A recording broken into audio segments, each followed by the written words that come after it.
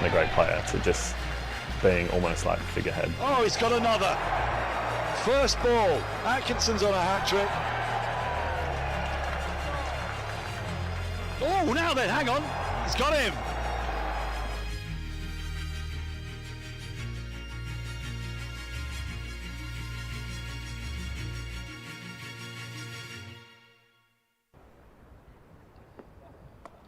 First runs of the day off a thick outside edge, played with soft hands. We'll see how the outfield's holding up after the overnight rain, and it's holding up okay. Slower than normal, but lovely shot. Beautiful shot from Sibley. Full, driven to the onside of straight, full face of the bat. Lovely shot. Beats the dive of the bowler from Sibley, and this time to the offside of straight. That's a very good sign when Dom Sibley's playing. Oh, what a shot that is. Full, certainly, but with the economy of movement to stroke that. That's the area, Dan. That's the area we were talking about. It's a big risk for Essex to leave that available to him. Oh, and there's an edge and it's taken. He's picked it up. That is a brilliant catch at first slip, wasn't it? From the gloves of the wicketkeeper, I think, Dean Elgar. Absolutely stunning catch. Oof. You got the feeling Sam Curran had been waiting for that one. Well, that's a poor delivery for me. Oh, and there's a beauty. Oh, interesting. To see what that did again, it's Ben Foakes playing the wrong line. Oh! Well, one cousin now has serious bragging rights over the other with that delivery.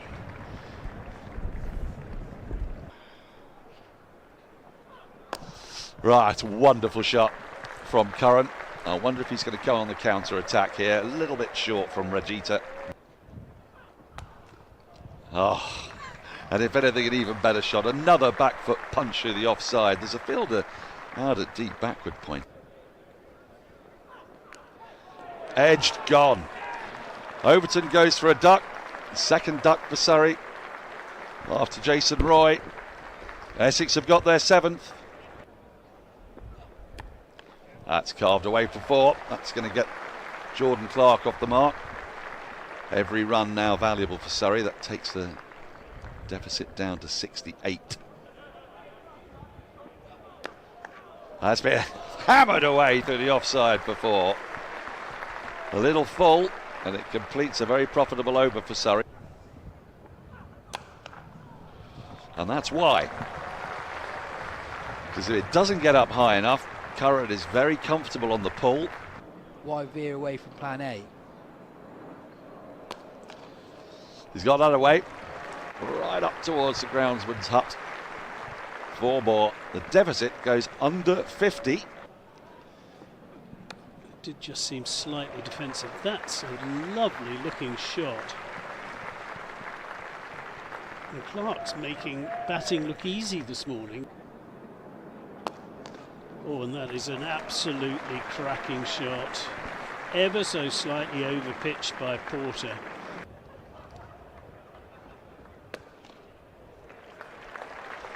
And that will be the 50 for Sam Curran. 64 deliveries. 50 in the ILT20. And that is probably the shot of the morning. Beautiful straight drive.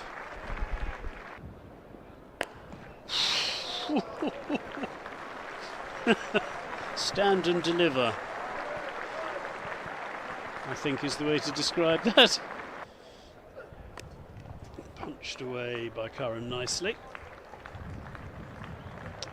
And he has timed that to perfection, Sam Curran. Goes high. Harmer is under it. Takes the catch. Plan works. Sam Curran goes for 70, and did Essex need that?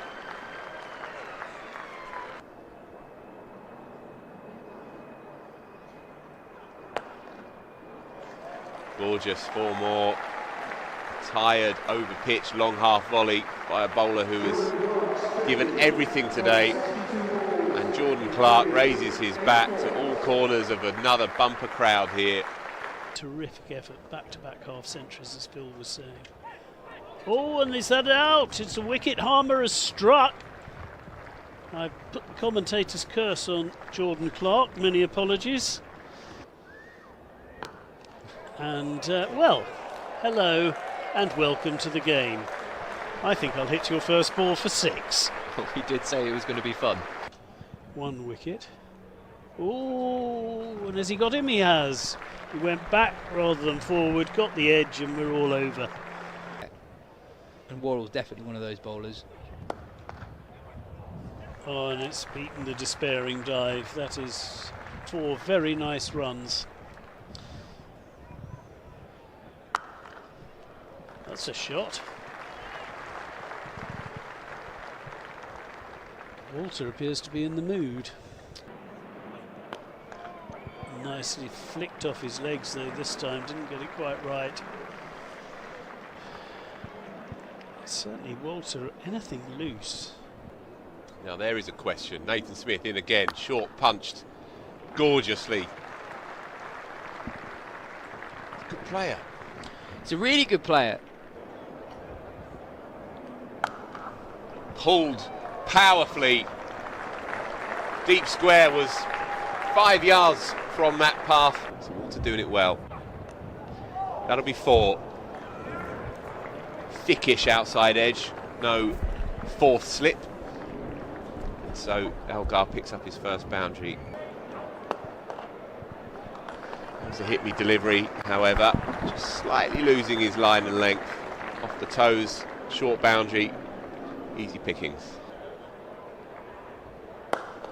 There is that hit-me ball, however, just angled into Dean Elgar's pads. And that is his area. Played beautifully in the gap, crunched straight out of the meat. After this. Oh, thank you. That's what we were waiting for. Lovely shot by Walter. He moves into the 40s in fine style. Essex move into the 70s. Oh, that goes very fine. Was that bat or pad? It was bat. That's a nice little glance, isn't it?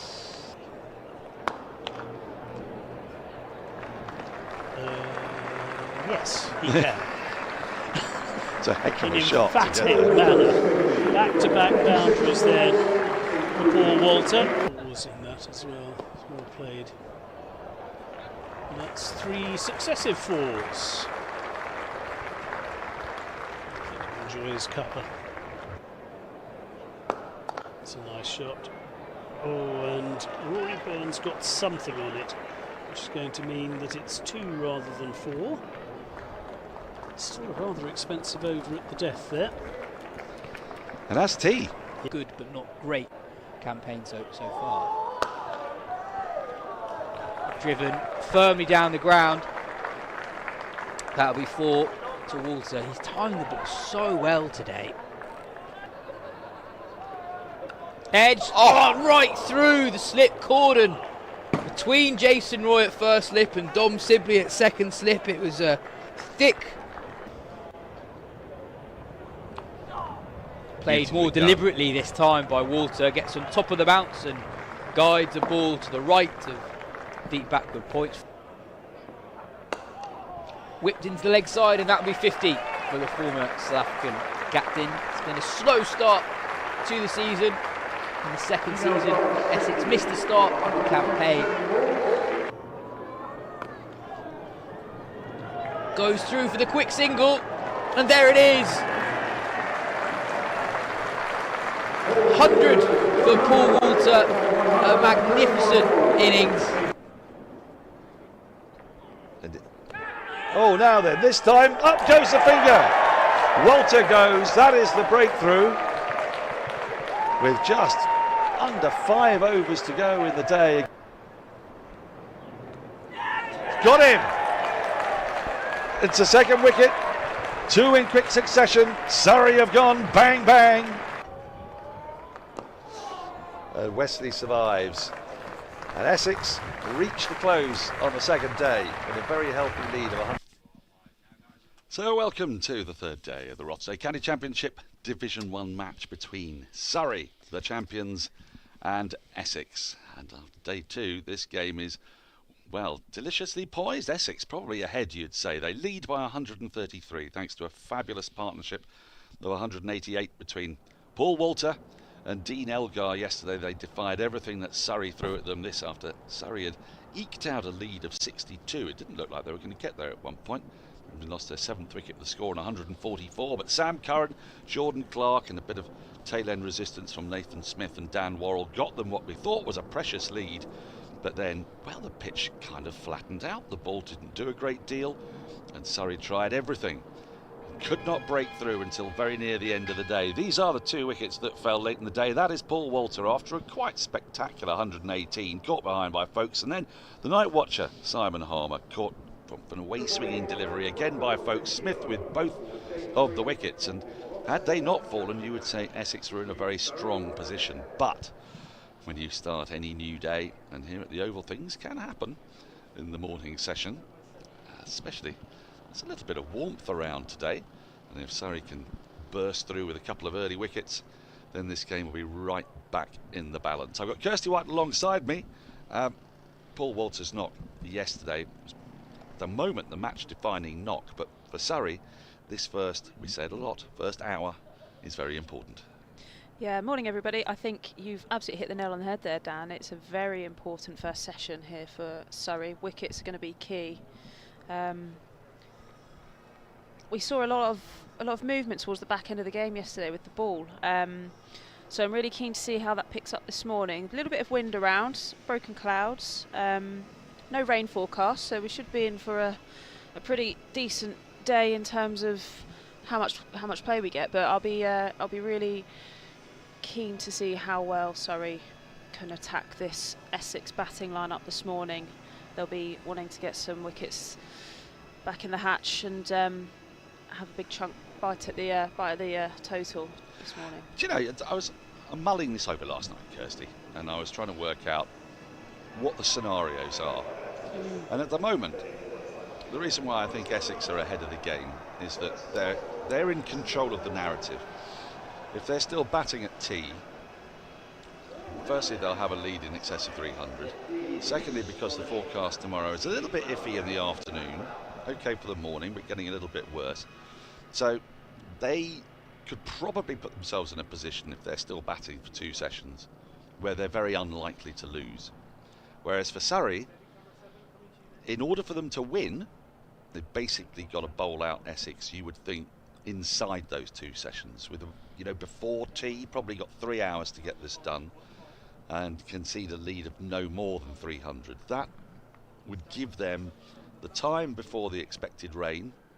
It would also give them the peril of being bowled out before the expected rain. So that's sort of why I feel that Essex are currently, if you were going to say, if somebody comes to you and does that usual annoying thing in cricket when they don't know what's happening. Who's winning? And it kind of, a bit of your soul gets chipped off every time, because what you really want to say is, right, let me sit you down and give you a 24-hour course in how cricket actually works. I think you need more than 24 hours, Dan. I could do an intensive course. Okay, yeah, fine. Matchsticks would be on their eyes. They'd be mainlining flat whites. But you know what I mean? Yep. That's what if I was, gun to the head, I'd go Essex. Is that fair?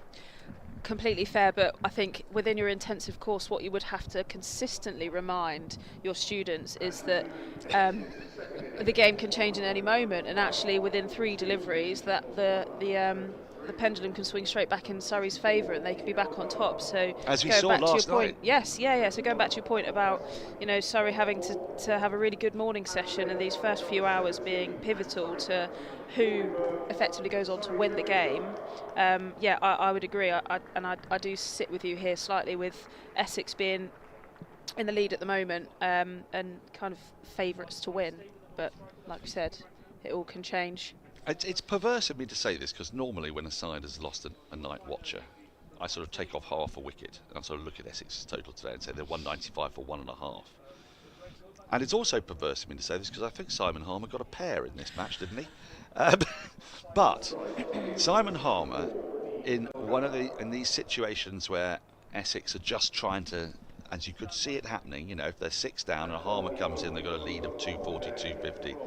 He can be an absolute pain in the arse for opponents. Getting rid of him is actually a little bit more significant, I think, than getting rid of a normal night watcher. Yes, however, I think if I was 4, 5 or 6 and I saw the delivery that Simon Harmer was dismissed by, I would be very happy that it wasn't me, because that is the delivery that you see come out of the bowler's hand and you think, I'm done for. And I don't think it matters if you've been batting all day, if you are fresh to the crease, you're so done Wesley for. should just be grateful that I it wasn't think him. Wesley should be very grateful that Simon Harmer fell on his sword for him. Here's Worrell for the first ball of the day, and it's to Dean Elgar, who batted very steadily yesterday. In the first innings he was actually, skittish isn't the right word, he put away a series of full balls where the bowlers were trying to get as much swing and movement as possible on that first morning. But yesterday he played almost a third fiddle to Paul Walter. Paul Walter had at least 2 fiddles, I'd say. He was absolutely magnificent, and Elgar just felt that all he had to do was stick in. There was a moment, a brief moment, when Surrey thought they'd got him, and certainly keeper and Slips were absolutely convinced he got a little edge through to Ben Folkes. Umpire decided that it wasn't that, it must have come off a pocket or a back thigh or something of that type, as we see. This last ball, it's a good lead from Elgar. He gets a long way across, doesn't he? He really ought to know where his off stump is, given where he's batting, which is almost on off stump, onto middle and off, and then he shuffles across. And Surrey starting with just a couple of slips. The ball, 54 overs old. That's another thing in Essex's favour, and also mornings. It's very hard to know how this pitch is going to behave and the ball's going to behave. Yesterday, when Essex went out to bat with a deficit of 62, there was cloud cover. We'd seen the ball move a lot, actually, for Porter, Rajita, off the pitch as much as through the air. And yet, things just seemed to flatten out for a while. I mean, part of that was the brilliance of Walter and Elgar's partnership. But another part of it just felt like the pitch had gone to sleep, and then suddenly, well, I guess because the two of them had been in so long, but also they rode a bit of luck. Suddenly in that last hour and a half you felt wickets could fall at any time. There were a number of inside edges narrowly missing the stumps. There were a couple of balls that landed literally a foot in front of fielders. There were leading edges. The whole thing exploded into life again. It was such a weird day's cricket. And then by contrast, that ball has just carried through and almost hit Ben Folkes on the chest. Yeah, I mean, that's another thing. Then the next one goes through at ankle height. So, and it's not, I hasten to add, this is not like when you see those minefields where balls shoot through or fly up. It's just the carry is different on different parts of the pitch. Yeah. Worrell looks like he's got a bit of a spring in his step this morning, sending him through at a fair pace, which is always nice to see on day 3. He's bowled a fair few overs as well. Very good economy rate for him. It's day 3 and match 7 in 8 weeks. Oh, now that's really well played by Dean Elgar, because that's bounced higher than he was expecting. A maiden to start the day. Essex 195 for 2, that lead of 133. Take a look at this one again. He's done superbly to keep the ball down. Oh yeah, that's really well played. An inch higher, and that's right on the thumb. Watched that nicely, kept it under control. Those are the ones that anything more and it's hitting the shoulder of your bat and you're making your way back to the pavilion because you've been caught at slip. So very well played. Now we've got 2 more days in this round of county championship matches if it goes that far, and then folks, it's a change of tempo as Nathan Smith opens up from the pavilion end. T20 blast starts. The next round of county championship matches is about a month away. 22nd of June, I think. 22nd of June. Yep. These are the dates that Samo remembers. Blackpool. It's going Blackpool.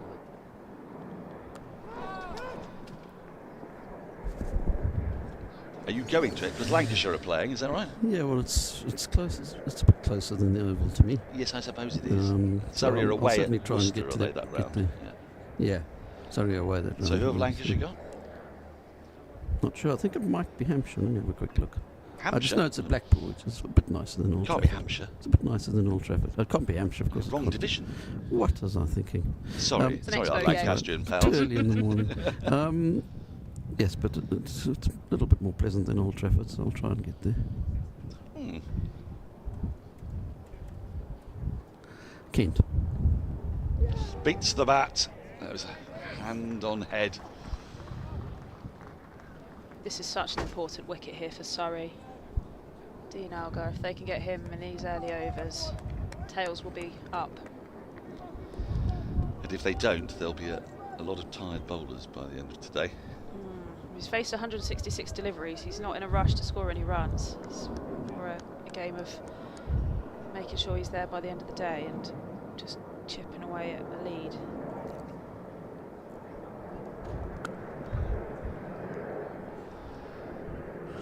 Kent, yes, they'll be playing Kent, Blackpool. Well, there could be some So runs we'll there. watch a bit of- Kent's bowling can be quite generous. It can be. Well, I suppose Lancashire isn't all that ungenerous, and there's Jimmy's No. playing, of course, and who knows whether Jimmy will be playing or not. Although I don't really know what the wicket's like at Blackpool. I've never seen cricket at Blackpool. Haven't you been? Yeah, once, a couple of years ago. He's been everywhere. Sam's been everywhere. I haven't Yeah. been everywhere. In the Really? cricket world, maybe. Squirted away, but there is a deep third. Tom Laws. Yeah, that's the thing about the cricket world. You've been everywhere in terms of grounds. There's not many grounds you haven't been to, and there's not many service stations you haven't been to, but there's not much you could kind of say other than that, really. Oh, I've been there. Oh, was it nice? Well, they've got a nice pitch. Good for the bowlers. Yeah, but where haven't you been? That's the question we need to ask Andrew. Yeah. Well, Where's on his bucket list and he's not made to? there's a few. I'm just looking at my spreadsheet, because of course there's a spreadsheet. It's like Pokemon cards. Good for you. Oh, that's Lovely driven shot. beautifully. Little gap between cover, extra cover and mid-off. It's a short boundary out there. It's really well played by Wesley Smith. Looking for movement. Gets it just a touch too full. And the 200's up for Essex. Watched Test cricket at 59 grounds and first class cricket at 114. Obviously including those 59, but yeah, it's not too bad. 173. And I've been, no, so that includes this. Oh, includes, okay, right, not So double it's count. 114 in total. 114 isn't bad, is it? Not too bad. But I've actually visited about 200 and something. End of the over. 201 for 2. What, so you sort of like popped into the Braeborn or something when you were... Exactly. Yeah, okay. Yeah, I've never watched cricket at the Braeborn. yeah, but you pop in Had Mumbai. dinner there with Harsha Bogley Oh, lovely. many years ago. 96 it must have been. Oh, he'd only just started in this gig then. He was working for Doordarshan in 96. We worked for All India Radio to start. Yeah. Sorry, boring, Kirstie. No, I just think this is. How do you know that? That's incredible knowledge. Well, I did a documentary on Of course cricket you commentary. did. Of course you It's did. in 6 parts. Yeah. And Harsha Bogley was one of our guests and talked us through his journey into cricket commentary. I'll add it to my list on Netflix. It's actually rather splendid. You know, I say so myself. It's not on Netflix. I'm afraid it's an audio one. Oh, Yes, okay. yes. And we did One it for the during car. lockdown. Adam Collins and myself, we had to turn around an episode every 2 weeks, and each episode was about an hour and a bit long, and contained 4 hours worth of interviews, cut down with snippets and clips and whatnot. And that's where I discovered the extraordinary fact that in Australia, when cricket commentary first started, it started in Australia. And it was motivated by the fact that, in Britain, the BBC started. And so what the BBC would do was put as much programming as humanly possible out through one channel to start with. So they'd have, a kids program, and they'd have a bit of music, and they'd have a bit of news, and they'd have a bit of something else. Well, in Australia, they sold radio sets only tuned into one channel. So the competition was, how can you get people to buy my channel, my radio set? So people would have like 5 or 6 different radio sets. And so a point of difference became sports commentary. So I think it was Joe Darling's testimonial. Was the first game ever, 1923? Was it 23? Yeah, it was 20 something. Yeah, early 20s. Yeah.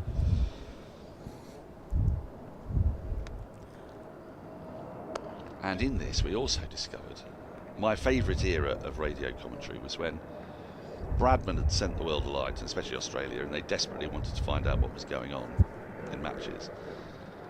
But of course, you couldn't really broadcast it live from Britain back to Australia in the mid-1930s. So what they did was they had somebody at the ground who sent cables in code through to people in Sydney, and it would say things like 1L, you know, that could be like Larwood's bowling, and it's taken 1 off it. Hasn't told you where the ball's gone or anything like that. And then back in Sydney, a team of 3 or 4, including Alan McGilvray and Kip Hanks and the like, they would be sat there, and they'd have a producer who would bang a pencil on a block of wood to make the noise of the ball. And Bradman has struck that through the offside, they've run 1, it'll just be the 1. And apparently got to this point when the commentators started having violent arguments on air, fueled by a lot of whiskey at 3 o'clock in the morning, as to whether or not McCabe was playing well off the back foot. Even though they couldn't see, and all they had was about 5 letters to describe each ball. 202 for 2.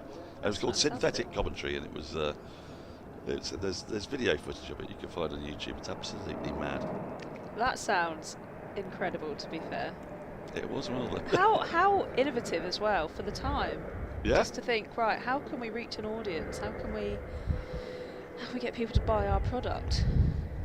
Yeah. Gosh, that's incredible. And cricket commentary in England, where we think of it as being entrenched, don't we, on the radio, it's sort of part of the fabric of life. Well, the BBC bosses thought it was far too boring to do a full test match. But they would do little bits, so they sent this guy called Tommy Woodruff, who later becomes very, very famous for being absolutely hammered while commentating the ship's parade in Plymouth, Portsmouth. Anyway, he went out to, as they would send him out to commentate a village cricket game. And we found footage of it, and you just hear these ducks quacking in the background. It's gone fine, but Tom Laws is fine down at deep third. And then, because the players are completely not famous, the commentator's saying things like, well, so Tommy's coming in to bowl to Brian, and well, it started raining, and I can't tell you what the score is because the young boy who does the score here, I don't think he likes being wet. And then you hear this tractor, some ducks quacking. And then it all changes in the 30s, and Headley Verity at Lords. This is all shorthand.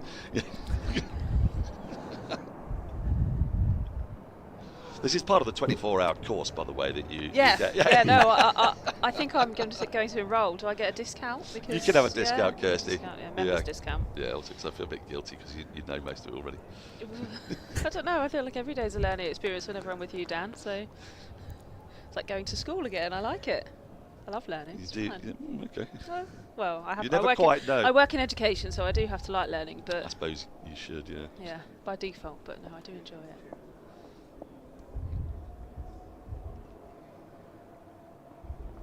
Oh, I say. That's a lovely delivery.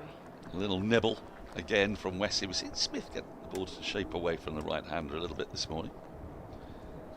You don't have to listen to the documentary now, do you? Did you see what I did there? That was quite. It was quite clever, yeah. No, I'm sending you the link. All 6 episodes. But start with episode 2. Because for some bizarre reason, we started at the end. We should really have started at the beginning. Anyway, the first test series that I did was with All India Radio. Ah, yes. Bobby Talyalkan? No. He'd gone by then.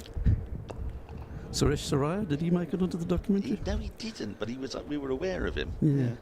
And Harsha Bogley now doing the job of scoring, which Headley Verity you mentioned, that's where Scorers on Radio came in, because scoreboards didn't have bowling figures on them in those days, and he was taking all these wickets, and the commentator, Albert Marshall, wanted to know who the bowling was.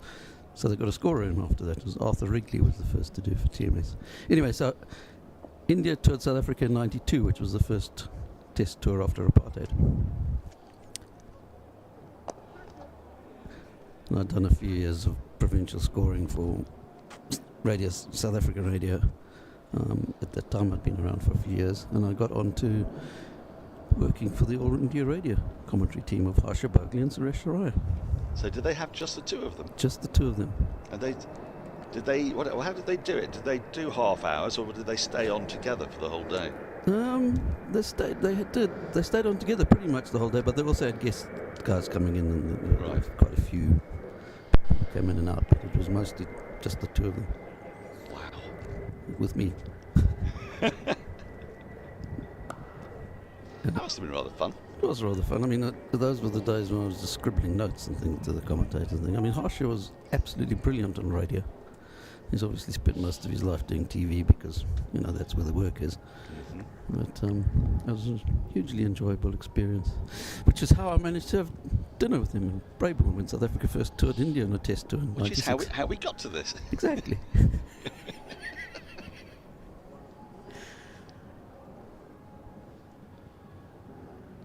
Oh, I say, that's reared again. Goodness me. From this end, from the Vauxhall end, Kirstie, we've seen a couple just leap a bit from just outside the off stump, and that one has flown through. That was I want to say really well avoided delivery.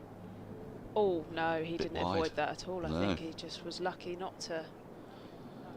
Oh, Nice. that's really lifted, hasn't it?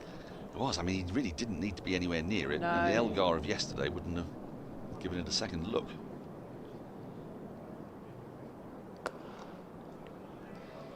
I don't know, maybe with the sun out, maybe with that feeling that Essex are on top here, he feels like has to feel a bit more bat on ball.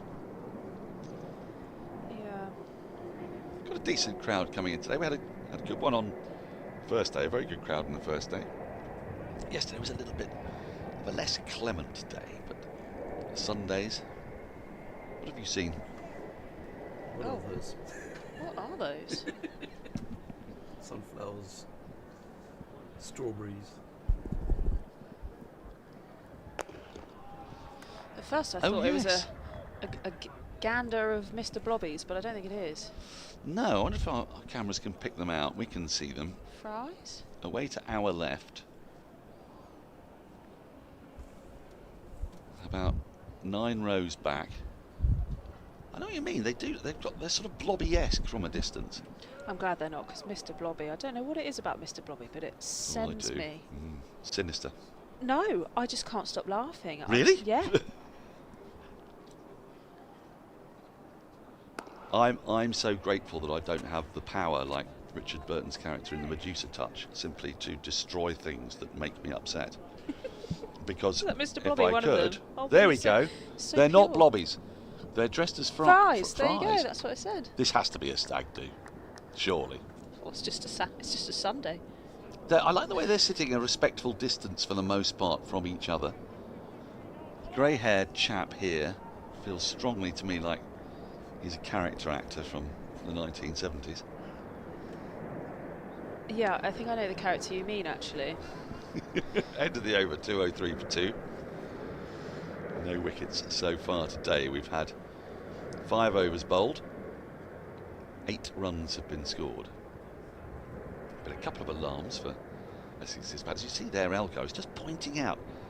I think that patch on the pitch where the one took off a bit from Elgar. But yes, as you can see, there's plenty of lovely open spaces. You don't have to sit with men dressed as packets of French fries if you don't want to. I think if you look at a wagon wheel of today, you'll see that Tom Laws has basically collected most of the runs that have been scored this time down at Pine Leg. Elgar sent a few there himself. He's fielding at deep third. What's your favourite variety of chip? Is it a French fry? Oh, it's got chip, thick, definitely. Thick cut chip? I cannot be doing with a thick cut chip. It's just, Interesting. I like a roast potato. Yeah. Have a roast potato. A thick cut chip is just it's nonsense. One hates to say it, except if one, because really they should be called Belgian fries, not French fries. Because the Belgians invent the French fries. The French just take the credit. The French take the credit for anything that's good and lump all the blame for everything that's bad onto the British. This is essentially the modus operandi of the French. But the French fry, or as I prefer to call it, the Belgian fry, it's the best way to make a Salty. potato. Very salty. Maximum surface area covered in hot fat and salt. And that's what we're after, isn't it? I don't know. I didn't anticipate that much passion. I can't be doing with a mashed potato. Oh, has he got him? Well, folks is convinced umpire Bailey is unmoved again. I think Flick there the wasn't. trouser of the shirt. I think as it's come through, there was a definite sound, wasn't there? It's a definite sound, but I didn't see quite the level of conviction in Surrey's slip fielders there, as we saw yesterday off Elgar. Take a look at it again. Oh, yeah. That could have nipped back. It's come between bat and pad, hasn't it? I think so. Yes, you can Ooh, see there yeah. it's hit Yeah. the thigh.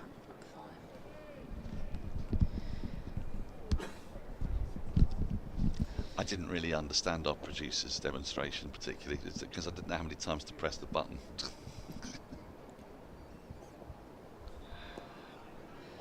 Decidedly well left that delivery there from Wesley. Yeah, well, going back to the point about chips, I think I really wasn't anticipating that, and I didn't. I'll be honest, Dan. I didn't think you were going to be a French fry man. Yeah, Belgian. Yeah. Sorry, Belgian. Yeah. I really thought you'd be a traditional thick cut, triple cooked chip kind of guy, but no. No. So I'm sorry because it's okay. I really, cast an assumption of you that was unfair. I'll tell you my problem with the thick cut triple cooked chip. It's essentially like a roast potato, but not as good. So a roast potato properly sits in that fat and you get a nice crisp carapace. Ideally, for me, it should go almost mahogany coloured. I like my roast potato to be dark, crispy on the outside, very, very fluffy on the inside. Right? Lovely contrast, almost caramelisation of the outer I carapace. completely agree. Yeah. Herbs, herby. Don't mind herby, yeah. Yep. I would say no to a bit of herb. Garlic oil, that kind of thing. Oil, a bit of rosemary. End of the over, 205 for 2. Whereas the triple cooked chip, Gosh, he's almost out of his seat here. it doesn't render the outside sufficiently crispy for me. Whereas the French fry, totally different. That is just a wonderful contrast of the almost chewy crispiness of the outside with almost airy fluffiness of the inside. And you can dip them in mayo and ketchup and mustard and whatever you want. Mayo, surely. I like mayo. Yeah. I like it with mayo. I like it with mustard. And a lot of people, they go gaga for mashed potato. I don't get this unless it is absolutely jam-packed full of butter, cream, possibly cheese. Yeah. Otherwise, you Well, might the as well just sausage and mash with gravy, onion gravy. You can't go wrong there. But that's the only meal it really has a place. But that's because the gravy is essentially creating a potato gravy soup kind of thing. Yeah. It's got to be a lot of gravy and it's got to be good. And there's got to be a lot of mustard. Yeah, no, I do agree. I am on French fries, triple cooked chips. I'm not opposed to the triple cooked chips. It's just, I think the margin for error is so high because the quality of potato has to be perfect. Yeah. And the disappointment when you bite into a thick cut chip and it's floury and the texture's wrong is soul destroying. Isn't it? Yeah. And you think if only they'd Belgian fried it. Exactly. And, if you have a slightly soggy French fry, don't mind it, quite enjoy. Yeah. Also like a crispy one because, like you said, maximum surface area to salt ratio, unbelievable.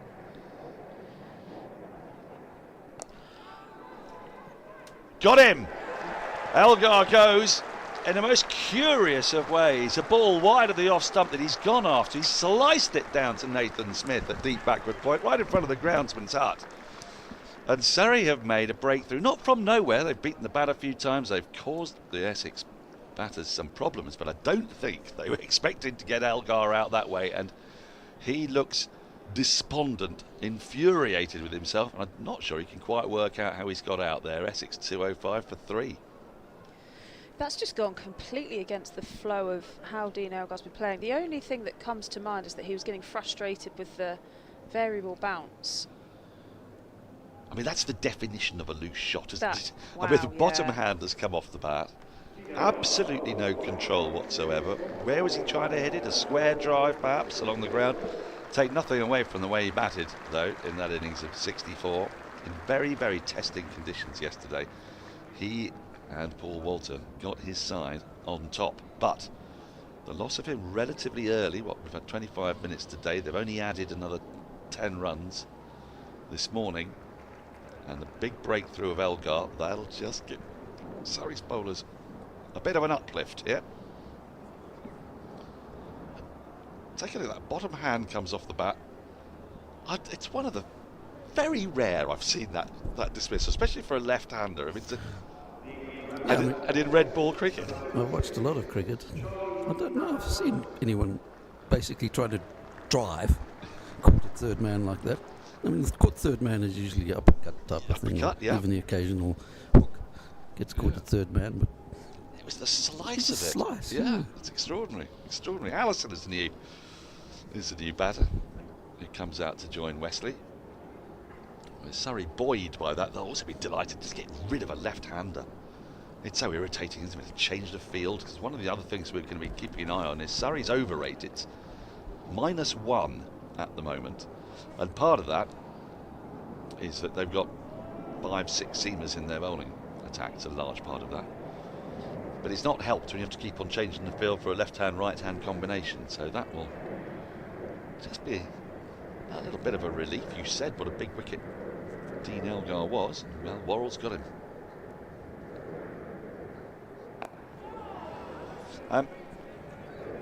Because I'm going to come off very shortly, and we really should be focusing on the cricket, I do have two last things I want to say about fries, which is that they form the basis of two of my most enjoyed and quick to make comfort recipes.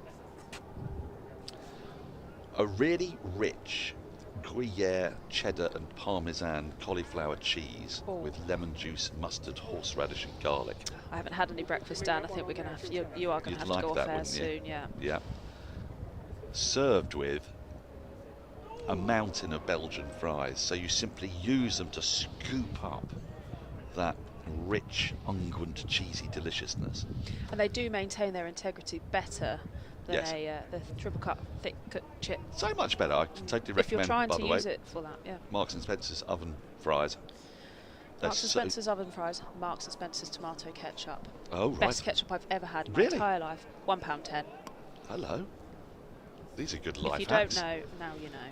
This is what Sundays are all for. Some people go to church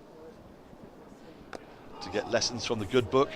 Others come to the Surrey live stream where they get important life hacks. End of the over, a successful one for Surrey. They've seen the back of Dean Elgar, and the most curious dismissal you're likely to see. But they won't care how it comes about. 205 for 3, Essex. And then my second comfort meal, very easy to make. Obviously, if you're vegetarian, you leave out the bacon or chorizo, but cheese, ham and mushroom omelette, or chorizo or bacon or whatever, with onions. And fries. Onions, yes. And you don't put the fries in the omelette. So you make your omelette the normal way, plentifully cheesy, with onions and mushrooms, garlic, a little bit of herb if you like. And then cook your fries in the oven. Brown sauce, mustard, little dash of Worcester. Crunchy. It takes 15 minutes to make. It's absolutely perfect with a box set on a midweek night. Oh, lovely. When you can't be bothered to do anything that's a bit more involved.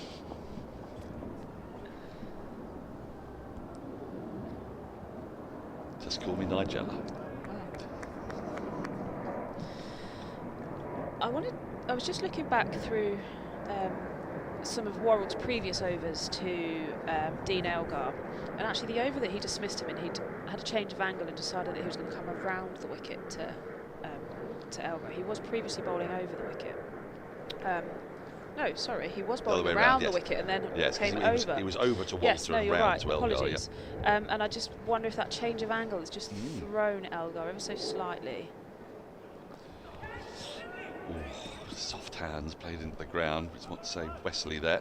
You're right, actually. You're right. That ball has just continued to go across him, where when he was coming round, he probably could have got away with driving that through cover, but that has just continued to go across him and actually just caught the big, thick outside edge, slashing that delivery down to deep third man, who gathers it lovely. But I suppose it's a short boundary as well, which didn't work for Elgar on this occasion. Because he's sort of gone after it, then realised he's not quite there. The hands come off the bat, but on most other days, that'll land in front of the on-rushing fielder, won't it? But on this occasion, the shortness of the boundary was his undoing. It just, still, I mean, it's not a dismissal you see. I don't think he'll be watching that one back either to find out what went wrong, because I think it's just a lapse in judgment, potentially. I don't think Surrey will be using it as one of their many plans for future batters, necessarily.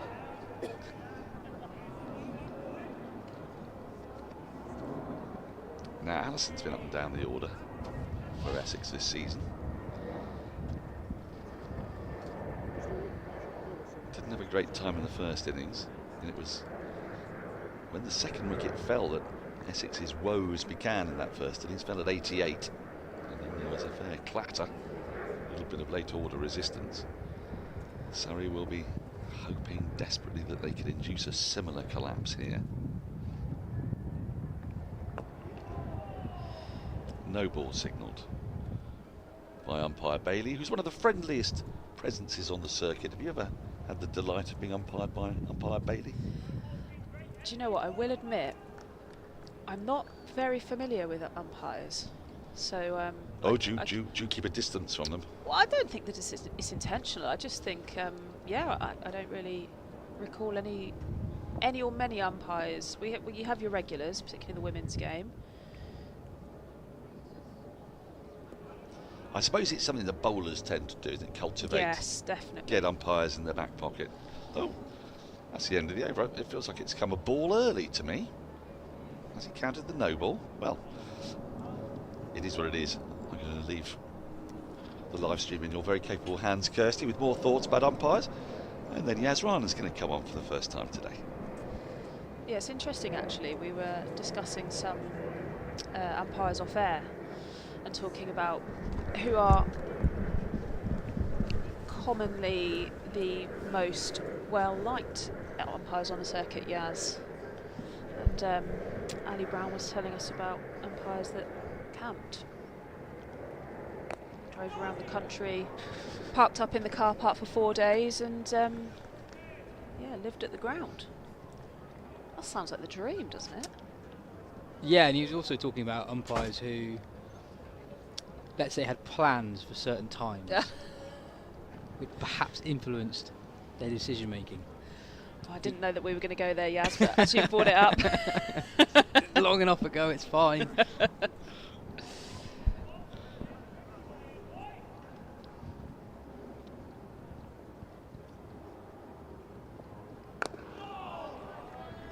There's a very good women's umpire, actually, but she does more of the match refereeing now, Sarah Bartlett. She was a player, great character, real fun person to have on your team and in your dressing room, and moved into umpiring. Fantastic, really consistent umpire. Good fun on the pitch as well. I think that's always fun to have when there's an umpire that will just give you a little bit of chirp on the side as well. But yeah, now is a match referee, and she was the match referee at Guildford on Friday when Cam Ponsonby and myself were commentating the women's T20 Cup game, and Sarah Bartlett decided to stand behind us for a couple of minutes and was just trolling us from behind off of air. So yeah, they are fun. Well, they can be fun. I think you've got to be not taking life too seriously if you're going to stand in the sunshine all day, or the cold, or the wind.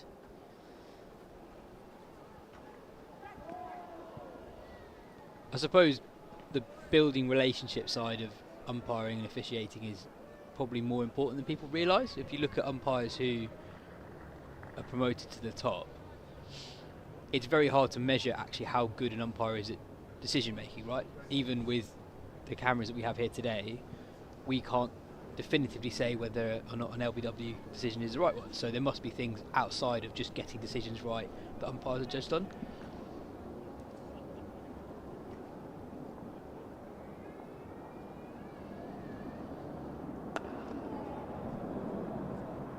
I suppose an ability to deal with difficult decisions when there is a controversial moments don't happen that often, but your ability to control it and almost calm things down, calm everyone down is a big part of what makes a good umpire a good umpire.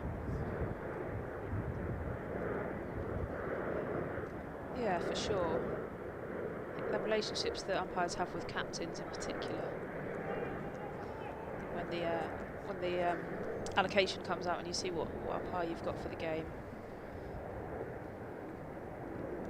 Oh, very nearly chopped on. Allison will get 4. He's off a pair, but it's unconvincing. Essex 211 for 3. Just feeling that Surrey are feeling a little bit more in the game here. There's something in the pitch today. A little bit of variable bounce. Not too much in the air, and I wouldn't say it's seeming a lot, but just that variable bounce is planting the seed of doubt in the batters' minds as to, should I play forward, should I play back, do I need to get on top of the bounce? Well, obviously you do need to get on top of the bounce, but how do I get on top of the bounce?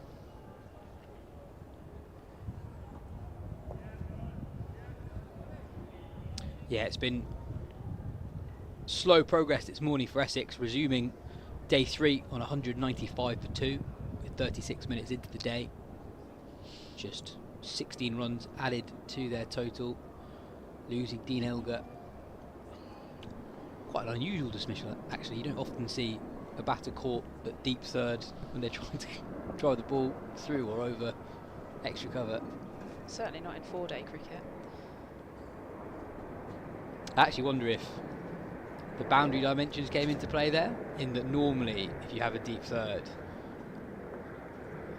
they're so far away that those balls tend to drop short of them, but on this occasion that side of the ground by the bed to stand in front of the groundsman's hut, it's a very, very short hit. Yeah, you're right. In contrast, had the bowler be coming in from the other end, it would have fallen well short of the third man fielder. Really good carry from Nathan Smith. Folks taking the ball at shoulder height. The 2 previous deliveries he's taken almost in a long barrier. They've come through around ankle height. I think you mentioned Essex are making slow progress this morning, but it's got to be in the back of their mind that they are going to need to put a good total on the board here if they want to win this game. I'm not sure what their mindset will be, but Surrey will feel very confident in chasing anything under 300, I'm certain. Yeah, the forecast has improved. We expect to get 2 full days in, and given the scoring rates that we've seen at times across the game so far, we should see a result, barring something remarkable.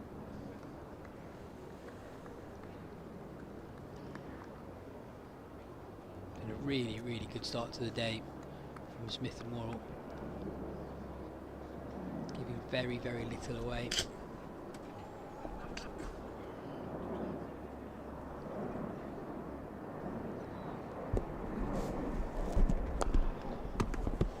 Wonder if we can get Samu on. Essex's run rate since Paul Walter fell last night, it feels like Surrey have really managed to apply the brakes on Essex. Walter was able to score so freely yesterday, striking it just above 80. 19 boundaries in his 118.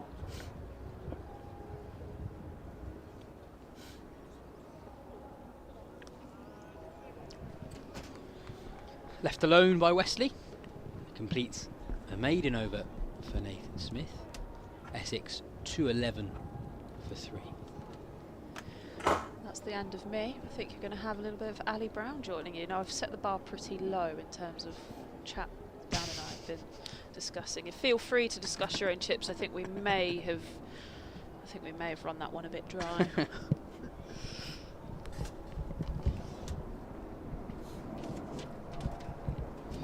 Dan Worrell from the Vauxhall end.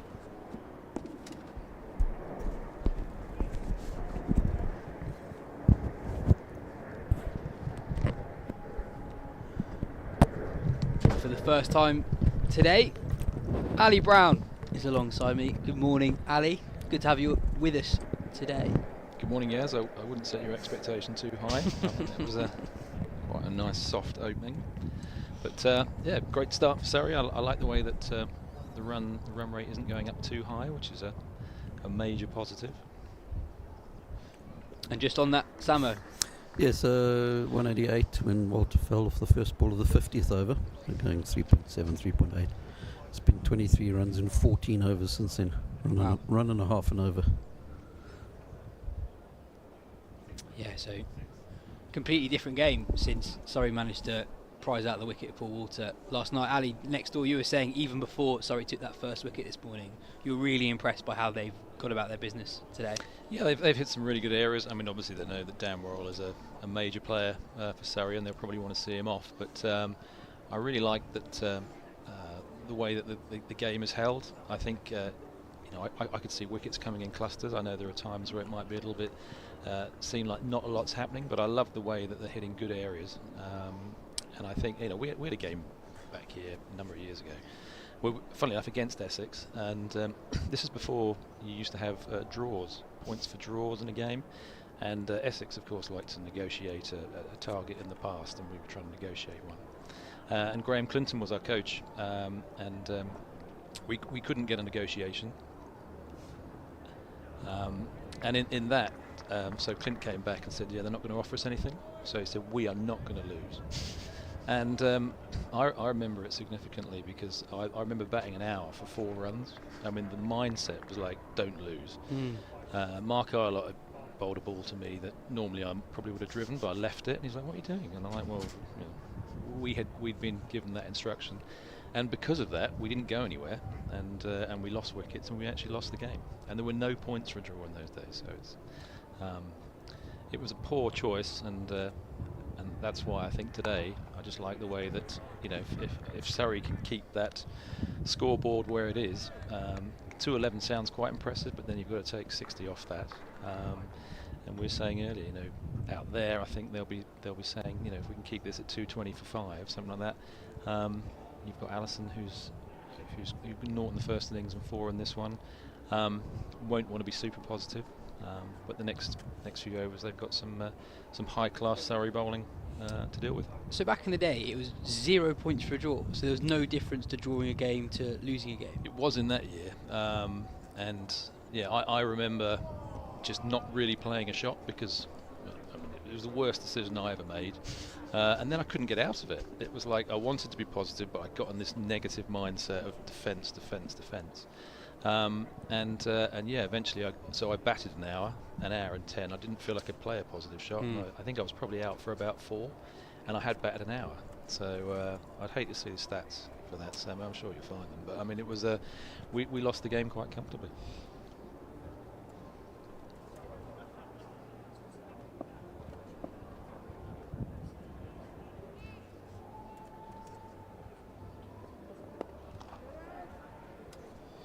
Scamper through for a quick single. Nathan Smith will bowl to Allison for the first time in a while. Do you have opinions on how many points should be offered for a draw? They're up at 8 points at the moment, which at times has encouraged some negative cricket, particularly in Division 2. a lot of draws over the last few years in Division 2 since the 8 points for a draw has come in. I think teams have sort of realised that you can come quite close to promotion without winning that many games. I think you want to have, obviously an onus on the win, but at the same time you don't want to have too much disparity so that players just go, well, we're going to leave loads of grass on it. Water the wicket. Driven nicely from Allison. Really convincing shot. Taken his time to get into his groove, but offered a little bit of width and dispatches that to the offside boundary for 4. He moves on to 8.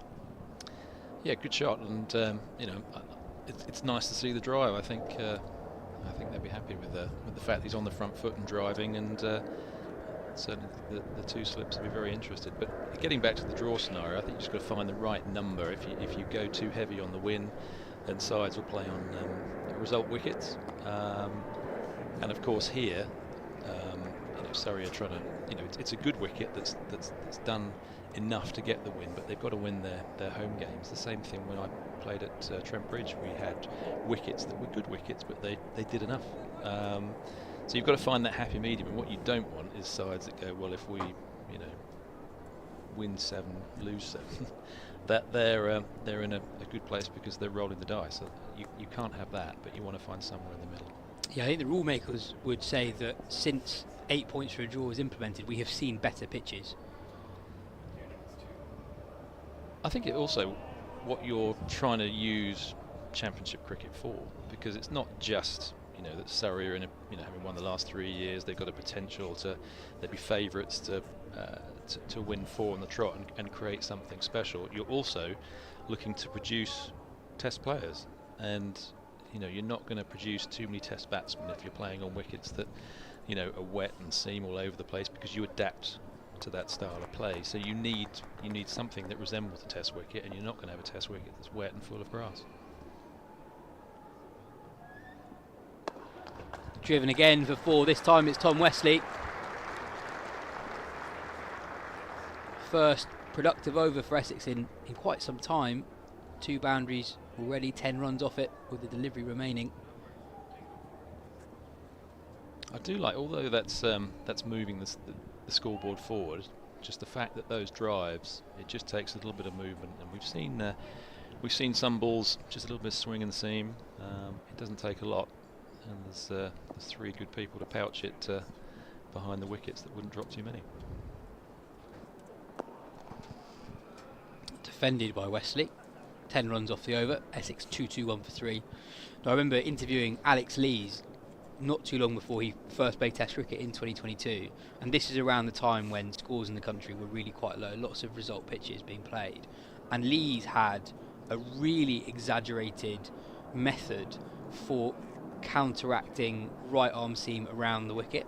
So he was well outside off stump with leg stump completely visible to the bowler, and it was like, that's not really, you don't really come across those conditions in Test cricket, so maybe that is working in county cricket, but those conditions are so different, and therefore what county cricket was doing at the time wasn't necessarily preparing players to take that step up to international cricket.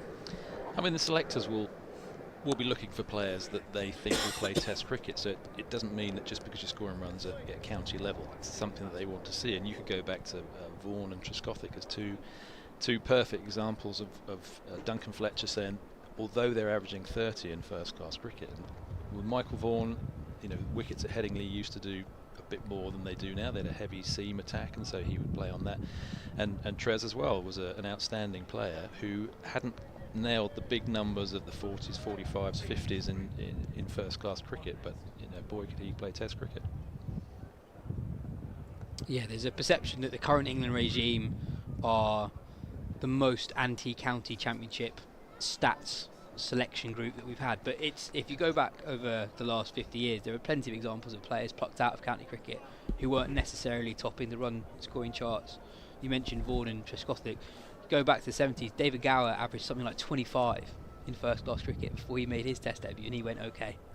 Well, I mean, he was easy on the eye. I mean, it was an easy on the eye 25, and he was actually probably the third player, first class player that I sort of really liked. He was very different. He didn't mould the way I played. So, my two idols when I was growing up were Viv and Boff. But if I had a third player, it would be the ease of which David Gale played. I didn't check the Telegraph to find out, what he was averaging. It was just he looked like he had time, and he was obviously an outstanding player. Is that what you look for in a young player who might be able to take the step up? Essentially, do they have more time at the crease? Yeah, I mean, I remember throwing to Dom Sibley when he was 15, and I said, you will play Test cricket. And the reason for that is he played the short ball really well. He had great balance. He also knew how to bat time.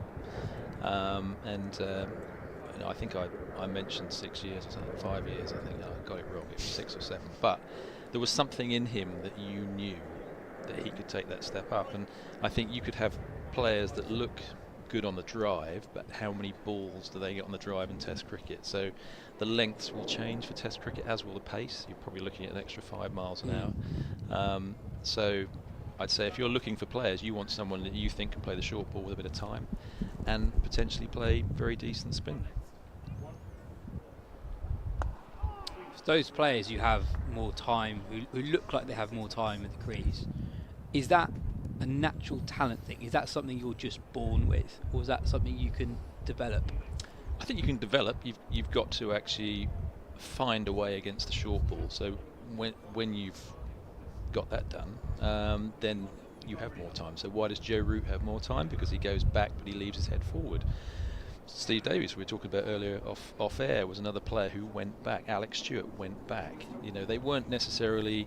Why were they so good at that level? Because the pace came on more, whereas someone like Stewie would look really good against a Test attack, and it could be. I remember him getting 100 in both innings. I think it was at Barbados, and then he came back first game of the season to face Mark Elam at Canterbury, and you felt he was a little more vulnerable. But if you had someone who was could play the levels that you're likely to get at Test level, then that would set it up. So it's more, I think, a player who can, get their head forward, yet at times, their body back, if that makes sense. We have a change in the Surrey bowling attack. Jamie Overton on for the first time today. It's a change of bowler powered by SSE Energy Solutions. From the first ball to the final over, let's power change together. Overton bowled with real pace in the first innings in particular, took 2 late wickets, regularly bowling in excess of 85 mph, and there it is straight away. I think he adds a lot to this attack. It's good to have an enforcer who can bowl those sort of levels, and it's not necessarily that's going to get the wicket.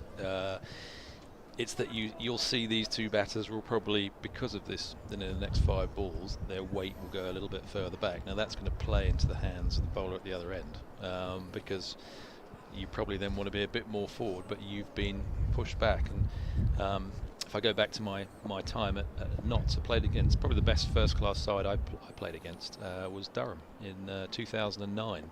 Edge just wide of Sibley at second slip. He might have got a hand on it. It's raced away to the boundary for 4. That is a great effort. I mean, Ben Folkes would have taken that, but that was a very good effort. But as I said, he's making things happen. Yeah. And so that would have been a worldie. Yeah, it's a great effort from Sibley at second slip.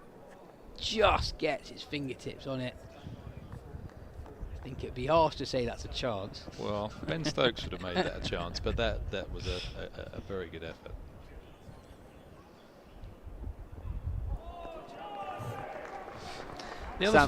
Sam, I think wants to come in. This might not surprise you, but I did used to look at their batting averages in the newspapers.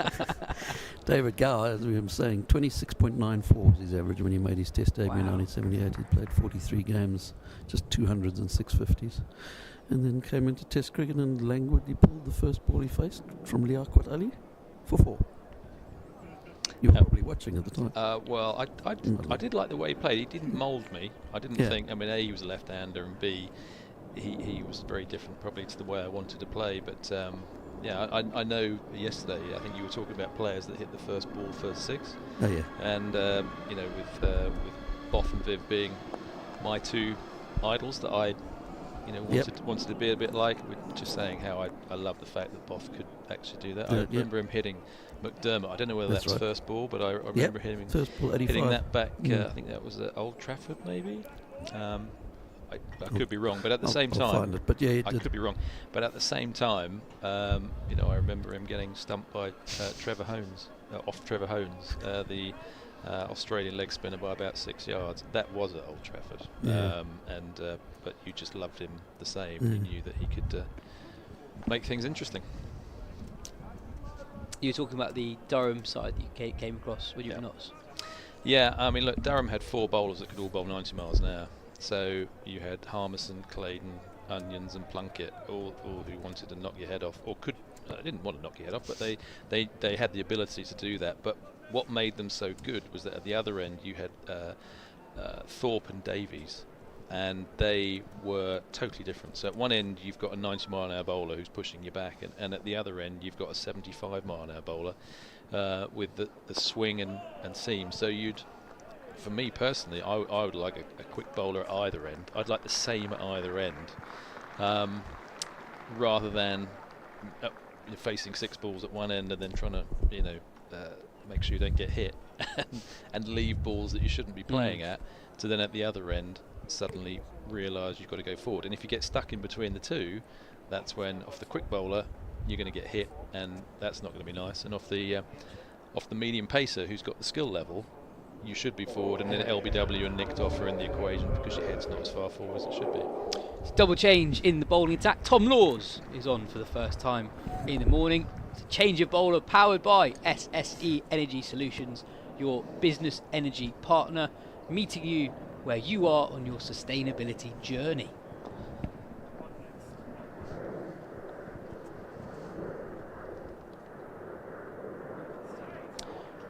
Full and swinging away from Wesley, first up from Laws. That's often what he looks to do. We talked about it last week and how he has one of the best strike rates in Division 1 since he made his first class debut 3 years ago. Just 22 years old.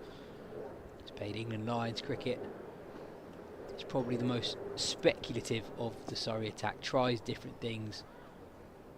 Throws it up there, bowls full, throws in a bumper, throws in a Yorker. But I like that those first 2 balls are actually wide, but he can actually target the stumps and go back in at the pad. So, I think that's what you want. As a batter, if you've got someone who's constantly in the right areas, you kind of get used to that. But if you've got someone who's thrown a few out there, suddenly you're just thinking this is a leave ball coming up, and then he goes back in at the pads, having potentially been pushed back a little bit by Overton at the other end. LBW is definitely in the equation. Very, very nearly happening that very ball. It's interesting that actually Surrey have a cover in, so it's a little bit more protection on the offside than Laws often operates with. Very often they'll leave cover open and he's just dangling the ball outside off stump, tempting the batter, gone. I think also you're looking to probably drive a bit more when you have Overton at the other end. Yes. It was something that really played into the hands of someone like Mark Feltham when he was here. He was a nice sort of someone you'd like to face at a weekend. But if you had Sylvester Clarke at the other end, basically people were playing shots at balls they shouldn't be playing shots at, and I think that's the difference. You want that. I mean, he's hit good areas there. That's what you. And again, if you leave that open, that's tempting the batter to play that. But if you get a few of those away and suddenly you've got 12 off the over, that's momentum's in Essex's favour. A bit wider this time. They call him Golden Arm here, Tom Laws, because of his ability to strike when it feels like batting conditions are relatively calm.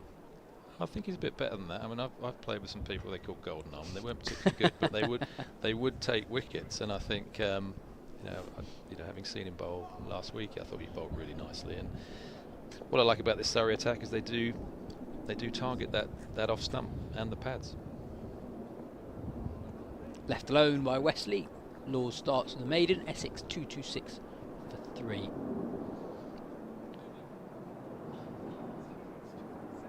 So I think it's just a mix of control, isn't it, and making sure they don't go too far apart. And it'd be interesting when Pepper comes in terms of how he's looking to play, and could change the momentum of the game if he were to bat for an hour. But right now, I quite like where this is, where it's poised. You feel that all options are open. All the fields, wherever you are, could be in the game.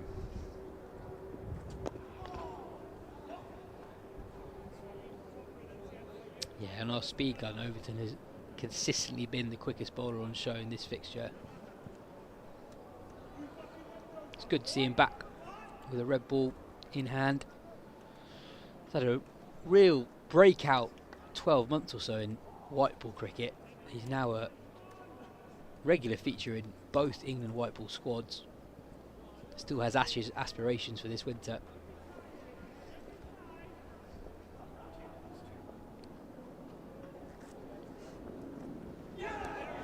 That's another player miss. That extra pace making a difference. 86.2 mph. I mean, England are looking for enforcers, aren't they? They love a bowler that can hit 90 clicks, and you know, he's certainly one of those that can do that. I mean, back in the day, you had players like Stuart Meeker and others. You know, whether it's Woody at the moment, you've got those players that can make things happen. And if a game goes a little flat because the wicket, you know, something might not be happening, this is the nice period in the game where you think for the next like 20 minutes, half an hour, you could, you know, something's going to happen. I think because Surrey have so many seam bowling options this week, he can be used in the way that best suits him, in short, sharp bursts. Yeah. He's not going to be tasked with bowling particularly lengthy spells. I think the other thing relevant to the England conversation is his batting. Yeah. His batting's really come on leaps and bounds over the last few years. Yeah, if it's hit, it stays hit.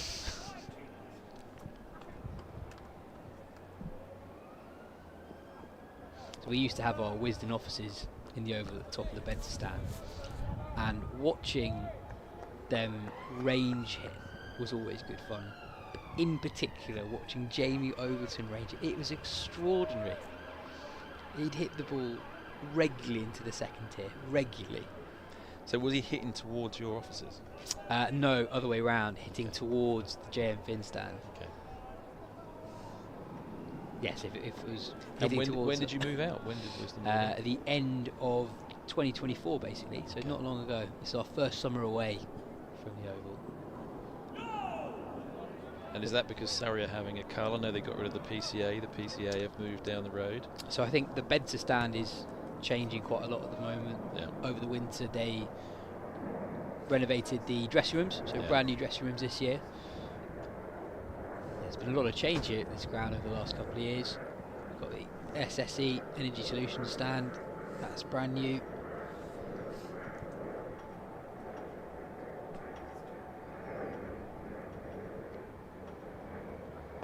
That's a good shot. Flick through the leg side by Allison, and that will be his third boundary.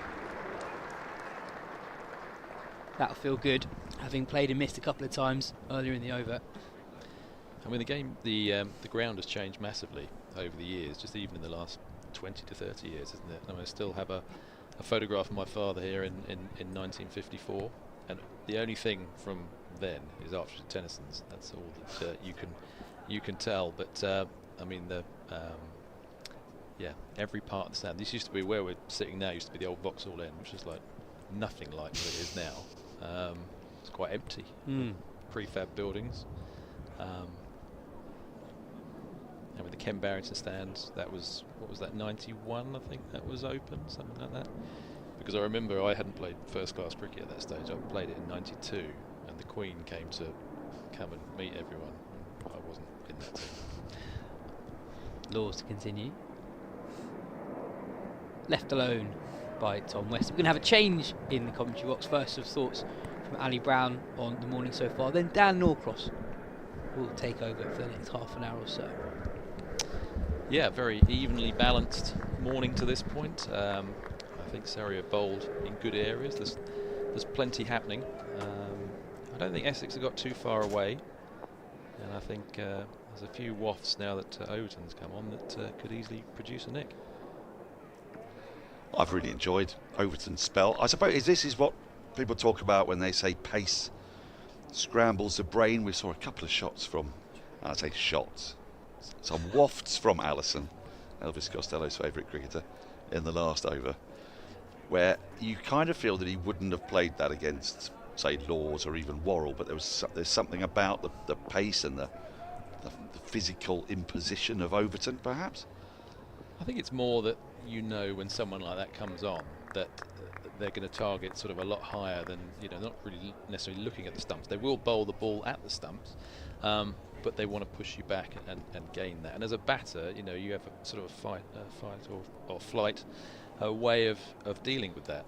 For me personally, I'd want to know that I could get under the ball for someone like that, because you don't want to get caught in some. But it does push you back, and hence drive balls are not exactly that. Yep, it's been great fun to watch. Now, another part of this is how Rory Burns marshals his bowlers in the run-up to a new ball becoming available, assuming he's going to take it. I think probably would assume that he takes it. 9.2 overs time. Now, before, when Dan Lawrence was available, you'd see a bit of Dan Lawrence, wouldn't you? Especially at this stage, perhaps even probably a little bit earlier than this. Yeah, I think they're missing that. You wouldn't have said when necessarily Dan came here that was one of the strengths that you would miss, and he's not someone that you would put in the same class as a Murali or someone like that. But especially when you've got more of a diverse attack with Sam Curran playing, creating a bit of rough, you just need something different, because good players of quick bowling aren't always good players of spin bowling, and at the same time you might be a bit more relaxed. That you've got, in particular, that's a great shot. It is gorgeous. It's going to run away to the boundary for 4. Burns is after it. He won't cut it off. Just to the right of extra cover. And, Essex go on their merry way. 235 for 3. The lead up to 173 now. I always feel that if you had a Dan Lawrence at one end and an Overton at the other, then that brings a very positive style of play, and you're almost teasing the batsman to say, look, you're going to be fishing and fending. I mean, I remember playing Lance Klusener here when he played for South Africa and he was rapid. He would be in the top 3 bowlers. I think I spent nearly every ball, at least 1 in 2 ducking. So the off spinner, I think, was Crook. Yeah, I was off down the middle of the wicket when he was bowling because I had nothing to drive at the other end. Whereas on this occasion it's slightly different for Burns. He's got 6 seamers, so sort of reading the runes for who he thinks is going to take the new ball. Well, he started this morning with Smith and Worrell. They bowled lengthy spells. He's now gone to Laws and Overton. You absolutely expect this older ball banging it in. Laws as well, probably, because I don't think necessarily to give him the new ball. In this innings he started with Sam Curran with the new ball at the pavilion end. I haven't seen Curran bowl today, so sort of strongly suspect that he's earmarking Sam Curran for what will be around about half an hour's time, a little bit more, 35 minutes say. We haven't seen Jordan Clark at all, who at the start of this game have bowled more balls for Surrey this season than anybody else. So do we kind of conclude from this that it's likely to be Clark and Curran with the new ball? Or do you think Clark's going to come on, replace Overton, bowl a few before the 80th over and then revert back to, say, Worrell with the new ball from the Vauxhall end and Curran from the pavilion? I think Sam would definitely be in that equation. I wouldn't be surprised if he goes back to 3 or 4 overs from Worrell. I just think when the new ball comes, that just a little bit quicker, a little bit more movement. But I think Jordan Clark will follow that. But he's keeping him fresh. I mean, Dan Worrell, games, I think at Warwickshire he was left out at the time. I know he's had a foot injury, but probably more so that you can use him for the extra over or so when you need him. Shot full width, easily put away by Wesley, who's been a bit claggy this morning, but Essex can afford to be. There's so much time left in the game. That lead 177. They won't be thinking about tomorrow's afternoon forecast, not at this stage. They'll just be batting and trying to bat Surrey out of the match. I think it's a little bit too length, isn't it? Yes, there's some short stuff, and then that's very full. And I know that's good if you're a second or third slip, but you can't go. He probably wants to drop that length back just a little bit. Yeah, I mean, he doesn't feel like the kind of bowler who's going to get people driving quarter slip, more than he's going to get them punched off the back foot. That's like, we've seen it a couple of times. There was one that was sort of technically a drop. It was a great effort diving away at second slip, palming it. Well, I think sort of like to see the fend, don't you? Well, I think if I was Dom at second slip and I saw 85 miles an hour coming down with a flashing batter, I'd know that's coming. So it's not like a push or a prod, and that's why you want to go hard at these bowlers, because at least if you don't find Ben Folkes' gloves, it's going to be hard for first and second slip.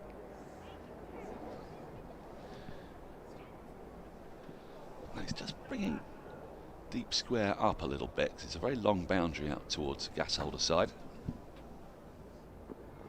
Oof. Slightly telegraphed. Allison ducks underneath it. End of the 72nd over. We've had, how many today? 18 overs this morning. 45 runs have been scored for the loss of Elgar. So, you're right, Essex haven't really gone anywhere. It's not quite as claggy as Hampshire found themselves on the second morning, when they went, I think, sort of about 35 runs in the first hour and a half, I think it was, which was quite the watch. I think it looks a wicket if you get in on, then you can find a way. But as I said, out there, I'm sure Rory would be, just trying to put 10 runs in the score and add a couple of wickets, and that could easily happen. Just need to open up an end, and there's lots of options. And I do like it when you've got a left armour in your ranks, because it makes you as a batter open up more, because you don't want to get your left leg across and don't get closed. You go across and then suddenly you shut yourself off, and LBW is in the equation. So that also, if Sam pushes it across, brings in the slip. So it's good that they've got Sam back in the ranks.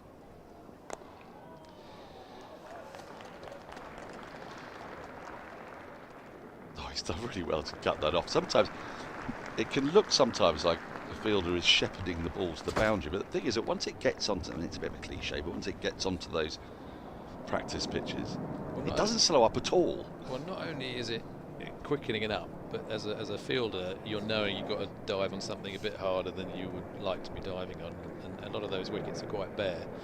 So you're just thinking, what part of my elbow and knee am I going to get rid of? I don't know if you saw yesterday, Rajita, the big Sri Lankan fast bowler, was in a similar position. He was trying to get at the ball. He's a tall man, and the ball just wasn't slowing down. He was going sort of next to it, but then he finally got to it. Unfortunately, hit his foot, kicked it over the boundary, lost his balance, and flew over the advertising hoardings, which made for a spectacular moment. I mean, now, you've got to dive on it at some point. Yeah. And you just wonder how early you do it. And sometimes if you leave it and it's quickening up, it can be a bit embarrassing. Yes, the annoying thing is that the one bit that you might want to dive on, the greenest looking part, is the bit right next to the rope. Yeah. So you're sort of like weighing up. Can I leave it to there?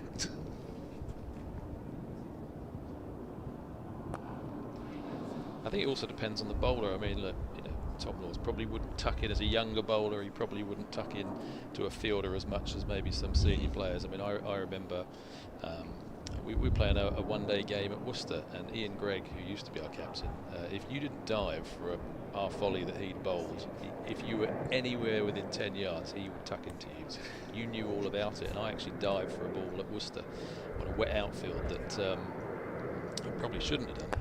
And I know definitely after I did it, I wish I hadn't have done it, because I slid. I hit my elbow on the concrete underneath the advertising hoarding, and I had 5 stitches, so that was me out for a week. So, which was a fun week because actually I couldn't do anything. I couldn't play the following week because my elbow was mending, and that's when I first met Richard Thompson. So at that point wasn't. We went to the Derby together that week in 1991 when Generous won the Derby, but I couldn't play because of my elbow. Yeah. So it actually worked out quite well. That was our first meeting. Yeah.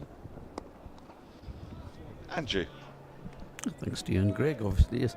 The Hampshire game you were referring to, they were 55 for 1 overnight after 16 overs. Mm-hmm.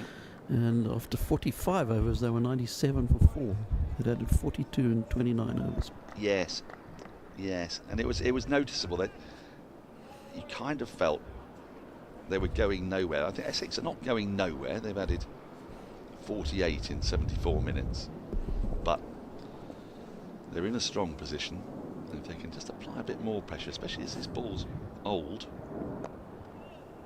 Now I suppose they may argue that they're quite relishing the new ball to come on harder, go further, but it'll also bring greater peril, and that's going to be the balance. I think from their point of view, they know that Surrey need to win their home games, bearing in mind the flatness of the wickets that Surrey are getting on their travels. So I think if they're playing in that mindset, they probably want to try and bat to the end of the day and say, okay, well they know they've got run scorers in the lineup, but from their point of view, I think they've mixed it quite well this morning. I think there are times where a few of the fours have come with balls that are fairly full, but they haven't necessarily come with the swing that we've seen earlier. It's capricious, this place. The ball has moved sometimes for 3/4 of an hour, then stopped for 2.5 hours, then started again almost suddenly. I mean, Andrew was with us yesterday and everything went quiet, didn't it, Andrew, for about 2.5 hours, and then about 3/4 of an hour to an hour into the evening session, suddenly everything woke up again, and it took a bit of grit, it took a fair bit of luck as well for Essex's openers to get through that session, which they nearly made it through unscathed. This is where we were very lucky back in the day, because if we had games where it did go a bit flatter for the seamers, we did have 2 exceptional spinners that could change the face of the game. Well, that's a lovely shot right on the pads of Wesley, albeit a bit too full and a bit too straight, but it's nicely put away. 84 miles an hour from Overton. He's been bowling at a good pace. That is something Surrey do not have, but bowlers like Sacklane don't come around that often, do they? A lot of people have been saying, why don't Surrey sign a spinner? Well, my retort to that is, which one? Because best spinners in the world at the moment are probably playing in the IPL or Australia and South Africa for the World Test Championship final, or, well, I mean, I've already got teams in England, so I mean, if anyone can, Surrey can, and I'm sure that if Alec felt that a particularly good option was available, there's no better person to be able to secure that. Oh, absolutely. And I think they would look at the away games that they've got and say, well, what do we do in that window? What are we likely to get? And it's become a thing over the last few games. Listen to Ben Folks speak about what Edgbaston was like, and counties will be thinking, if we can get away with a draw and points in that game, that's a bonus. End of the over, 74 gone, 6 before a new ball becomes available for Surrey. Essex's lead now 185. They've lost 1 wicket today, that of Dean Elgar. Curious dismissal, slicing a wide ball, swinging away from him down into the hands of Nathan Smith at deep backward point, really. Wasn't even maybe deep third, but not that far behind square. That's been the only wicket to fall today. Ball now a little bit older, a little bit softer. 2 bowlers we haven't seen, Sam Curran and Jordan Clark. Otherwise, Surrey have rotated their other 4 seamers, starting with Smith and Worrell, and now Laws and Overton. Allison came in this innings on a pair. We've had 1 pair in the match already, Simon Harmer. How many Surrey players were on a pair? Is it Jason Roy's on a pair? Is there another one? It felt like another one. There was a sort of rush of something yesterday. Tom Laws, perhaps? Overton, that's it. Yeah. He'd get off the mark with a 6, wouldn't he? Well, yeah, Dan Worrell did that with his first ball yesterday. Which was nicely spectacular. We discovered yesterday, am I right in saying that the person with the most 6s off a first ball in a test match? Do you want to have a guess at it? It's rather fun, the answer to this one. Off the first ball. so hitting the first ball for 6 most often in his test career. It happened, he did it 3 times. And very big brownie points to you if you get it, because it is not obvious. I mean, in a way it is obvious. Insofar as you think about someone who's got a licence to do that, where are they going to be batting? Well, I'd be someone who's batting 7 or 8 is but there are some very good openers who have the potential to do it as well. I can't think of it. Matthias Muralidharan. Word. You'd have taken a while to get that, wouldn't you? I would never have got Yeah. Well, I don't think we did get it, did we? Having said that, I mean, Sacklane was he was good fun. I mean, you talk about Harmer being getting the pair as a night watchman. Saki was probably the most fun night watchman because we played a game at Chelmsford and he, as night watchman, ran down the wicket and hit a straight 6 into the side screen. So he wasn't, for someone who had a Test 100, he was a great choice. And he ducked the ball well. That's a great shot. Because that was swinging so slightly away from Wesley, and he's managed to take that through the onside to the right of mid-on. That's a lovely shot. It's a great shot. I do feel Surrey are searching a little bit too much. It's almost like they want that wicket. I think if they stay patient, I think it will come. But a lot of the balls that are hit are very full, aren't they? They are targeting the stumps, but yeah, do you think put away well? Now is a time to be bowling, as they might say, a bit drier with a new ball. Just 5 overs away now, 5 off that over, 252 for 3 Essex.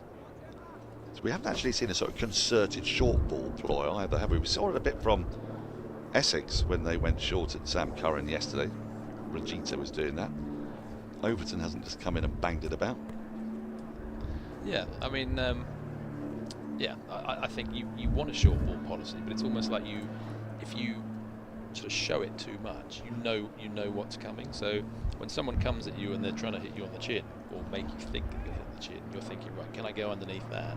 And then, but at the same time, how do I react to the ball that is targeting the stumps? Because what that short ball is doing is trying to push the batter back so that his feet are nowhere, and then suddenly you've got a full ball that they've remained. They've hit some good ball. The head is forward, and for someone who came in on a pair, he's a little more confident. You know what Robin Marlowe's famous innings as night watchman? 6 off 2? Yep, stumped, second ball for 6. He didn't want to do that job again, did he? Right, we're going to have a change of commentary box. First time today. We've got Phil Walker in. Before we bring him in, after this ball, Ali, I'm going to ask you what colour we're going to call that jacket.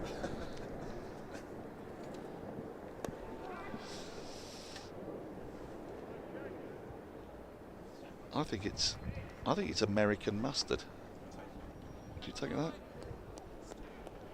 Yeah. It's a Sunday jacket.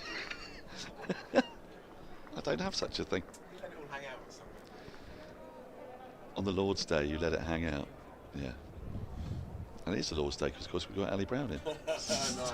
Well, I actually trying to come up here to the 3rd floor. On the 2nd floor was the Sunday Mass. Yeah, it's a big like church. That. Yep. I nearly told them that I was the Lord, and that's a style of blasphemy that I think we need a bit more of. I was brought up in the church. As my church goer, my parents used to take me there under protest, and but then I went there. I mean, I went to All Saints in Sarnstead, which is the same church as Kate Moss. So was she there at the same time? I missed out on that, but she was a few years younger than me. But yeah, I mean that's her. And then that sort of stopped when we played 40 over cricket, which of course was on a Sunday, and I couldn't do both.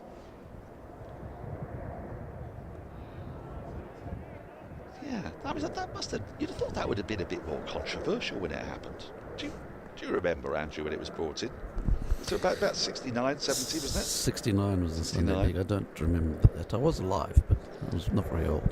Yeah. And they had played some county championship games on Sundays before that, I think.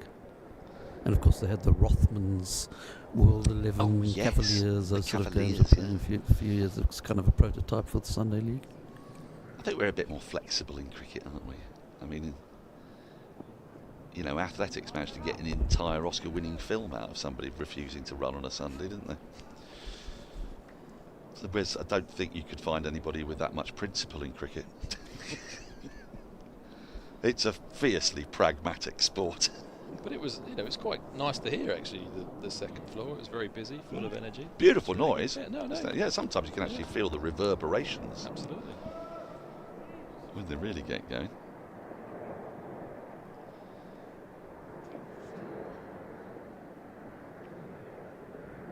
Oh, he's had a little dabble at that again. End of the over, 76 gone. 4 more before a new ball becomes available. Essex 253 for 3, just the 1 run off that over. Coming in, Phil. Let's get to the bottom of this. I know how much you love chatting about things that aren't connected to the cricket. So I've got to ask you, what's your favourite mustard? Coleman's. Coleman's. Oh, yeah, you are a patriot, aren't you? It's got nothing to do with that. It's just my mustard of choice. Really, not decent. Yeah, look, it's a broad church, though, so to speak. Much like downstairs. Indeed, and I tee up the whole grain for any kind of pie that I make. Is normally I just drop a little bit of whole grain mustard in there. I just feel it brings a kind of frisson to it, a bit of crunch. It's all the crunch. Yeah, so if I'm doing a steak and kidney or a chicken and mushroom or steak and kidney, I'd love to do that. Unfortunately, my wife's a pescatarian. I mean, I'm meant to be as well, but as on certain special occasions, Yeah, of course. Just like today with my jacket. That's nicely struck. Picks out the fielder. Opening up a bit here, isn't he? Yeah. It's good to see. He's been really on his uppers all year as Charlie Allison has been thrown in at the deep end, as they say. Opening the batting in Division 1 with no first-class experience behind you is a fool's errand, really, and moved down the order for this one, and he's bagged the blob in the first, but he's looked okay here, certainly growing into his knock. He's batting with a nice lead, comfortable lead of 191. This is something that I never reach a settled decision about when we get towards the 80th over. So if you're Wesley and Allison, between you, you've faced 122 balls, you've got 55 runs.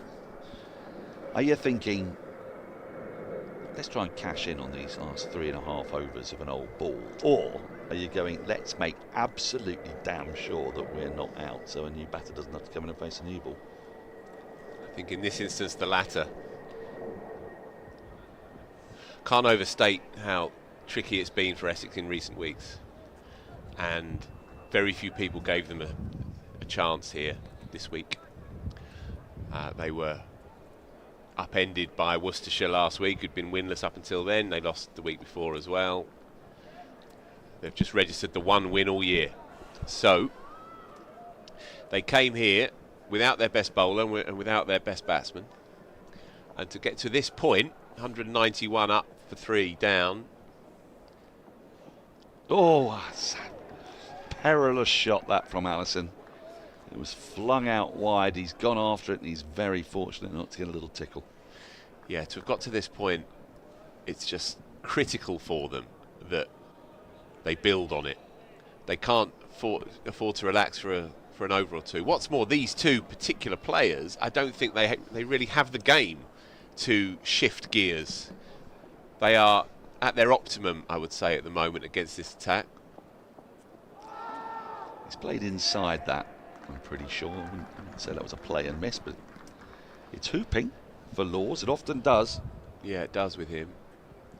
What he hasn't done, well, actually, I take that back. I think he did have a little nibble at that, looking at the replay. What Allison, though, doesn't do is he doesn't get too far across. And you see with Laws in the first innings, he went after Pepper and Critchley when they moved across their stumps. He just shifted the line and targeted the pads. Was rewarded with 1 LBW. Allison stays pretty much there, and he gets his reward by driving nicely through the offside. Burns is not going to get there. It's a fast outfield, it's tantalisingly close to him, but the full ball put away well. 257 for 3. Those 4 runs, only 4 off the over. The lead now 195 with 31 minutes to go until lunch. Yeah, so just going back to that question, Daniel, as we look at that pleasing extra cover drive, he's hit 3 now through that region, growing into his work. 50 partnership up as well. Yeah, just going back to that point, 195 up is a lovely position for Essex to be in, and not many people would have had that when they were bundled out really in the first innings. Bundle, I think you could say bundle. Yeah, we can go with that. I'll go with 217. bundle. You okay with that? I'm okay with that. I think it's within the realms of bundle. I'd say anything so. over 230, I think, starts to be, you're stretching the bundle. Yeah. Oh, I say. Again, Overton is just causing people to play balls they don't need to, and not in a way that would bring them any reward if they hit the ball. Yeah, I think he misjudged the length. It looked like Wesley was about to duck. Obviously, in the back of his mind will be those 2 men out, and Overton has bowled quick all game. As it was slightly wide of him, and he was able to drop the gloves on it, but signs of discomfort. That's nicely played.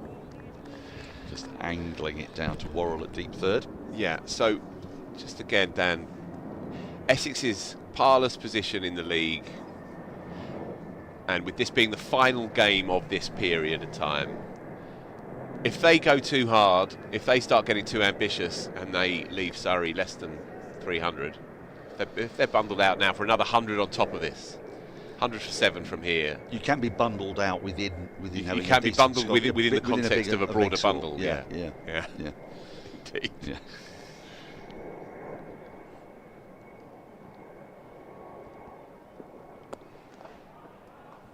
And so, yeah, they have to play gnarly cricket for me. It's in Wesley's nature anyway, I think, and Allison obviously is a rookie. But yeah, they have to try and really double this lead. That should be the ambition. And then if they can defend 400 across 4 sessions, then, or 3.5 sessions, then they can see where they can get to on day 4. But that has to be the thinking. It's a long haul for them. I'm slightly triggered by the word gnarly, if you don't mind me saying so, but you weren't to know this, but we're playing an epic 3-hour game of Scrabble in Corsica back in 2001. Yeah. And it was very, very, very tightly poised. Barely a point in it. Yep. When my opponent unfurled the word gnarly, and that basically broke the game. Yeah, and I've never quite got over it. It's a screamer of a word, isn't it? It's a screamer of a word, the GN. Yeah. And the worst thing about it was I didn't see it coming, Phil. I just didn't see it coming. But you don't legislate for a GN, do you? You For a don't. null? No. I knew was the only thing I thought might happen there, but not the full-on gnarly. No, that's brutal. Triple word score, the whole shebang. And I just had to stop. I had to drink a gigantic glass of basically Mackie, which is this repulsive local spirit, rather floral, after which was named, of course, the resistance movement of Corsica and France during the Second World War. It's a repulsive shrub. I hadn't got a chance to say something completely tangential for the last 10 minutes since you sat down, and I could see Yas hovering over my right shoulder, but you gave it to me with gnarly. I'm going to get out of the way. Yeah, it was nicely done, Daniel. No doubt in the back of your mind thinking, I could roll that anecdote out in about 25 years from now. Afternoon, Yas. Hello, Phil. It's been a good 45 minutes or so for Essex. There's a period first up this morning where they were making very, very slow progress. Smith and Worrell started well. But these two, who've had quiet seasons so far with the bat, Wesley and Allison, have grown into the morning.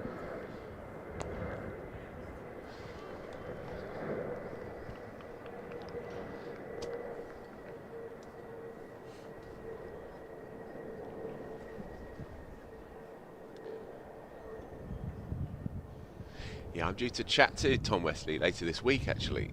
And I was due to chat to him last week, but I put him back because I wanted to see how they were going to go in this game. They've been struggling for form, as I was saying to Daniel just now. It's really struggling for form in recent weeks. And he, as skipper, has had to suck it up a bit. One forgets as well that they have interior lives, these cricketers, that they have real lives off the park as well. And Tom's wife's been away working in America, and one of his kids has had a bit of tonsillitis, and you kind of forget this in the sort of perpetual merry-go-round of county cricket, 4-day games every week. Forget sometimes that there's a whole other life going on.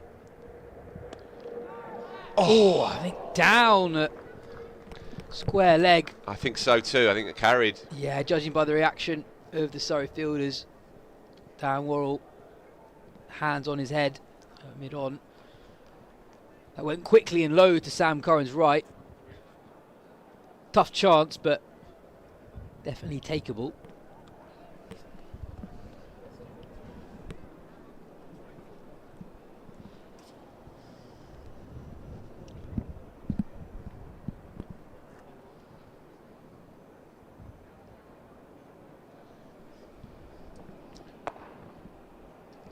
It's just not quite been Surrey's morning.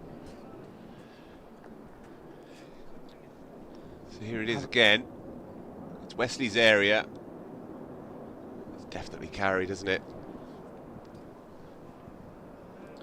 It's getting to the point where this lead is stretching out, and Surrey need to be taking these half chances, really, if they're not going to be facing down a whopper of a fourth innings target. Yeah. That said, it still feels precarious as well, and it's rare actually to get a team come here to the Kia Oval and be in this position of cautious ascendancy. But as we've seen so often in recent years, this astonishing cricket team, they just hit you hard, and then when they get a sniff, they're all over you. And so a lead of 199 could easily be reined back into something very, very reachable very quickly. Oh. Width. That's a lovely shot from Allison. You can see him grow in confidence as this innings continues. It's his highest score of the season. Well, where has this come from? A bit of panache, some swagger at work here. Relieved of the burden of having to open the batting. He's enjoyed that shot. Has he ever? Blobbed up in the first innings, looked really down on his luck. Well, it's good to see a young kid start to figure it out and dare to enjoy himself. It's a game of such fine margins. Samo. Well, it's his highest score, not just of the season, but of his career, 31. First time he's got in the 30s. His previous 10 innings, he's been out in the 20s 5 times, and he got a 19 as well. So that'll be a bit of relief for him, won't it? Absolutely. Yeah, I was saying, game of fine margins. On naught, on a pair, he inside edges the ball that very narrowly misses off stump. It ran away for 4, got him off the mark. Since then, he's played with real composure.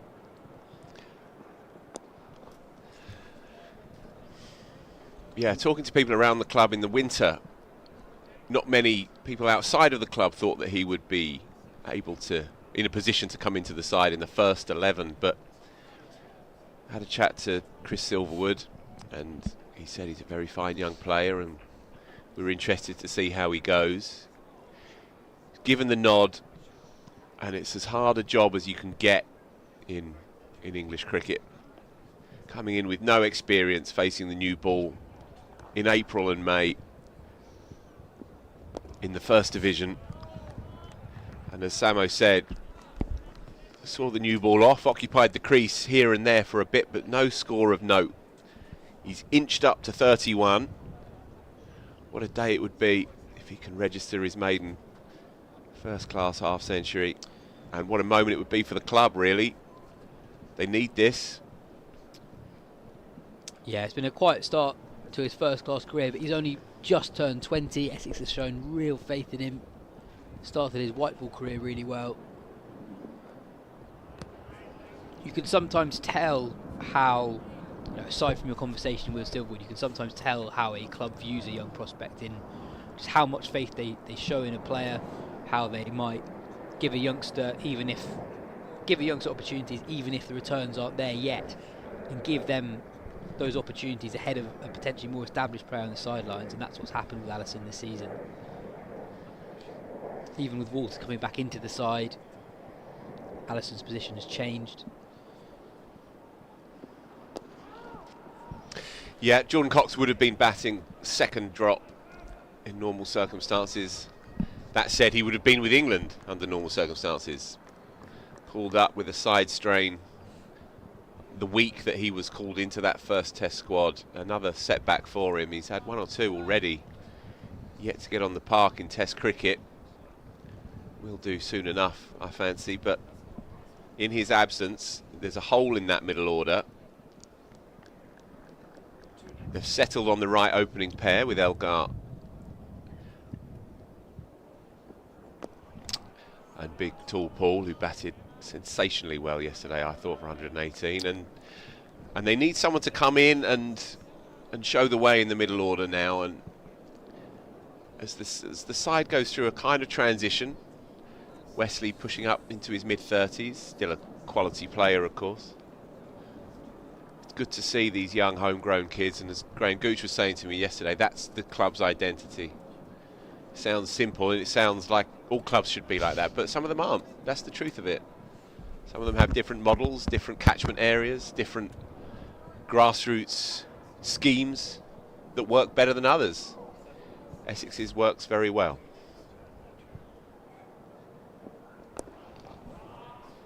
And he's showing a degree of aptitude against the quicks here as well, and that's a real mark of whether a player's got something. Yeah, 86 MPH from Jamie Overton. Ended his 13th over, Essex 266 for 3. I cannot overstate how important this partnership is. Samo told us earlier on in the morning that there was a 14 over period either side of stumps where Essex was scoring at 1.5 runs and over after the wicket of Paul Walter last night. Surrey will take the new ball, and with it there's a change in the bowling attack. Dan Worrell replacing Tom Laws. It's a change of bowler powered by SSE Energy Solutions. We're up for the test. Let's reach net zero together. Yeah, and this partnership, so often we've seen Surrey when they're behind in a game, once they take that first wicket they can really run through an opposition, especially when they keep the runs down. This partnership has changed the complexion of the game, changed the momentum. Essex once more on top. Left alone at the last moment from Wesley. Yeah, he's not looked entirely at ease down that channel.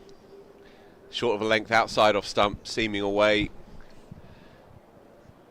He prefers it at the body, of course, on the toes, on the pads. He's world class through mid wicket. As we discussed yesterday, that's the Essex shot. Yeah, yeah. But he's becalmed on that channel and looks just a little bit indeterminate at times. It's better. It's interesting that, sorry, for a lot of this morning they've had 2 slips in rather than 3, and also they have a man plopped in at a shortish cover. It's an area they often leave vacant, and especially interesting Worrell with that new ball. It feels like a massive moment in the game. He bowled really well this morning. The only Surrey bowler to take a breakthrough today, that of Dean Elgar. Strange dismissal. Bizarre dismissal. Oh, genuine player miss from Wesley. Bit of width. Looked to cut the ball. Yeah, it's not his natural shot. He's a driver and a flicker and a puncher rather than a cutter. As you can see, in no great position to play that shot. And he knows that he's just scrapping with himself a bit here, I fancy. So needs to just get through this.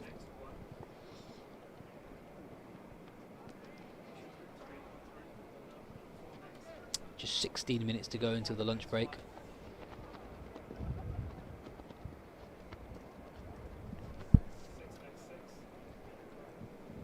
Question for Samo. So, as Essex's lead goes north of 200, what are the highest successful first-class chases here at the Kia Oval? That's a good question.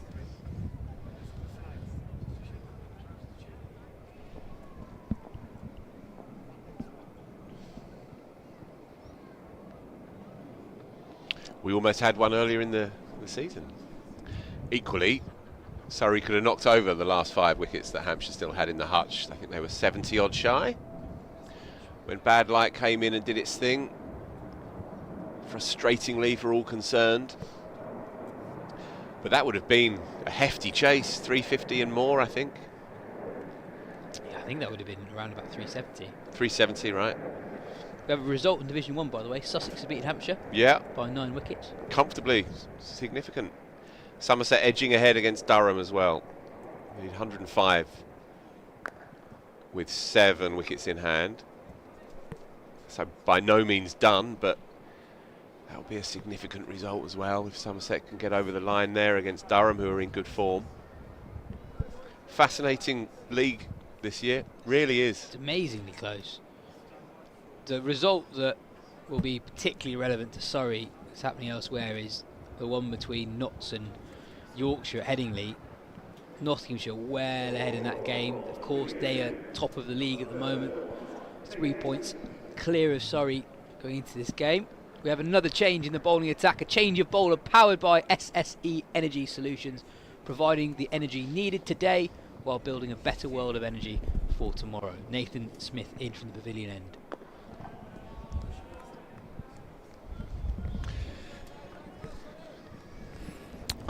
Successful run chase in a championship match at the Oval was 392 for 8 by Middlesex in 1994, followed by 383 for 5 by Somerset in 1995. Hampshire was set 377 in that match, that ended up on 300 for 5. That would have been the third highest. So no one's ever chased 400 here in all first-class cricket.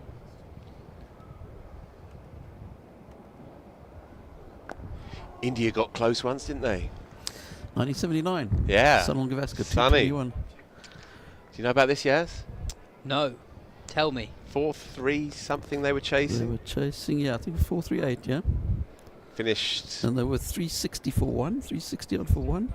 Took a drinks break, suddenly lost wickets. Finished 429 for 8. Sunil Gavaskar made 221.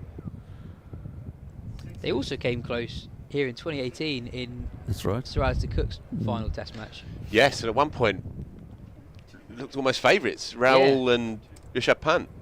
Was it Pant? Yes. Driven for 4 by Allison. It's a shot that's got Phil clapping in the commentary box. Slightly fuller. Allison leaning into it. And you can really see him grow in confidence with every passing over.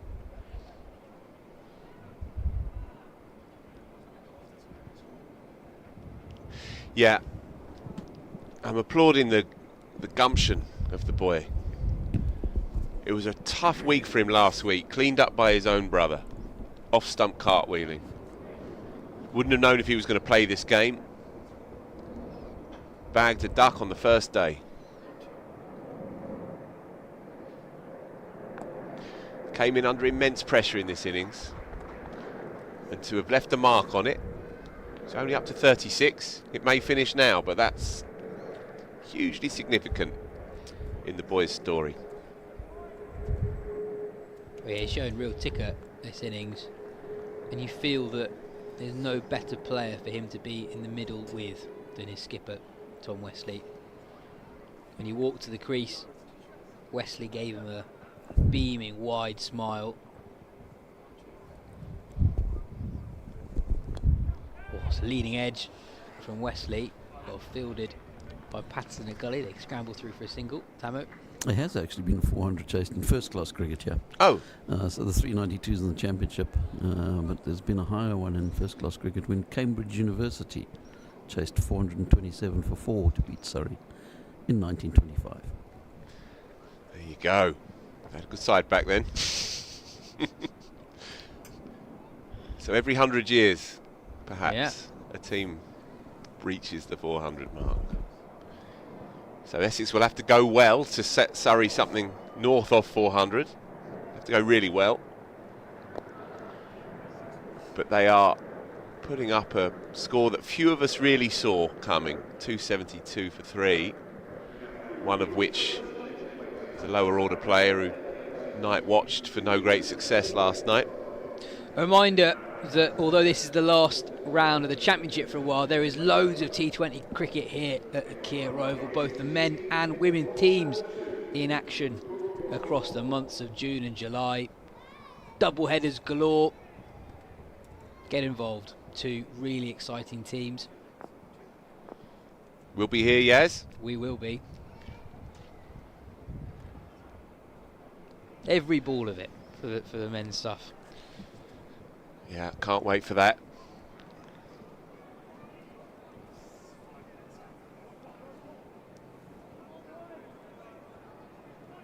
I tell you what I think has changed a little bit this morning in terms of what might happen in this game. The draw is becoming an increasingly likely possibility. Yep. So much of it is about that strip of 22 yards, isn't it? And it's holding up pretty well at the moment. I think it's exactly that, in that I don't think, from what we've seen today and yesterday, Essex will be overly keen in leaving Surrey a generous declaration if it gets to that point. Obviously a long way to go, leads at only 210 at this point, but as you say, 7 wickets in hand for Essex. Yeah. I can't see, for instance, Essex leaving Surrey anything less than 400 by choice.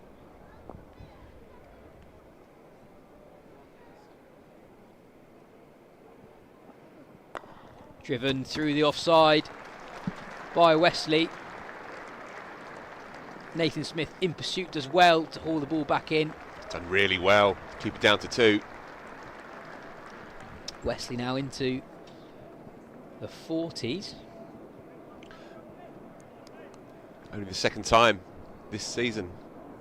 Equal highest score made in the corresponding fixture. Yeah. On the scene of his Test debut here 8 years ago against South Africa. Yeah, he made 20 odd and 50 odd. Looked okay. Left alone. Yes, so this game and the various permutations, I think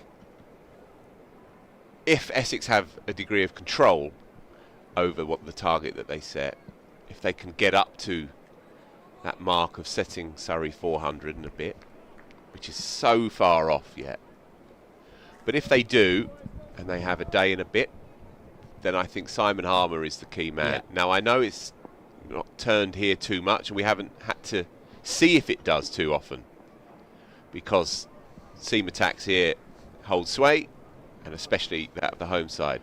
Nonetheless, Surrey have 3 left-handers in the top 4, and if you look at the far end, as we are looking at it, at the pavilion end, there are some footmarks just outside the left-handers off stump. Quite appreciable actually, much more than from the Vauxhall end, which Worrell is running through as we speak. So there are some scuff marks there from the bowler's follow through. Oh, that's glorious from Tom Wesley. Easy on the eye. That will be 4 onto 44, as Phil says, his highest score of the summer so far. Real captain's performance from Wesley.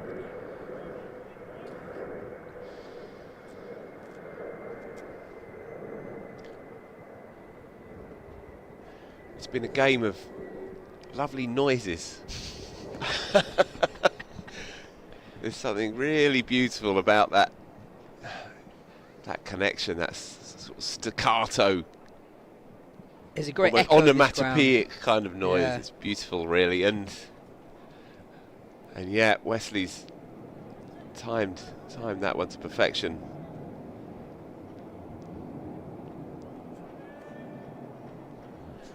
Smith into the youngster Allison. Good again. He's got to keep believing here as Charlie Allison, 36 not out. Partnership up to 69. Boy, did they need that. Yeah, so for me, if Essex are going to pull off what would be a remarkable win here, and again, we are nowhere near that yet, but Simon Harmer is the key man for me, because as we've seen all year, the pitch holds pretty true for the Seamers through the 4 days. If anything slows down a touch. Well, in the last day of cricket, I think we've only seen 6 wickets fall. And I think, yeah, it's later on in the season than that Hampshire game, but it was really noticeable that in that Hampshire fixture that batting was probably at its easiest on day 4. Yeah, felt like that.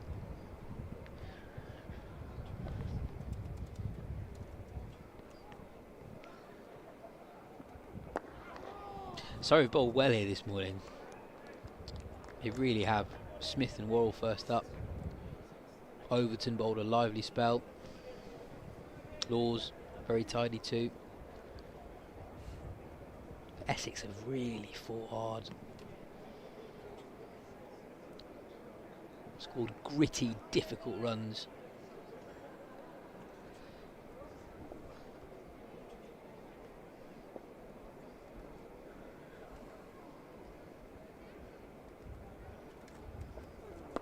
And in terms of your upcoming conversation with Tom Wesley, feels like an obvious thing to say, but their season looks very different depending on what happens in this game. It looks like Yorkshire are going to fall short against Notts, but there was a world in which on day 1, with Essex being bowled out for 217 and Yorkshire starting well against Notts, where Essex could have conceivably started the second half of the season in the relegation zone. Yep. And given how compact that Division 1 table is, a win, however, keeps it within touching distance of Notts at the top.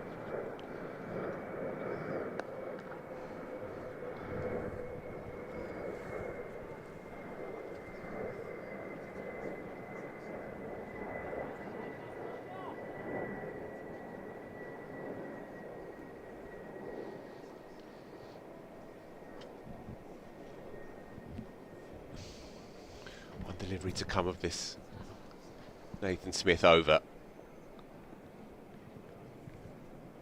And Charlie Allison has to treat every delivery like it's his last here.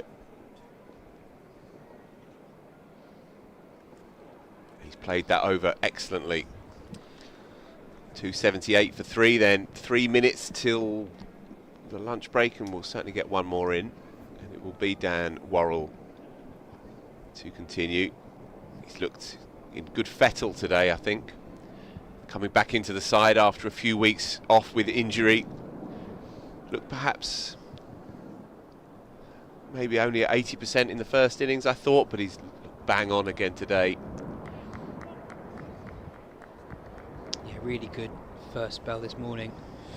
Just on Nathan Smith, by the way, there will be people out there in New Zealand checking the cricket website, wondering how their man is getting on at Surrey this season.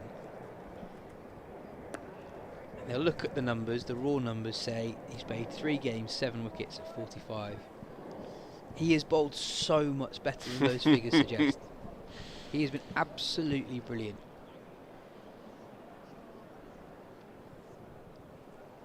There's been a few Surrey seamers whose numbers don't really reflect how well they've bowled this year. Fisher's another one, 8 wickets at 63.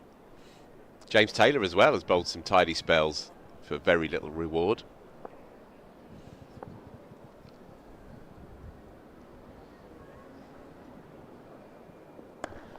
So there's Lovely shot from Wesley, but straight to the man at extra cover, who looks to be in a spot of bother actually.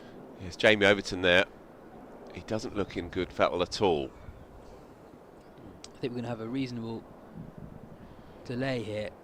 Overton in real pain. Up he gets. Yeah, it looks like a muscular problem rather than the consequences on the fingers from stopping that delivery. He's down, I'm afraid.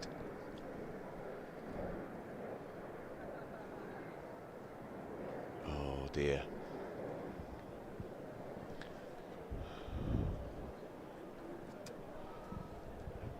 Having a look at the replay now.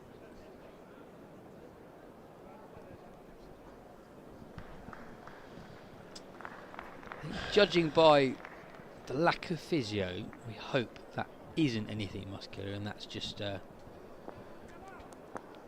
he's up on his feet. yeah, And he's going to soldier on to the close. lot Lunch of break just 2 minutes away, in fact 1 minute away. lot of really important cricket coming up for Jamie Overton, involved in both England white ball squads. I think looking at that replay again, and given that no physio's come on, and given how much pain he was in, I think we're figuring out this mystery, aren't we? Yes, Yes. yeah. Yeah. I think we were. It's cataclysmic for 5 minutes, and then it's fine. Let's just leave it at that. Yeah, I briefly was concerned it was a season ender, but A different kind. yeah.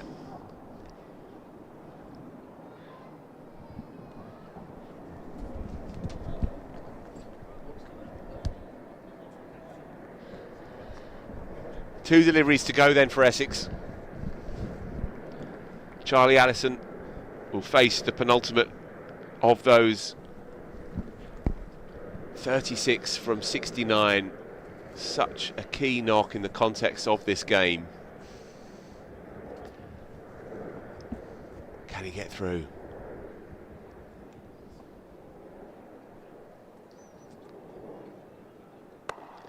One delivery to go until the lunch break.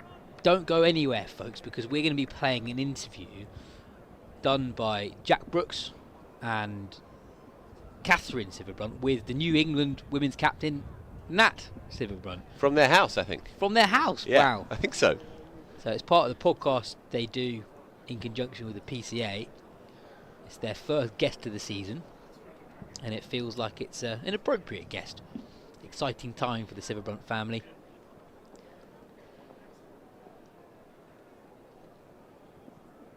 Left alone by Allison, who has been so impressive this morning. He's put on 74 runs with his skipper Tom Wesley in a partnership that has got Essex back on top in this context. Surrey took 3 wickets in a relatively short spell either side of stumps. They put a lid on the scoring rate at one point. Essex effectively going at 1.5 runs and over across an hour. But their dominance has been re-established by Wesley and Allison. Wesley 45 not out, Allison 36 not out. It's season best scores for both of them. In Allison's case, it is career best score. The youngster showing real determination and application. And Essex fell 279 for 3, leading by 217. A brilliant session for the visitors. Yeah, well summed up. They turned up here yesterday morning knowing that they had to play really flawless cricket from then on. Surrey were threatening yesterday morning, and since the moment where Curtis Patterson was dismissed, I think Essex have been excellent. 279 for 3. They are edging into a position of ascendancy now, 217. The pitch is relatively friendly, quite benign at this stage. Not quite the same amount of pace as we had last week, and so it's good for batting. It's good for run scoring. There's a lot of time left in the game, and Surrey seamers, all 6 of them, they're getting through some heavy work Jordan Clark only bowled 9 overs. Perhaps he's being held back for the afternoon session when he does so much of the damage, or perhaps he's carrying a small niggle. We shall see.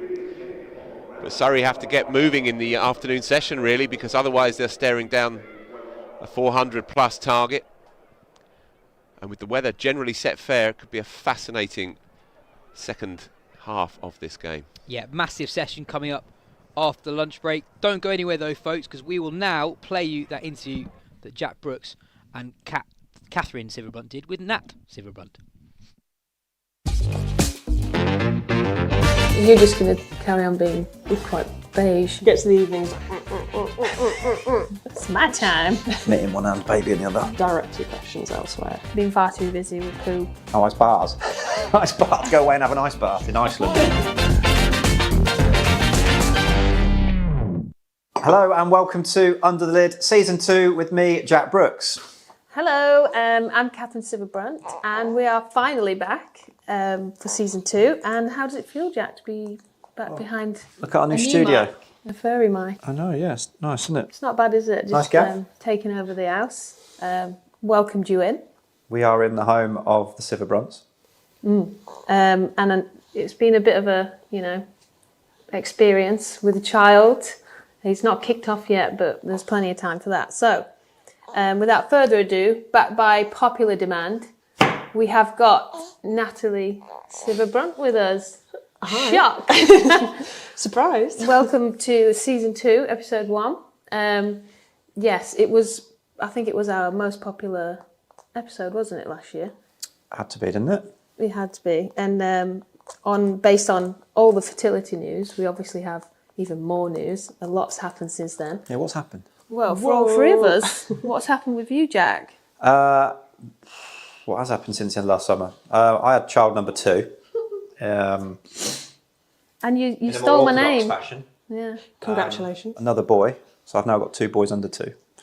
The first one came along at the end of my career. We can talk about that shortly, how that's impacted yours. But yeah, that definitely impacted the end of my career. But this time round, I'm coaching with Surrey, more full-time. But still very flexible with 5 a.m. wake up. Still very flexible with needing to be at home with the boys to help my fiance out, and because I got engaged this winter as well. Yes. I thought I'd About time. take life a bit more serious. Yeah. For having another child and getting engaged. It's all ticked. It is, yeah. So it's all good. It's all going on. Life's definitely busy, but it's good fun, and it's nice to be back here in Series 2 of this. To be asked back, we obviously did an all right job first time round. Bit rogue. New studio. Back to normal next week, though. Don't be expecting this every week, guys. Well, I'll make the trip up the M1 if you want. If you want. Look, I've made you lovely coffee. Right, so let's crack on with old NSB and TSB now. Old. Yeah, you are actually old now. I'm sensitive about that now. How have you been? How's motherhood? It's been a whirlwind. What a question to start with. Yeah, a whirlwind. And trying to balance helping you out, looking after Theo as much as I can, whilst also trying to prepare for cricket and rehab my Achilles and becoming captain. It's all happened at once. And putting I guess. dummies back in. Overwhelming at times, I'd say. And so, obviously as a family, we've had to consider the whole change in life and how it's going. And thrown into the mix is captaincy. So how is it being a mom and captain and straight back into cricket? Well, for the main event, I suppose captaining, on the pitch, it hasn't happened yet, so I'm not really sure how that's going to go. But I guess the preparations for the series have started already, and lots of conversations with Lottie, and I guess just working out how we best want to work together and sharing our ideas about the team and the ways in which we both see the team moving forward. That's really what's happened so far. And having time for that in the day to think about that happens at random times. I mean, I didn't want to mention that she's really pasty and got big bags under her eyes, but that's just normal. I mean, you can't see the camera from side on. That's why I'm looking fantastic. You're straight onto the camera. I'm sideways. That's why. Yeah, well, I'm just keeping an eye on, breast leaks at the moment. So life's good. Are you okay, Jack? I'm all right. That's why I've got 2 layers on. Whilst we mentioned Lottie, before we get onto the parenting side of things, you obviously know each other really well, and you've worked with each other in a captain, coach, or player. Were you captain of your WL side? No, I was sort of in the leadership group. But you've been playing under her management for quite a while. Yeah. You excited? And initially, how did that chat go with her when you? I guess you got the call from her in the first place. Yeah, I went and spoke to her and Jonathan Finch, the director of women's cricket. And yeah, they asked me, plain and simple, the question, and I think they were worried that I wasn't going to say yes. Probably because got a lot on my plate. Can't really do it. No, so they were very excited when I did say yes, and working with her before in India has been really a really great experience. I started my career when she was captain, so it sort of feels like full circle a little bit. Matured a little bit since then. Both of us. She hasn't, but you have. Yeah, well, I definitely have. No, I think actually Lottie's changed quite a bit as well. Really? And work, obviously she's been coaching a lot of teams and I guess working out the best way to get... She's winning a lot as well. She gets to the final of a lot of things. Decent trophy cabinet. Yeah. Hopefully we can extend it, but we'll see. I'm excited for this new partnership at the top of the women's tree. Obviously not a great winter for the England women's team, but pretty good before that. I guess, what's the stamp of Nat Silver-Brunt going to be like on the identity of the England team going forward, do you think? Have you had much time to think about it? Or? A little bit, yeah. I guess probably for me and the way I go about cricket and my personality, probably not changing too much from that. So I'm quite laid back, like obviously work hard, but try and not take things too seriously, but have a lightheartedness about it all. And in my role as vice captain, I guess having that open communication with everybody. But really, I want to empower everybody to be the best version of themselves, really. And I think a lot of the girls are really crying out to do that.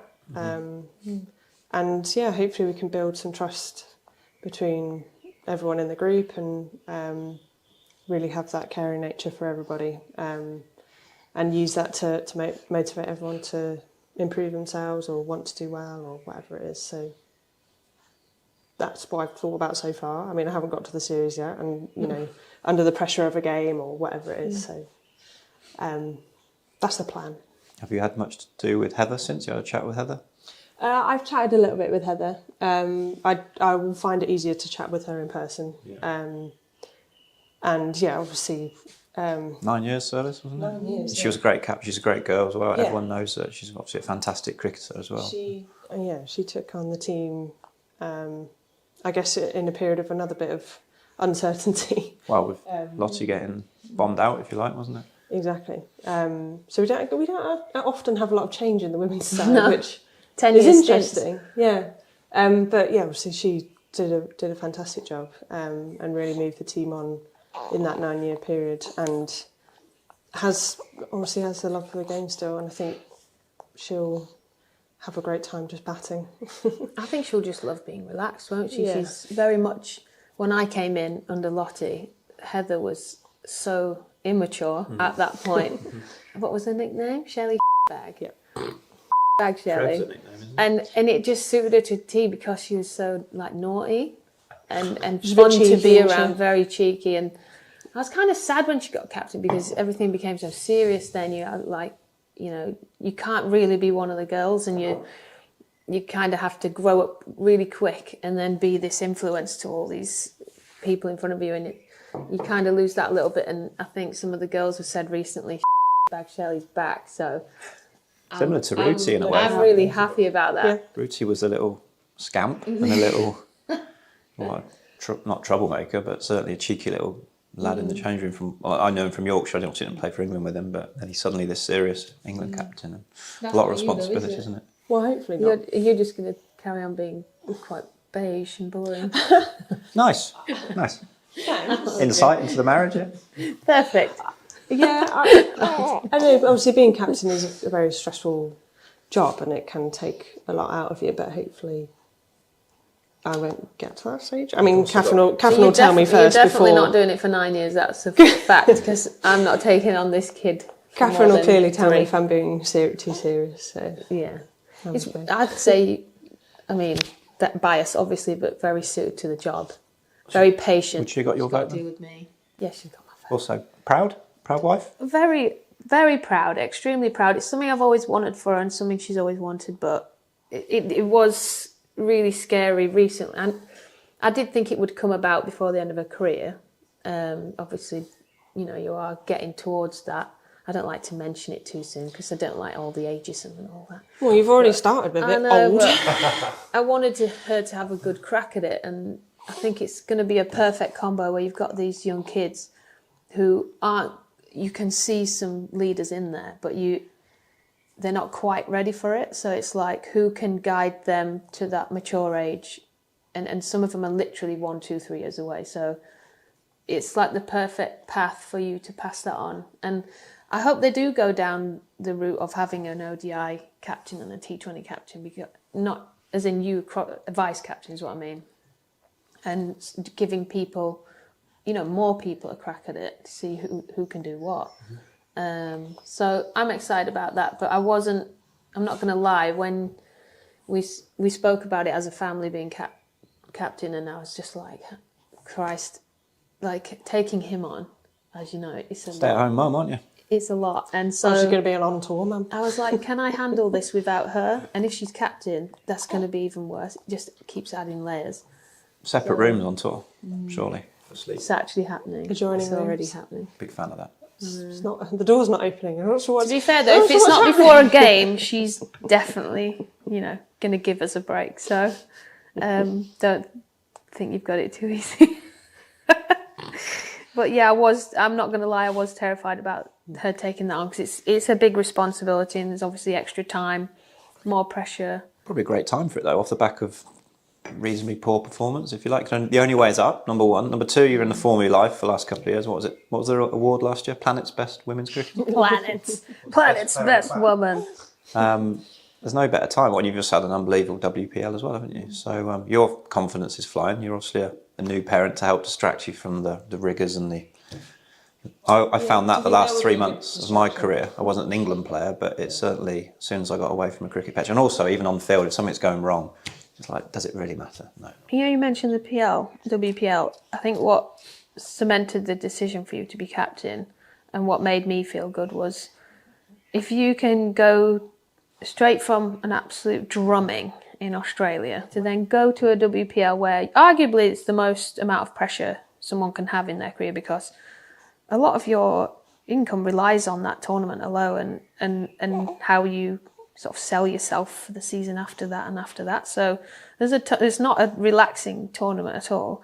So for it to then go there while I'm 8-9 months pregnant at home, and obviously any guys out there or gals know what their partner's like when they're 8-9 months pregnant. They're not easy to deal with. So for her to leave me at home on my own while I'm properly struggling, mind, I was not having a good 8-9 months, and for you to just suddenly have the tournament of your life was a bit weird for me. I thought, you're thriving and I'm struggling. And it's just like, how can you go from being smashed in the Ashes to being away from somebody who's probably making your life hell on Zoom and etc. I won't deny it. To then just performing better than you ever have. I was like, she'll be all right. She'll be fine as captain. Like, if you could do those. There's no more emotional woman in the world than a woman about to give birth, I don't think, the last month. What about in the birthing room? Worse? And actually the week after that, where it's random tears. That's a thing, isn't it? Only a week after. Okay, I'm still doing it. Top pro, isn't she? Top pro. top pro. So yeah, It's got to compartmentalise clearly. on the WPL, obviously Lottie's been head coach of Mumbai Indians, Sydney Sixers, Hampshire, won all the trophies with them. I want to say the Vipers. Is that correct? Yes. Southern Brave. You know, baby brain, Southern Brave. She's been brilliant and so successful, and she's just panned all that off now to be England coach, which I think is like so great of her. All those opportunities, she gets to travel all around the world, and she's just said no to it all. Go back do to that this though, can't the you? best How many that times she you can can, get yeah. offered the England job? Well, Yeah, and exactly. she's the kind of person that's so dedicated and passionate about England women's cricket, especially. She'd want to do the job. I reckon there's unfinished business from the way she finished her playing career as well. It's a great Yeah, message, you're though, always isn't gonna it? have a feeling of that, aren't you? If you get well, I suppose sacked like she did. It's just such dedication, though, is it? It shows the girls straight off the bat, I'm here to do it properly. Plus, you'll be a hero to her. If you didn't play with her, you'd probably look up to her as you would have grown up watching her, wouldn't you, in that environment? A lot of them would be like almost in awe of her, I'd imagine. As the players. Definitely. I was when I was really playing want with to her. be coached by her. That's what I find here in the domestic scene when she was coaching. Everyone wanted to be in that team because you get little nuggets and.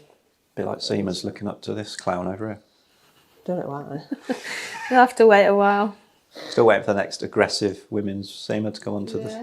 I'd love nothing to more nurture somebody than to go and coach these girls. I'd love to be England coach of seam bowling. Mitt in one hand, baby in the other. Yeah, it just feels so far away and impossible right now.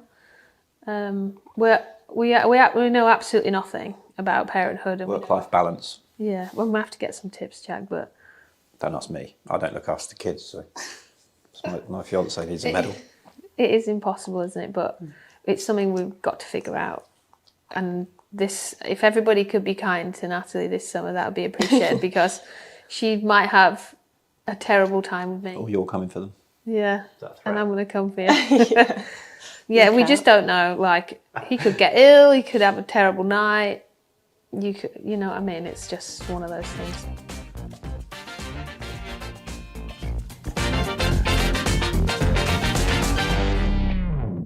So obviously the WPL went really well for you, and Catherine had been on her own for a few weeks, back end of pregnancy, struggled with it.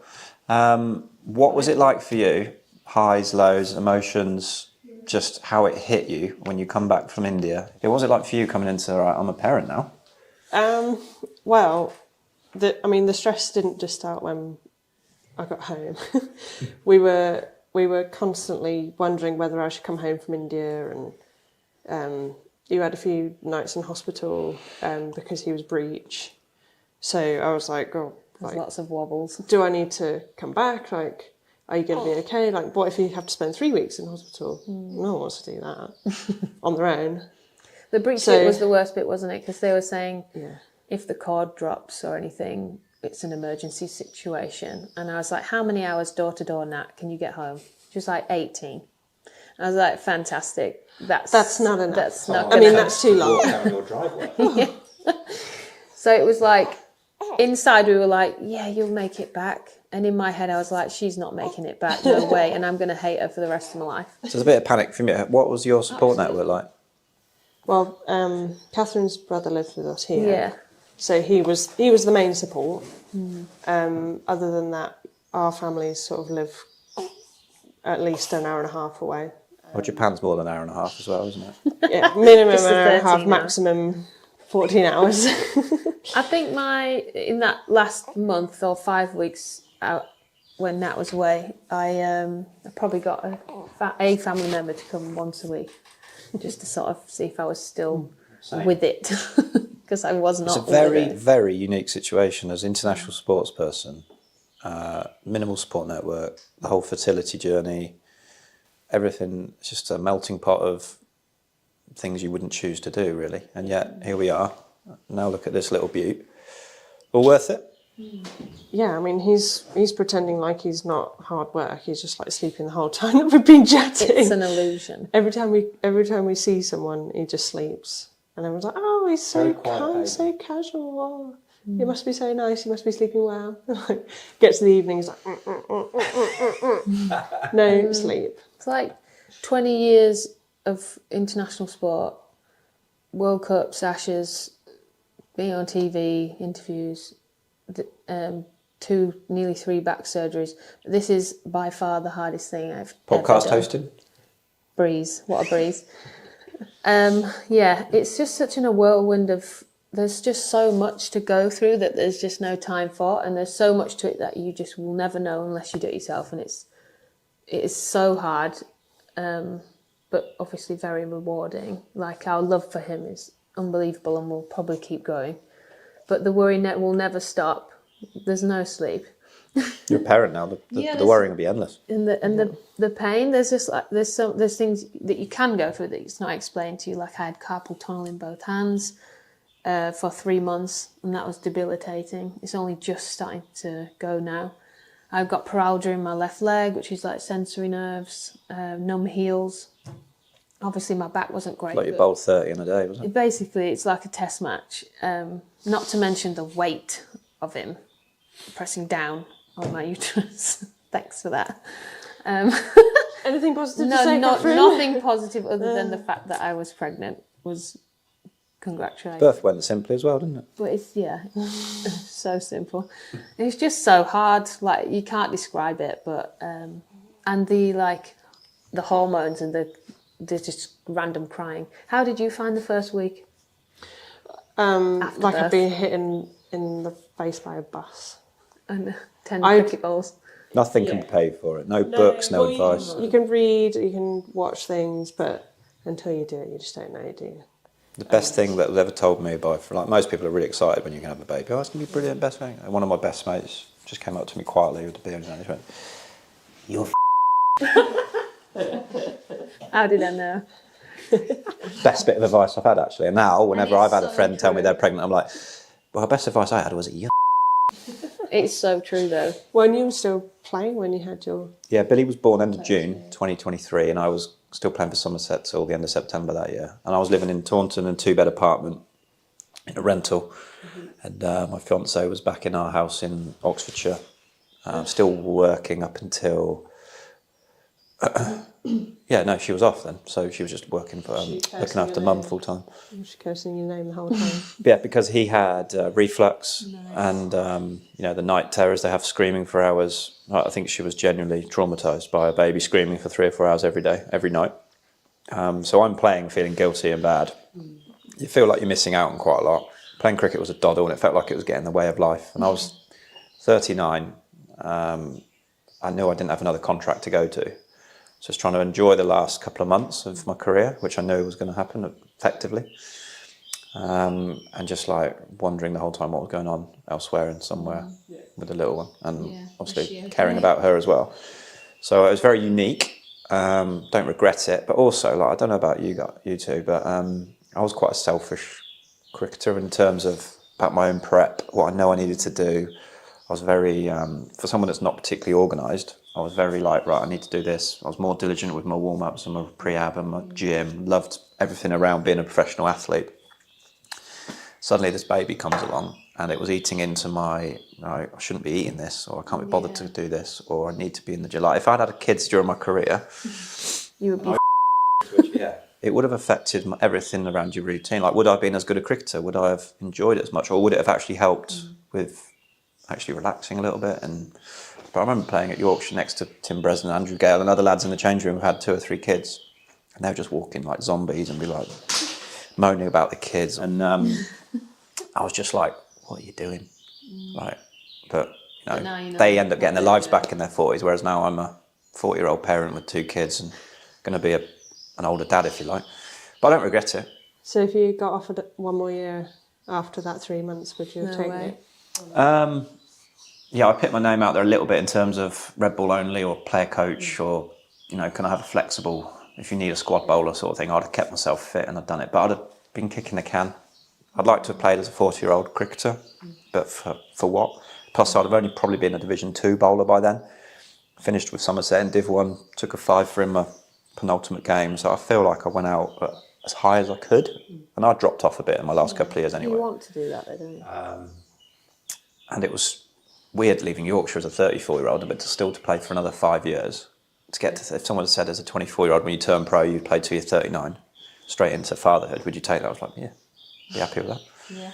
But I'll go into a whole new life. You then move in house, new job, loads of things going on at once. So the last sort of 18 months, 2 years has been the busiest 18 months, 2 years of my life, but it's been quite exciting. And ultimately, the only thing that really matters is keeping a little one alive and healthy and stuff, isn't it? So.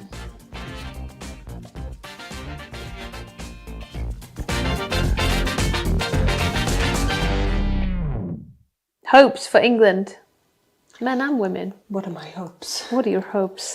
What's a successful summer for England women this year? Winning every game, or is that just, no, it's not about that so much. It's about a change of everything, getting everyone back on side in the public domain and after a negative media.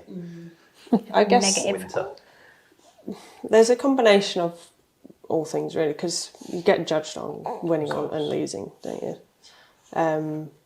But then also, like you say, winning back fans almost, and probably changing the perception in the public eye a little bit more, because obviously that was part of the scrutiny that we had in Australia.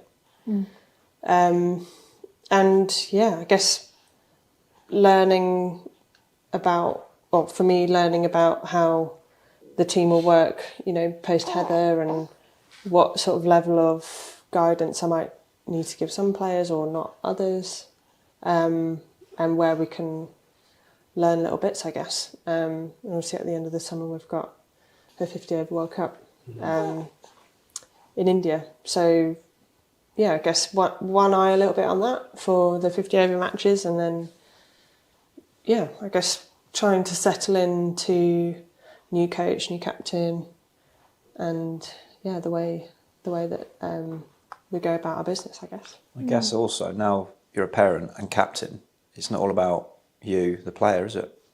Like, you've almost got to, not sacrifice, but your performances may not be as important now in terms of the bigger picture. And certainly having a baby, I know that will help with when you're not having such a good day at cricket. But if the team are winning and you're not the planet's best cricketer, you'll probably help that, enjoy that, won't you, to a certain extent? Yeah, I mean, I enjoy going out and playing, whether I've, scored runs or not, I guess. And the good part about now leading the team will be the enjoyment I can get out of helping the others. And so, yeah, it might be Theo that distracts me, or I guess the other girls as well. Because ultimately I want to help as many people as I can. So that will also give me enjoyment. There's a lot of girls in there, isn't there, between good and great. And I think it's about tapping into their greatness while you can be their captain. That's what I found the best captains to be, is how they extract the very best from me. It's not so much ever been a captain for me, but more of a coach. Certain coaches have done that for me. I think their language and what they say and do, how they follow through. I think a lot of it now, for you, I think there's a lot of words, isn't there? A lot of the time, and it's more about action. Like, you can put that in place now, all these things and all the scrutiny that's been said, and focus less on that. It's easy to focus on what they've been saying and just concentrate on the bits they've been saying, but actually it's all can be deeper than that. Classic blank out the noise, isn't it?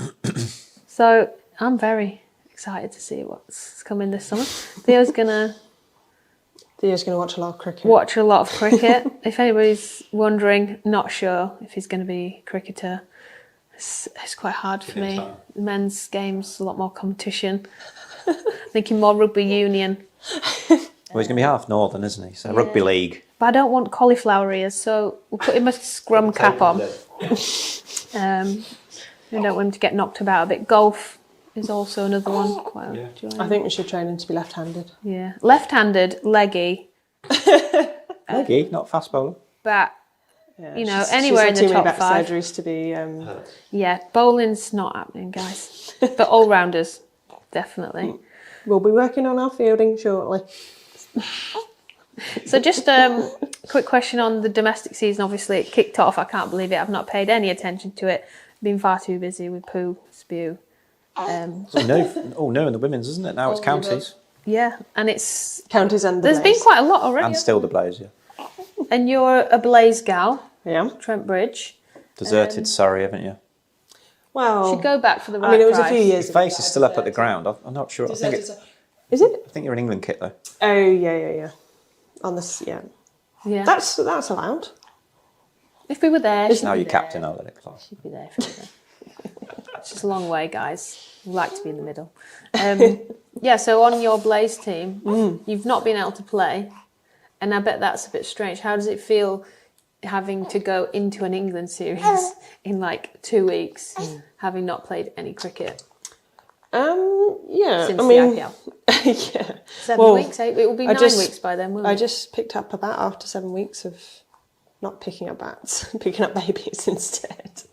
And yeah, I mean, it was all right. A bit like riding a bike. No, it will be weird not to have like miles in the legs and a bit more experience batting, obviously in a match, but.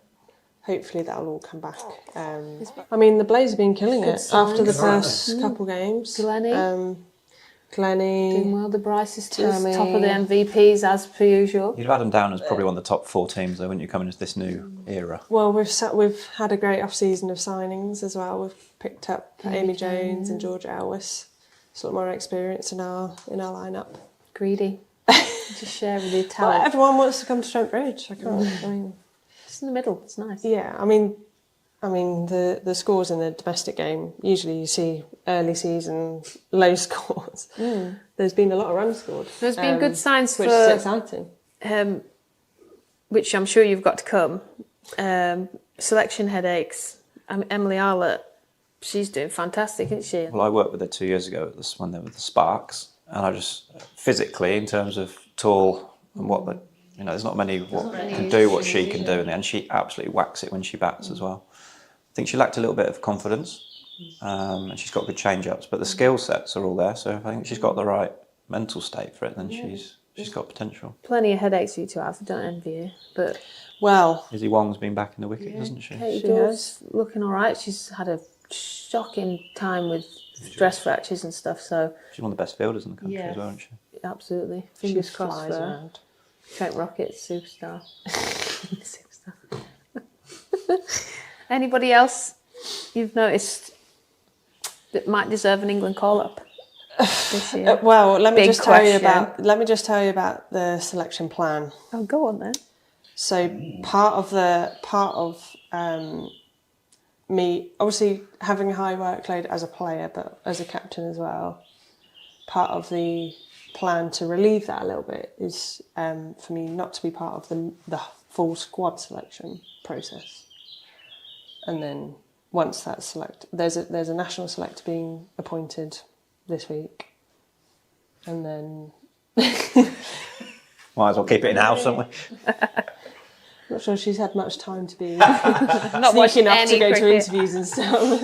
Just scorecard. Yeah, but yeah, that. So I'll be part of the final 11 selections, but not the full squad. So direct your questions elsewhere.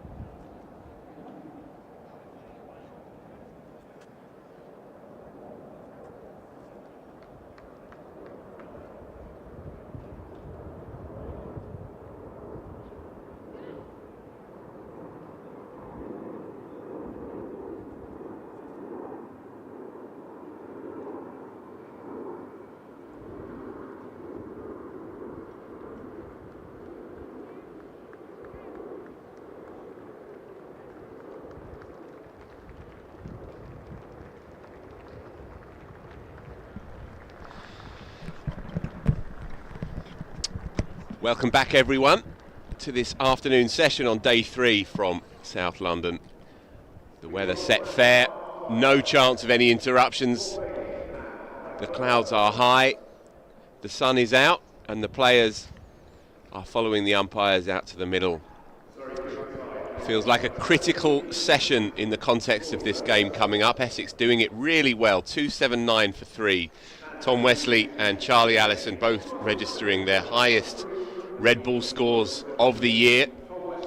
Wesley, of course, the long-term skipper at Essex, playing a classic captain's rearguard knock here, and Charlie Allison, a rookie in his first year in the first team, doing a very useful job in his slipstream in the middle order. So for Surrey, the first piece of good news is that Jordan Clark, having bowled just 9 overs in this innings, and we wondered as to his fitness, having pulled up last night, is about to take us into this afternoon session from the pavilion end. So a good bit of news already.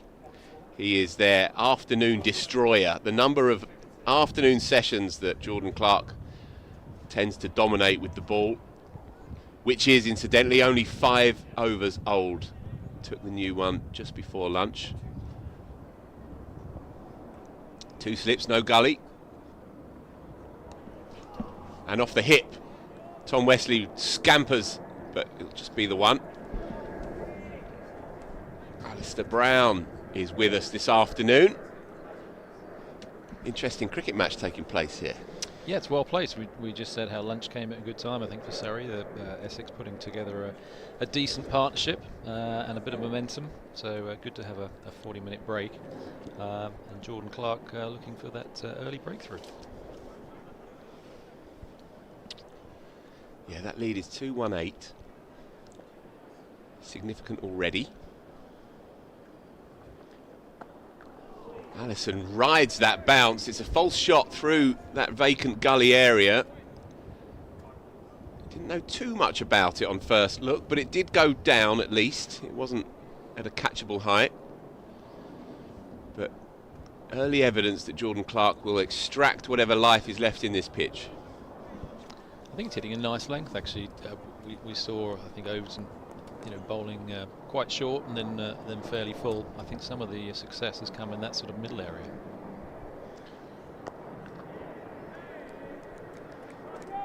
It's good by Clark. The full follow through as well. He'll be digging deep here. Surrey's go-to man. He is their game changer with the ball. He's had a marvellous couple of years. Averaging in the low 20s with the ball. Shifts the tone and momentum of a cricket match almost on a weekly basis. Wesley leaves on length. I think that's where most of the success has been, Overton, when finding that the length ball. I think Essex were able to find a few boundaries when it was full, following the short balls, but the success and the full shots were coming from the length deliveries outside, and a great line to start with.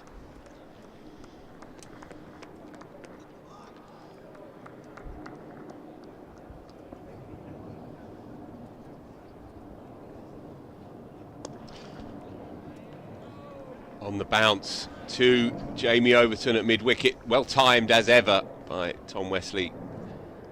Off the hip, off the pads. He's a gun through mid-wicket. And they are now moving Jamie Overton out to the leg side boundary, perhaps prepared to give Wesley the single. Just trying to hold their position in this first over after lunch. The runs equation becomes all the more central to Surrey's thinking here. Picks up a single, and so he will retain the strike. 2-8-2 for 3. 86 overs into this Essex second innings. Not many people had this on their bingo card at the start of this week. Essex coming here in the doldrums, in truth. Slightly depleted lineup as well, with call-ups and injuries. And so to be 220 for 3 in effect. Moving into the afternoon session of day 3, it's a great position for them to be in. Can they drive it home is the big question. It's going to be Frankie Worrell, who bowled superbly this morning in his return game after a few weeks out with a knock. And naturally enough, it's a dream of a new ball bowler. He will resume.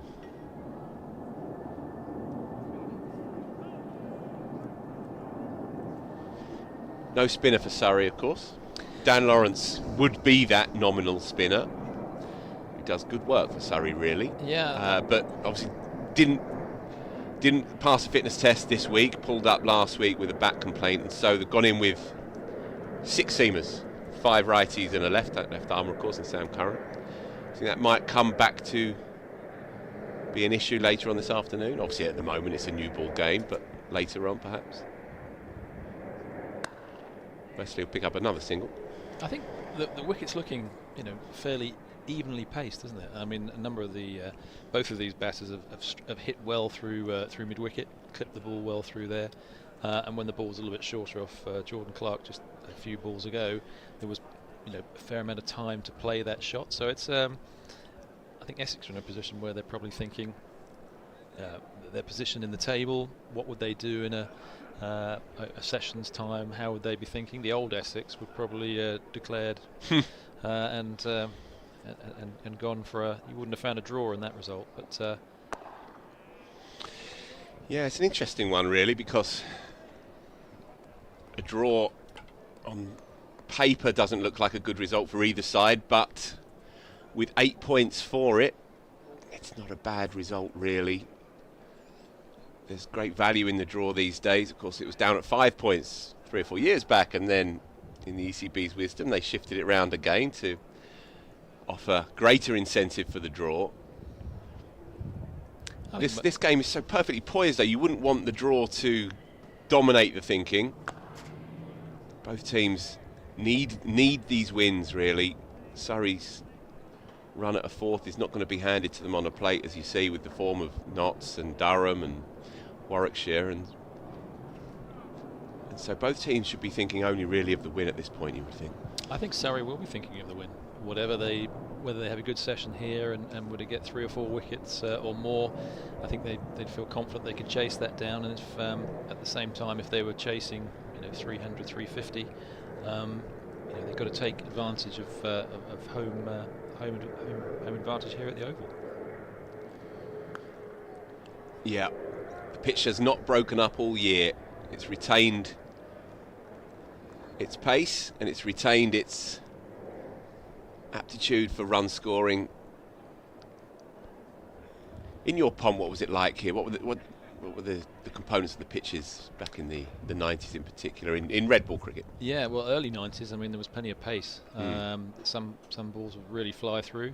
They weren't the pace of the whacker, but it was quick. We had some quick wickets. I think as you went through that decade, the pitches slowed down a little bit. Of course, we had some great spinners in that time, but the wickets, I think, with more use, became a little bit slower. They weren't slow, but yeah, going back to the early 90s where we had some proper pace and it really did whiz through. Quick wickets in the country, these pitches in the early 90s? They used to be, but come around about 2000, there was still a decent pace, but I think that's just because you've got so many games being played on them. I've played on the wickets in the middle that might be the one-day wicket, the test wicket or the one-day wicket the test wicket I think you only use once a year, but the one-day wicket you might use once or twice, and there's more pace and bounce in those. So really it's just time spent on the wickets which has slowed it down a little bit. Jordan Clark tumbles in the delivery stride, but he's okay, and Wesley will pick up a couple off an inside-ish edge. Goes fine. And so edges up to his first half century, brings it up in 111 deliveries. He needed that, his team needed that, the club itself needed that, and he's shown his class under pressure here as the skipper. Came in last night just to see Essex to the close, and he was relatively serene through the morning session here. Can he push on?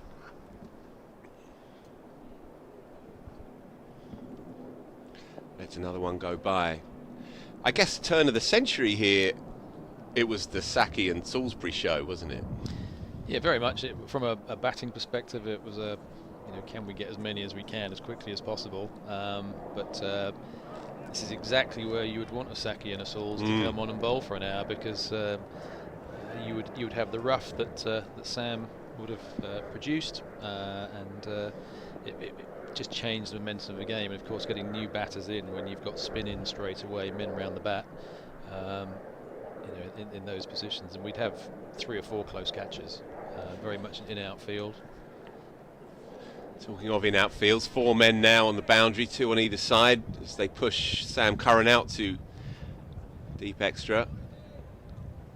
A sign that Rory Burns is having to have a bob each way here. Just 2 slips despite the ball being 7 and a bit overs old. Runs are creeping up here, 2-2-3 the lead. Both batters looking quite short. I mean, Wesley's, I think, he's certainly left very well. Hasn't looked like a player who hasn't scored too many runs this year. I think he's looked pretty good. Got him! Slightly uppish drive, leaning back on the shot, and a fabulous catch at backward point. Absolute kiss of death. And in a funny way, very similar to sort of not exactly the same, but the Elgar dismissal. Again, it's a sort of pushing away from the body, Yes. back a fraction, and a good catch. Yeah, it's a sprawling dive by Curtis Patterson, full lengther, gets 2 hands to it. Wesley will be cranky with himself.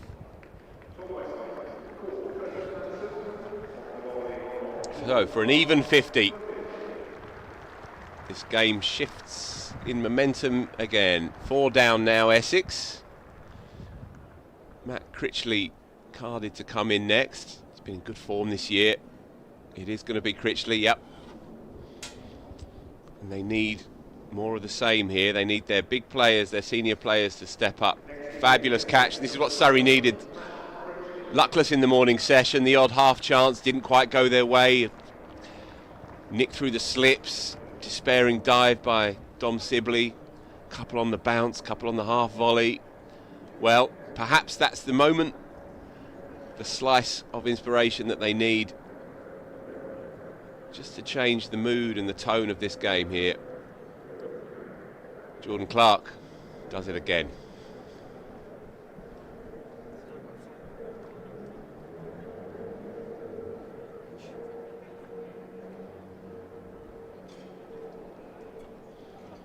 Very important half hour. New batter, obviously at the crease, opened up another end, and the sort of thing that you could only 220 ahead. It's that's very, very chaseable here. So Essex would need to not lose too many wickets in the next hour, or I think you'd fancy Surrey strongly. So, because of the night watchman last night, Simon Harmer came in, blobbed up, caught behind by off the bowling of Nathan Smith. He results in everyone moving down 1. So Critchley's at 6. Airborne through gully, driving on the move. Off the mark straight away. Does mean that Michael Pepper, who played so splendidly in the first innings for 75, he's carded in next at 7. Noah Thane, useful bowling all-rounder, at 8. Shane Snater can throw the bat, and then a couple of, with all due respect, a couple of rabbits at 10 and 11. So Essex bat fairly deep. They're going to need to call on all of this. More runs into the onside. Charlie Allison goes about his way here. Impressive. Must have been hard to keep the lingering self-doubts away when you're a young lad coming into the game in your first full year, and he's had a rough time of it. Cleaned up by his own brother at New Road last week. I don't know if you caught that, Ali, but his off-stump went cartwheeling. Ben Allison, formerly of Essex, and his mum and dad were watching. So to come here and to put up a score is only 38, but it's significant in and of itself. I'm trying to remember if Martin Bicknell got Darren Bicknell out. He must have done. Oh, I'm not sure he did. I know they Samo? played against each other. The maestro's on it. I certainly remember them playing against each other at least once. Maybe at Guildford. Yeah, Surrey versus Notts. Of course, both would be opening, bowling and batting. While you're at it, Maestro, other examples of sibling rivalry on the pitch? Throw us whatever you've got. Wasn't there Mark Butcher and Alan Butcher back in the day? I know that's not sibling, that's father and son. Yeah, they played against one another, that's it. Glamorgan. More runs, tidily played off the hit. So it brings Critchley onto strike. Surrey won't mind that, new batter to face up to Worrell with a new ball in the hand, just 8 and a bit overs old. I think Allison's grown into this innings, hasn't he? He looked a little bit. Whenever you're on a pair, obviously that's things can happen quite quickly. But he did have a bit of luck getting off the mark. But since then, he's played better and better.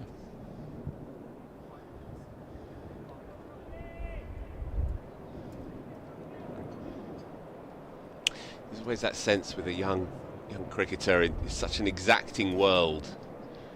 Red ball cricket in particular, it can expose you at any point in your career, but especially at that early stage, and there's often that sense of faking it to make it, you know, and projecting self-belief, even if underneath it might be a slightly more complex story. Well, he's done so well today, fullish and blocked up to mid-on. Because it would have been very natural for him to have a few moments this week when he's wondering about where his game's at, whether he's ready yet for this level. He's just turned 20 years old. Knowing that the big one's coming up here at this iconic place. Sometimes that can lift you when you're playing, right? A really good side. It can concentrate you more, and yeah, it's a challenge that really you should welcome.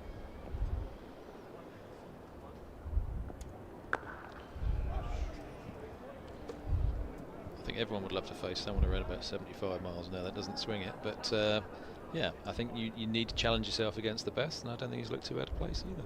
No, he's looked good today.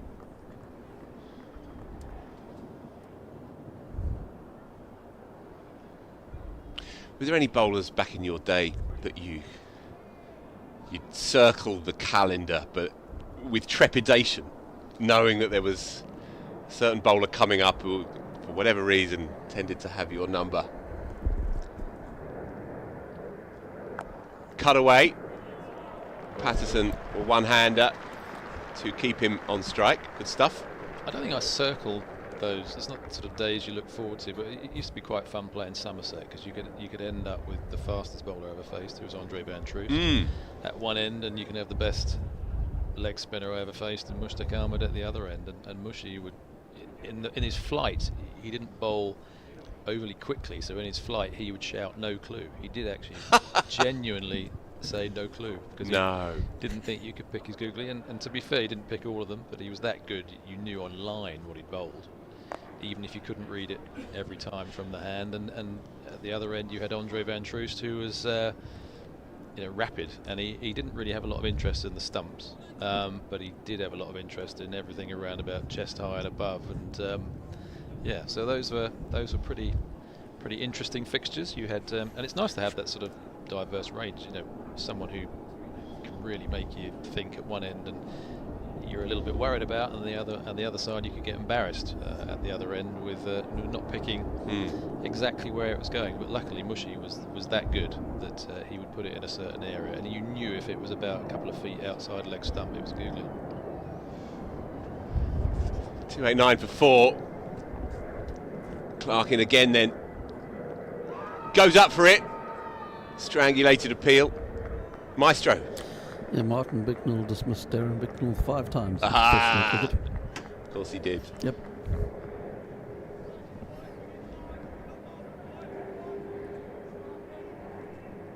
Actually, we knew Andre Van Troost was quick because Stewie came back from Barbados, having got 100 in both innings, and we played Somerset here first game of the season, and Andre van Troos bowled to Stewie, and we've seen him sort of hook and pull for fun against Walsh and Ambrose, and it sort of limped to mid-on, and we all kind of looked at each other and thought, oh, that's quick. I was batting at 5 that day, and I very nearly ended up in the first over, I think certainly one time against Van Troos, because we lost a couple of wickets. I think Darren Bicknell was one of them, gloved off behind, and I remember there was another wicket in there somewhere, and I think Andy Smith, who was batting quite high up for Surrey at that time, he pushed it to cover point, and if the throw had been direct, I think someone would have been about 8 yards out, but which would have brought me to the crease in the first over.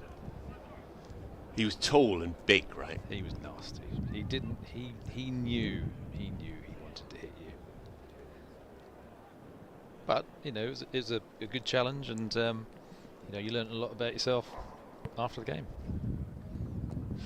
Oh, just an inside edge. Saving Charlie Allison, picks up a single. That was a sharp delivery by Jordan Clark and defeated the push. Just a little glimmer of an inside edge, else that off stump would have been forgotten about. Allison edges into the 40s.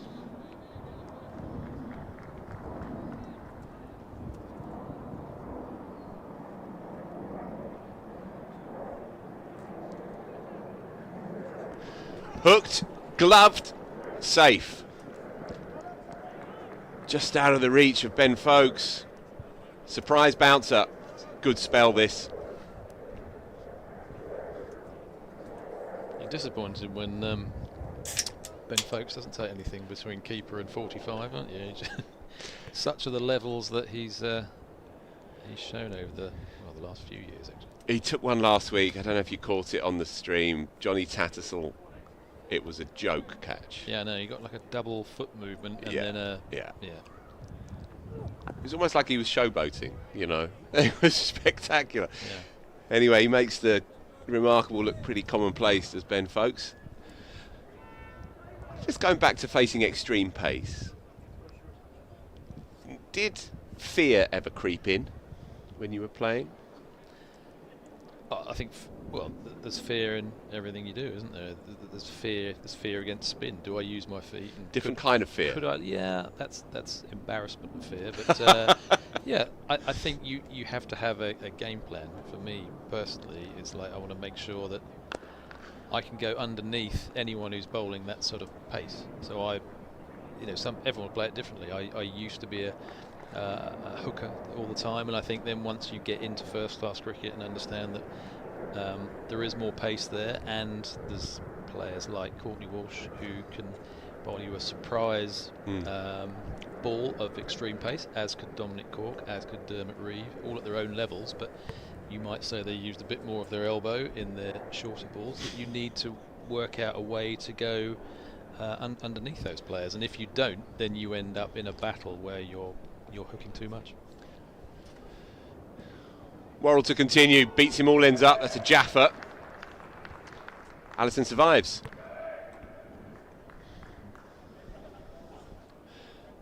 We had the great man Graham Gooch on yesterday afternoon at lunch, and I often think about him saying the only time he was ever mindful of his own personal safety was on a terror track at Sabina Park, 1986, against Patrick Patterson, who you might have faced. I didn't face Patrick Patterson. Yeah, you did well too. Well left. I mean, Graham Gooch, of course, a fellow West Ham fan. Yeah. But I did learn a lot from Graham Gooch and Alan Lamb growing as I came into first-class cricket, because they were two players that I respected immensely for how they could play quick bowling, and those are the two players that I learnt from. Gooch would stand up very upright, but he'd take his back foot back, but he'd have his head forward, and he would cut and pull imperiously. And Alan Lamb had a fantastic record against the West Indies at a time, in the sort of late 80s and around that era. So I was very fortunate to be able to watch those players from square of the wicket, cover point, square leg, to see their movements. But I think with Graham Gooch's technique, he would have had less fear than most, because he was set up perfectly, really. And the way that Joe Root goes back but leaves his head forward, it was a different movement from Graham Gooch, but he was a phenomenal player, and one that I wanted to take parts of his game to plagiarise them for mine.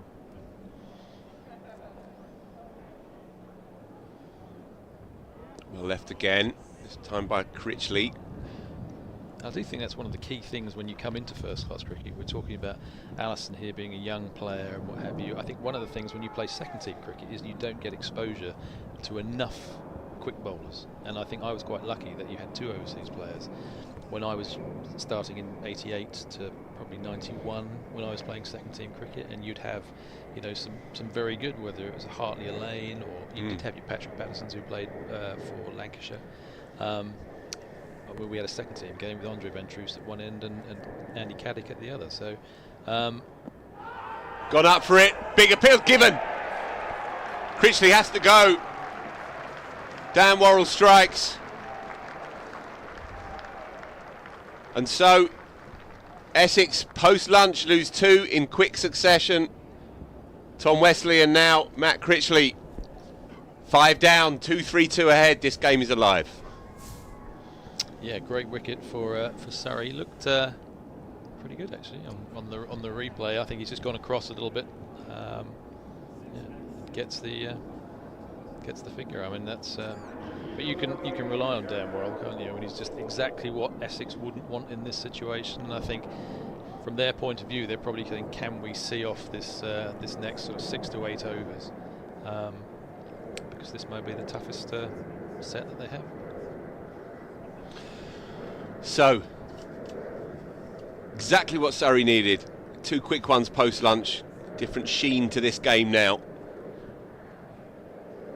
Michael Pepper, the form man for Essex, played real endeavour and enterprise and some fabulous shots towards the second half of his innings, including a showstopper, an Ali Brown special check drive off Jordan Clark, I think it was, over mid-on. Just a stunner of a shot.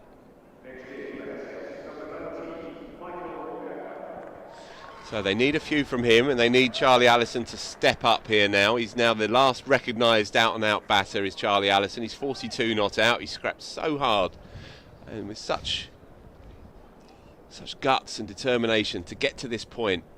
But it's only half done. Frankie Worrell is back in the first 11. Fresh and no longer bedeviled by injury. He's bringing another slip in. He's moving cover point round to conventional point. The ball is starting to talk. And so is the cordon. Excellent appeal as well. Completely in unison. There's been a couple that haven't gone their way in this game. A couple of marginals. Worrell then.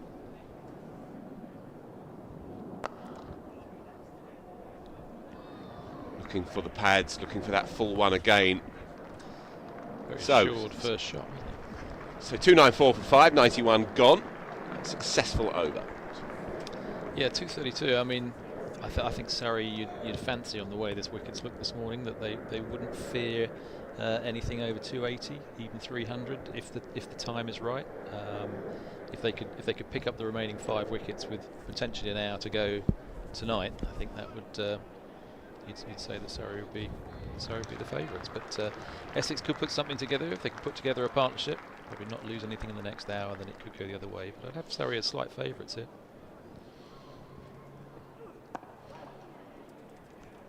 Jordan Clark bowling quickly here.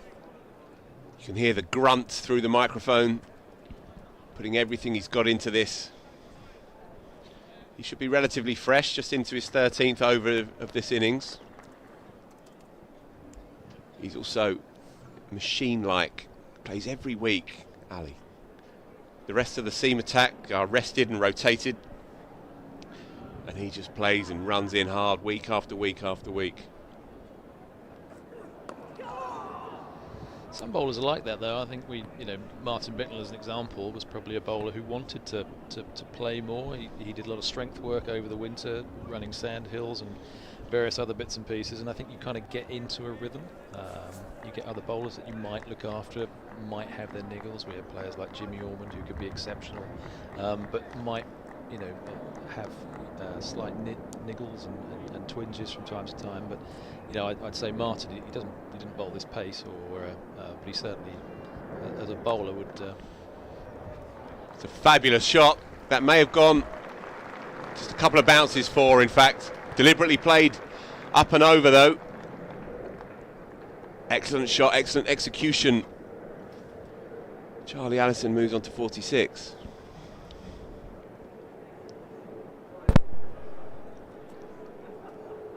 It's a good shot, but from a Surrey perspective, I think anything that's gone in a little bit short you've had sort of time to play, haven't you? Which has set a reasonably easy pace wicket and. Got up for it. Big appeal. No. Didn't have quite the conviction of the Worrell appeal the previous over. Rob Bailey, as is his wont, unmoved. Well, I think Ben Foakes has done well there. He had a left foot sort of wiggle as if he's going to go down the leg side, but I think probably a good call. Yeah, he doesn't get many wrong. As umpire Bailey, he's one of the best around.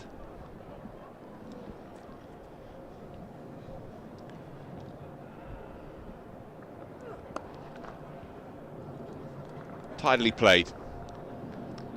He was actually my captain, Rob Bailey, and we went to the Singapore Sixes a number of years ago in the 90s. Of course, he famously came second in a Russ Abbott lookalike competition. Very good captain, good, excellent player at Northants, and a very good umpire. Yeah, he was harshly dealt with, really, as an England Test player, was Rob Bailey. He was on, talking of Gooch and Lamb, he was on that West Indies tour, early 1990, Gooch's first as full-time captain. Lammy made a couple of hundreds on that tour, Maestro, I think. Certainly one at Sabina Park, and I think another one maybe Antigua later on in the year in the series. Pepper away easily enough into the onside, and he will retain the strike. 300 for 5 then. It's been a long haul and a very impressive one by this gutsy Essex side. The lead 2-3-8, 5 down. This game could not be more delicately poised, really. Yeah, and Rob Bailey was on the end of a bad decision. In the gloaming, in the middle of the series, and I think it was Ambrose bowling, yeah, and he bowled down the leg side, and Bailey got inside it and clipped the edge of his thigh pad. The bat was nowhere near it, and Viv made quite clear that he felt like the umpire should really put the finger up if he wanted to work again in the West Indies. And it was given.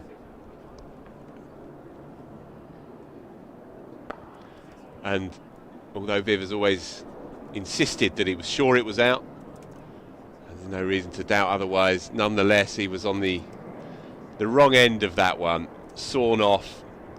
And I'm not sure how many more games he played after that. It was a bit of a baptism of fire down in the Caribbean, and he was batting 3, I think, Rob Bailey at that time. How many did he get, Maestro? He got, in that innings, he got 6. Did he play any more? Wait. I'm trying to remember which match it was now. Lloyd Barker was the umpire. That's him. And Viv went into the press. Play was delayed the following morning when Viv went in to remonstrate with Chris Lander. Yep, from the Daily Mirror, yep. Daily Mirror, yeah. Who'd written something, whatever, in the newspaper that Viv disagreed with. I remember his appeal began at first slip and finished up around straight mid-wicket. Do not defy the king. But yeah, just going back to Lamb and Gooch's technique against the quicks, as you referenced that, Ali, and they were the great English players of fast bowling in that era. I think Lamb maybe made 500s against the West Indies. Pushed down the ground, doesn't beat mid-on, but again, tidily played by Charlie Allison. Maybe 5 or 6 Test hundreds. 6, yeah. 6. 6, yeah. And Gooch as well, of course, was a master. Made that remarkable 154 at Headingley, of course, against the West Indies. This is when the West Indies were in their prime as well. Yeah. They were a proper side. Alan Lamb's also, he's made a massive contribution to Sam, Karen, and Tom. He's a big, very close to the family, and almost like a second father figure. He's one of the great figures of English cricket, Alan Lamb.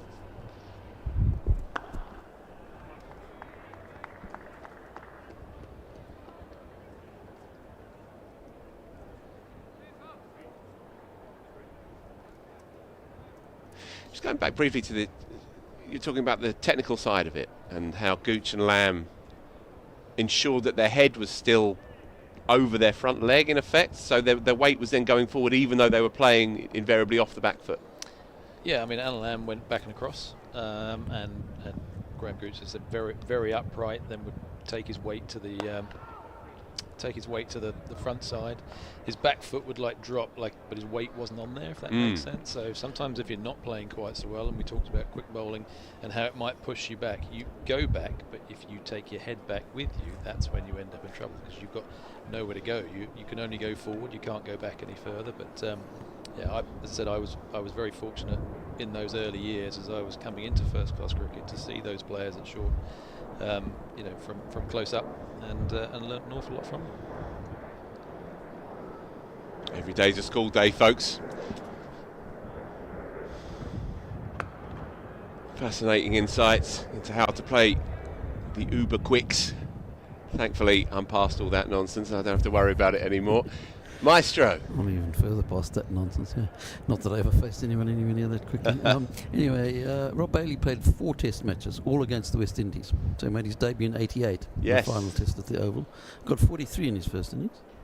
Got a 3 in his second innings, then didn't play again until the 1990 tour of the West Indies, where he made 0 and 0, 17 and 6, which was the innings where he was famously given out, 42 and 8, and that was it. That was it. Average 14. Some players just get unlucky. The right player for the wrong time against the wrong opposition. Or in the odd person's case, a white ball phenomenon who's inexplicably overlooked year after year.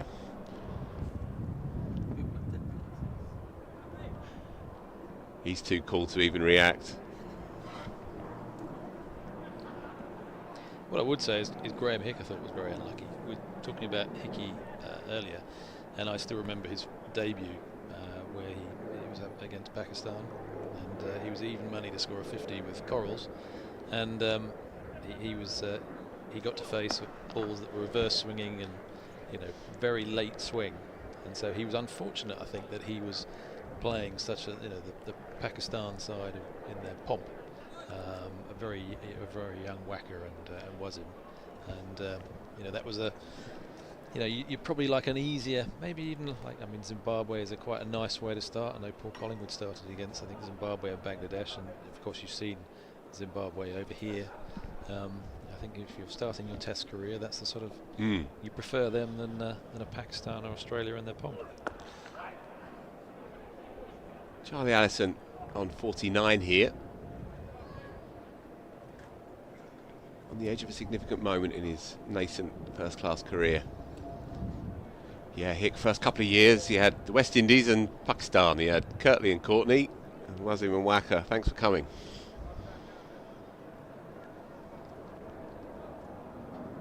We were talking about him yesterday. All-time professional run scorers across all the formats. There's Gooch. Allison, rock solid.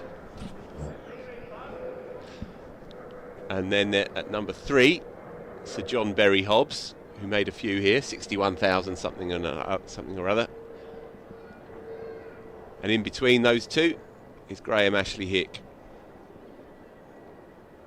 There were times when we played against him, you just felt like he was a wall. Yeah. If that makes sense. He just had that air about him. Got on the front foot, strong. Was it 405? Yeah. Is that what he got? At Taunton. Yeah. You knew you wanted his wicket. Charlie Allison on strike, 49 not out. Punched into the covers. And he will bring up a very significant single in his career. Brilliantly done. The crowd acknowledge it, as does the PA system, and the bat is raised. The scoreboard tells us he's on 53, but I think we can discount that. Either way, he is at least 50. And richly deserved. He showed great ticker today.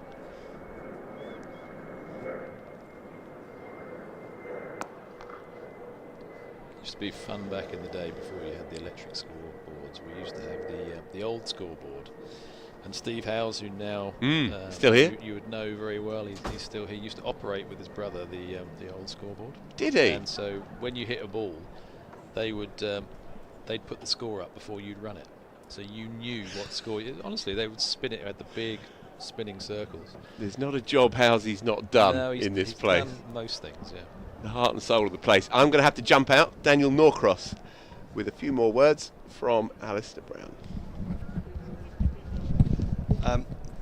There was some talk next door. If Allison hadn't got to his 50 at the end of the Open, we were going to let you stay on, because we could hear the lump in your throat. We could hear it. He's another protege in a long line of Essex proteges for Phil Walker that began all those years ago with Ravi Bopara. Yeah, and then since then there's been Wesley himself out there. Brings tears to his eyes and blood to his shoulders.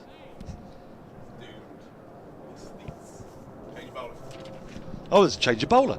We'll come to it in a moment. Tom Laws is at the attack, and our changes of bowler are brought to you by SSE Energy Solutions. Get the whole team involved and score big with sustainable energy solutions. Yes, Laws replacing Dan Worrell. Surrey having picked up a couple of wickets after lunch, but Essex still with that commanding lead of 244. Plenty of time left in the day and in the game. Well set, isn't it? I mean, all options are open. All options are on the table. Yeah, they are. Of course we love that. The impartial Norcross loves that. Yeah. The partial Norcross is thinking, if Essex hadn't scored 188 for their first wicket, they'd only be 56 to the good and 5 down. But let that go, let that go. Yeah. But to be fair to Allison here, he's played pretty well. He's got more and more short as the innings progressed. He has, hasn't he? He came out a little bit nervous. You would. You're on a pair. Yeah. You are nervous when you're on a pair. Yeah, have you had a few? A few. Well, you played a very long time. I did. Yeah, I've had none. Have you had no pairs ever? No pairs. Yeah. Do you know? We're gonna get Samo on this. I want most pairs, as well as fewest pairs for most matches played. Okay. I got at a Norton 1, but yeah, that's fine. Yeah, I know. Len Hutton got Norton 1 in his first Test match against New Zealand. Yeah. And, hello, could be a slip. A throw went to the wrong end there. Had the throw gone to the keeper's end, it was a long throw in fairness, so it would have been tricky, but the slip at the keeper's end, suddenly what looked like a routine 2 very nearly turned into calamity here.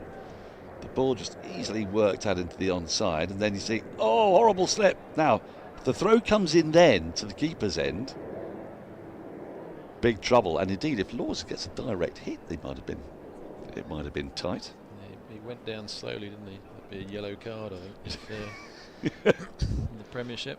That actually reminded me ever so slightly, which was the referee who was just had somebody put his hand on his chest and he went down in installments. He went. Do you remember the guy? I do. I think wasn't that DiCanio?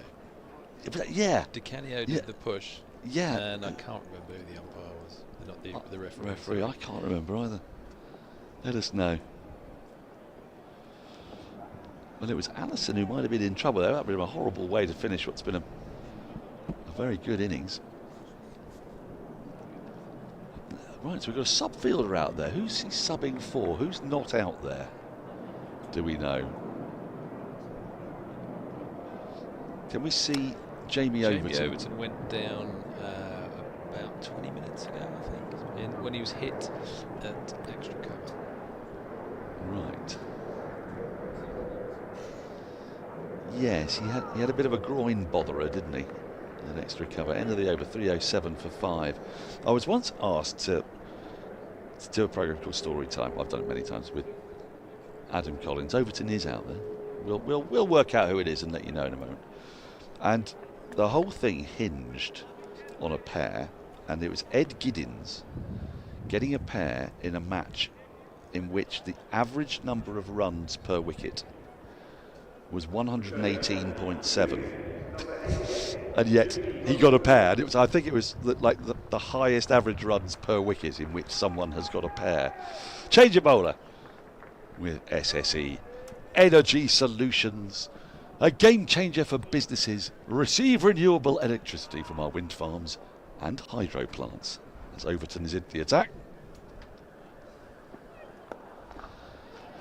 Bowled well with the old ball. It's got a bit of a newer ball to work with. Andrew, have you had any joy with pairs? Yeah, computers whirring away. I can tell you the most matches without a pair is a very famous player by the name of W.G. Grace. Did he never get a pair? Nope. So you're in good company, Annie. I'm drawing up the list, yeah. Well, the computer's working it out. It's quite clever, the computer. It is clever, isn't it? Yeah. Much cleverer than us. David Gower went game after game after game without a duck, didn't he? Do you remember that? There was that fun stat all the way through the 80s. I think he still holds the record for most innings before first duck in Test cricket, about 117 or so. That's impressive. But so you were an aggressive lad when you got out. So I reckon you'd be less likely to get ducks because you'd score early on. You wouldn't be like scratching around for 12 balls, would you? Well, I don't know. I didn't scratch around that much, but no, you were not scratchy. I was probably on a pair 10 times, maybe. Yeah. Probably somewhere between 5 and 10. So when you go out there the second time on that pair, is it gnawing away in your mind? Oh yeah. I mean, I know how Jason Roy's feeling today because when you think, am I possibly going to bat? And there are times where you think you might win a game before you get in batting at 5 or 6 wherever I batted, but then you think, I'm going to have to, and I don't know why it's a thing because 0-1 isn't a lot better than 0-0. So, but there is a stigma about it.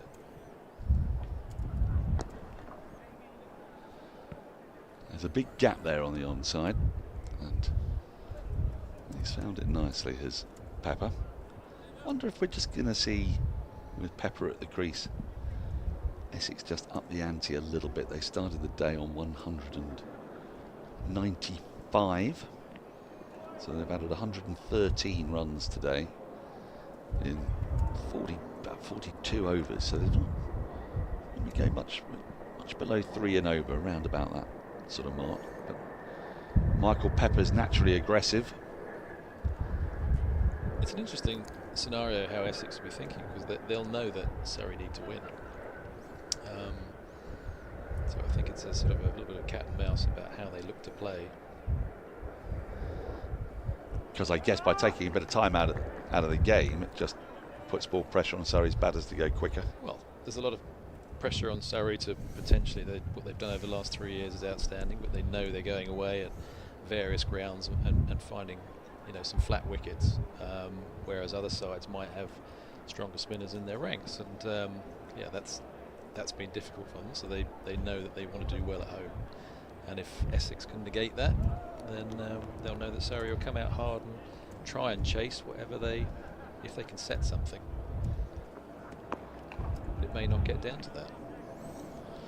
End of the over, the 16th of the second new ball, 308 for 5. We'll keep you in for this box. Kirstie's hovering. It's time for you to have a break, but before we do, let's get the pairs. Stat. We need to get your pairs. 285 games without a pair. W.G. Grace 870. Yeah.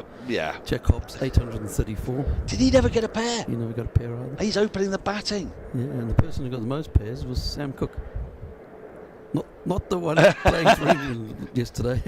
Sam Cook. Cecil Cook was his actual name, and he went on to umpire quite a lot. He played a lot for Gloucestershire spinner. Okay, how many pairs? So he got 18 pairs in his first class career in 506 matches. Was he notoriously bad at batting? Yes. As you might imagine. You see... Well, I'll tell you his average now, yeah. My favourite player, Naheed Rana, might be in with a chance of getting there. Are you familiar with Naheed Rana and his batting record? Oh, Ali, you're going to love this, right? Naheed Rana smashed the record for the most consecutive scoreless innings, and I say that advisedly because he wasn't out in every one of these. He got 0 or 0 not out. Previous record was held by Mark Robinson, I think, former England women's coach and Sussex coach. 12 scoreless innings. Naheed Rana, 19 consecutive scoreless innings. 19! And the great thing about this man is, of which there are many great things about him, but Andrew will be able to confirm exactly how many test runs he's got now.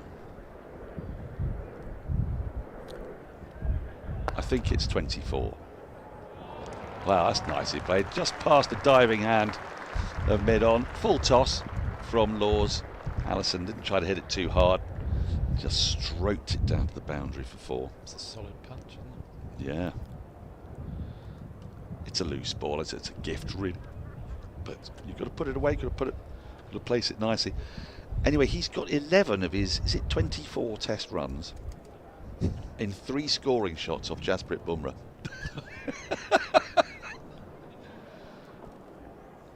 Oh, a little drive and a miss. Whistles through to the keeper, no run. Any of those in front of square? Yeah, there was a big heave over deep mid wicket. There was an edge down to the third. And I watched his whole innings. I was transfixed. He's got that's 11 of his 13 test runs. 13. He's got 24 is how many he's got in first class cricket now. That's right. In 32 innings. 32 innings. We don't feel sorry for Mark Robinson, do we? Because as we mentioned last week, he gives himself out on occasion. So in the Surrey Yorkshire game. Oh yeah. The one where we won by 1 run. Ah. And that was a fair chance. That was a duck. Yeah, a very good chance, I would think. I suppose if he hadn't given himself out of that ball, he could well have been out the very next one. He could have been, but he made sure he was given out. You were on a pair 16 times in your career. 16. Went into and never succumbed. See, that shows mental strength. That does. Where's that gone? Out towards deep backward point. Fielder running round. We'll cut it off, but they'll get back for a couple. You just sort of feel that Michael Pepper's ticking here. It's time for you to take a break, Ali.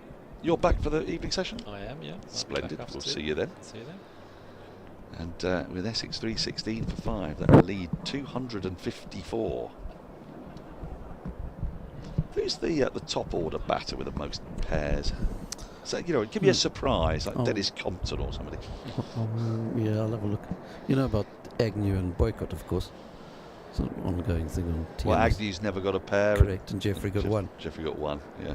The conversation normally goes, Agnew will slag off Jeffrey for getting the pair. And after a while, Jeffrey will go, "Oh, you were rubbish. How many pairs did you get?" That's right. Yes, and then there'll be a reminder that he scored 8,114 test runs. Of course. Hello, Kirstie. Good afternoon. How you doing? I'm good. Well, I'll be better if Surrey take a few more wickets here, but nonetheless, I agree with your point just a moment ago. You just get the feeling that there might be a bit more urgency at the crease now with Pepper. He likes to feel baton ball, doesn't he? I was having a look at Surrey's workloads out there. Have you seen Sam Curran? Is he out there at point cover? Yes, I think that's him at. Because I don't think Sam Curran has bowled since his relatively short spell this morning, has he, Andrew? Yeah. I half wondered if he was going to. He was given the new ball, the first new ball in this innings, and then he wasn't given the second new ball. He said he bowled 10 overs.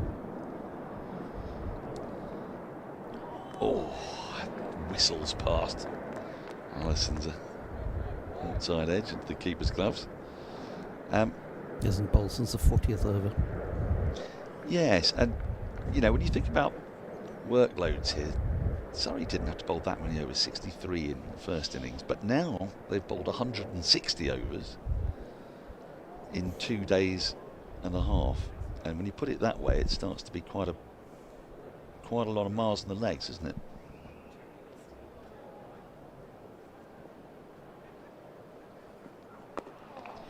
Yeah, a lot of miles in the legs and no spinner to kind of take the brunt of bowling a serious amount of overs as well. So the rest that the seamers are getting is fairly minimal in terms of spell wise.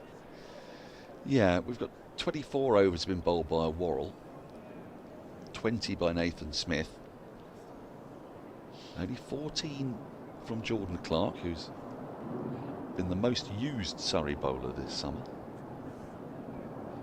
15 from Laws. It's the 15th over for Overton.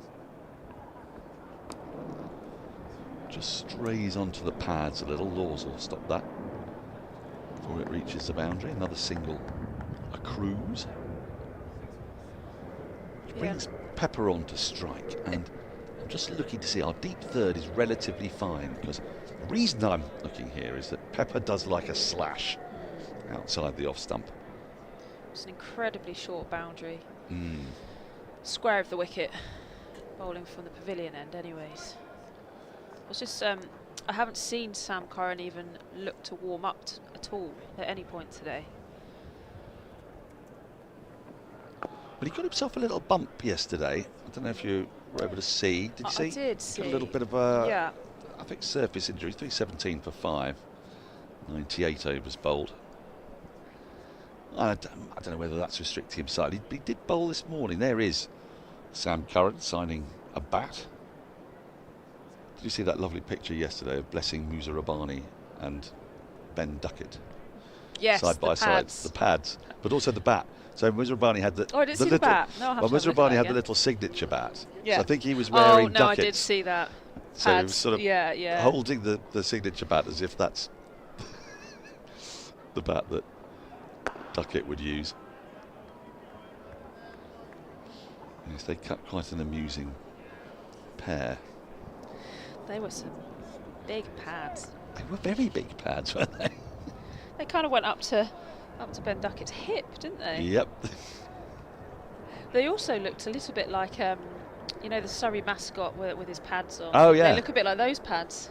Is it still Caesar the Lion? It is still Caesar, and we have Cleo the Lioness now. Oh, I should think so too. Yeah, she was at Guildford.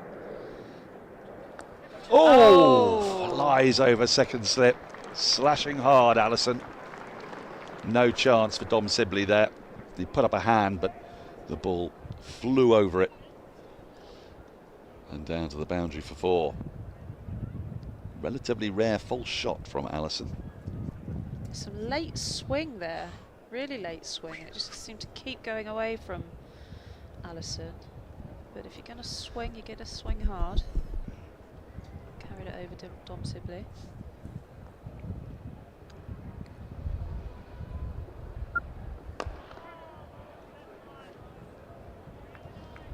We're talking about epic batting failures, almost as if we're trying to will ourselves a wicket here. We've already discussed Yas Rana as the latter days most beloved helpless batter. Always has to be a few. There were the best batter with a lot of pairs, or the proper batter with most pairs, is Derek Ramsden. 8 pairs in 488 games, first class cricket. That does feel quite a lot, doesn't it? 1 every 60. Yeah, that's quite a lot. It does 60. seem as he might be the kind of guy who would do that, though. He's kind of a nervy character and whatever. Yeah. Bit more for your time, isn't he, I suppose? Yeah. He was a cult hero to me. Really fabulous fielder. But he got 174 in the centenary test against a very strong Australian lineup, as England nearly chased down 450 odd. Yep. Ended up losing by exactly the same margin of runs as the very first test match ever played. It was spooky, Kirstie. That's, yeah. It was spooky. Yeah, I'll take your word for it. Yeah. Well, it's a fact, so yeah, you might as well take his word for it. I will, yes, It's no. true. I'd say probably 99% of the information that Dan Norcross does give out is fact. Wait, it's quite right too. Tell my wife that. She is eternally sceptical of anything that comes out of my mouth. I used to work with a man who he said when he writes his autobiography, the opening line will be, "Not all of the facts that you read in this book are true." And if you ever met the man, you would 100% agree.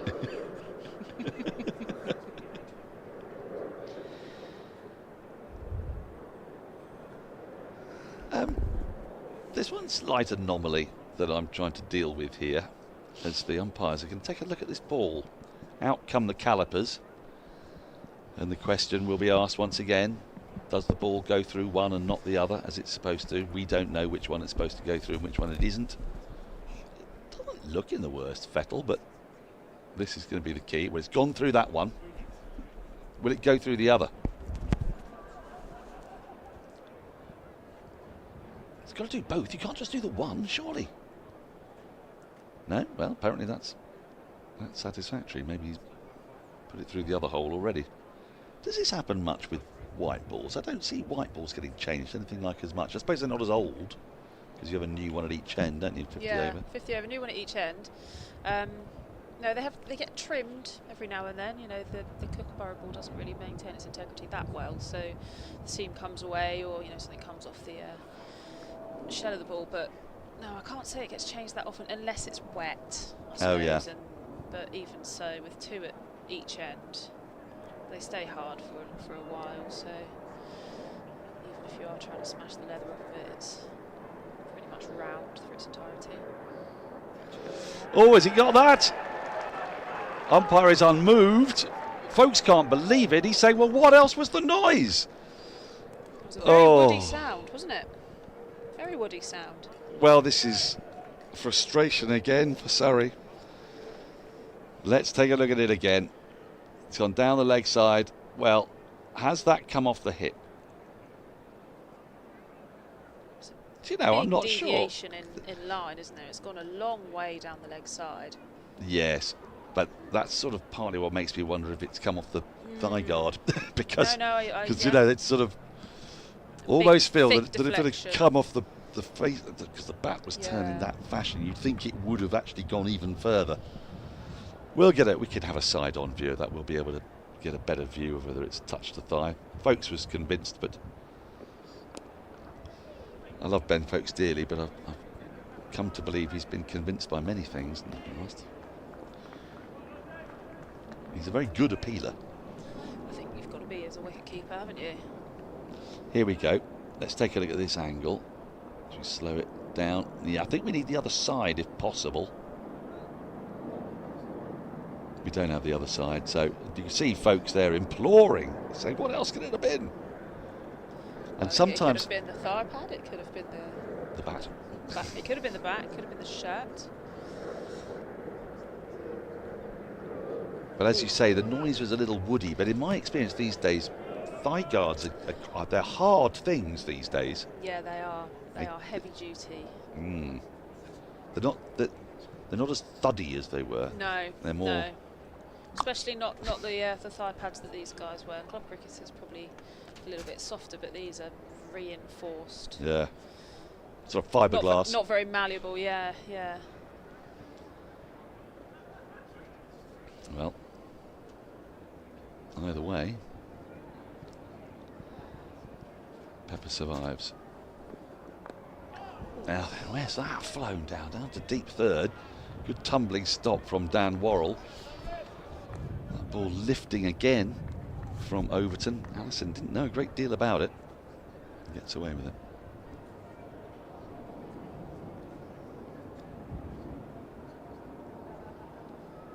Allison's been a bit more dynamic at the crease since Pepper's arrived.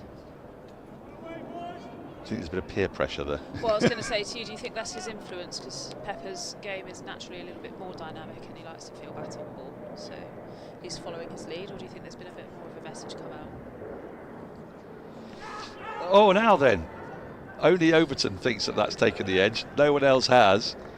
And Surrey's slip cordon have been very good at appealing during this match. Overton was convinced that that got the edge. It's a very good ball that Pepper doesn't play awfully well. Now He that starts. must have flicked shirt, but he looks like he's been sold down the river there with his appeal. He was absolutely adamant, wasn't he, that he'd got bat on that. Yep. Yep.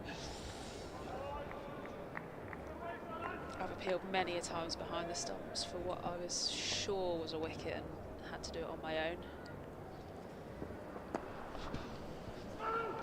Surrey are just going through a little phase here where they're beating the bat at 87.6 miles an hour, that ball from Overton. He's really cranking up the pace. I don't know he's got many more overs left in him. How long has this spell been, Andrew? 4 or 5? It is his 16th over of the innings. It's actually only a third of the spell. Is it? He's really cranking up the pace. Late on that last ball from Allison, 326 for 5, 100 overs bowled, 50 remain today. To your question, do you know, I just don't know how Essex want to play this. It's hard to know, isn't it? We strongly suspect that tomorrow might be blighted by a little bit of poor weather. Do Essex really, really want to get the win, or are they just delighted to ensure that they don't lose, having posted 217 and been behind the 8 ball? In which case, do they want to extend that lead of 264 up to 400 and beyond, regardless of how long it takes, to make it highly unlikely that Surrey can knock them off, not just numerically, but because of the time factor? Or do they feel that they want to get on with it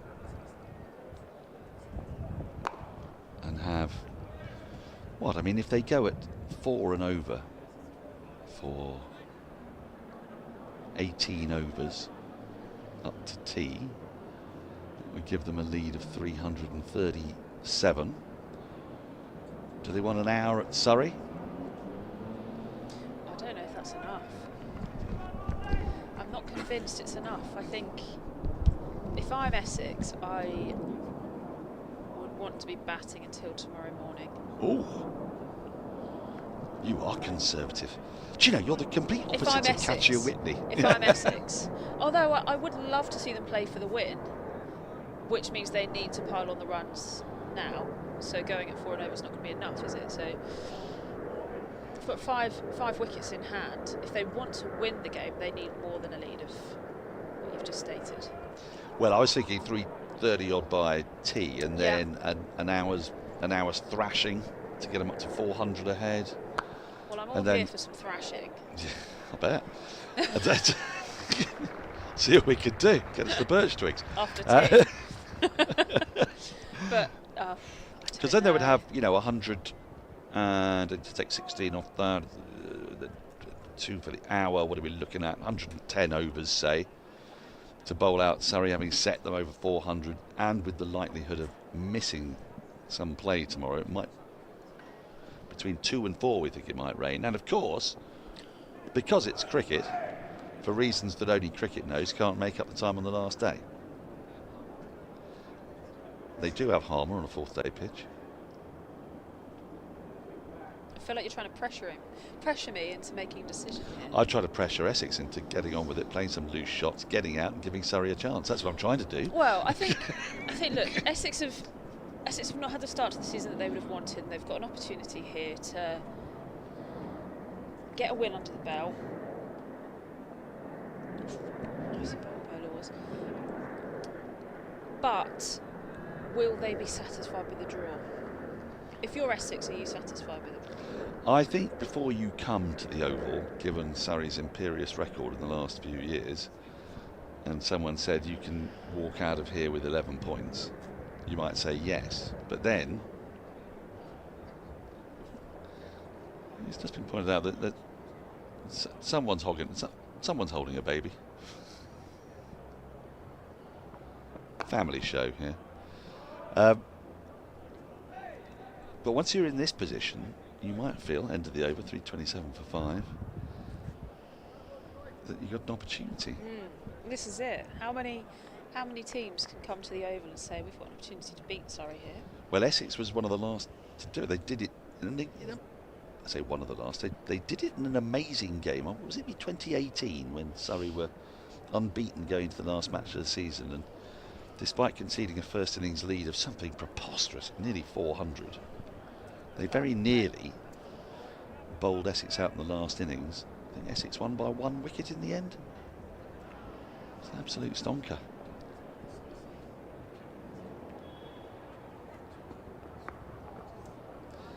I've just been informed that it looks like Somerset are going to beat Durham. How many? They need 21, and they've got 6 wickets in hand.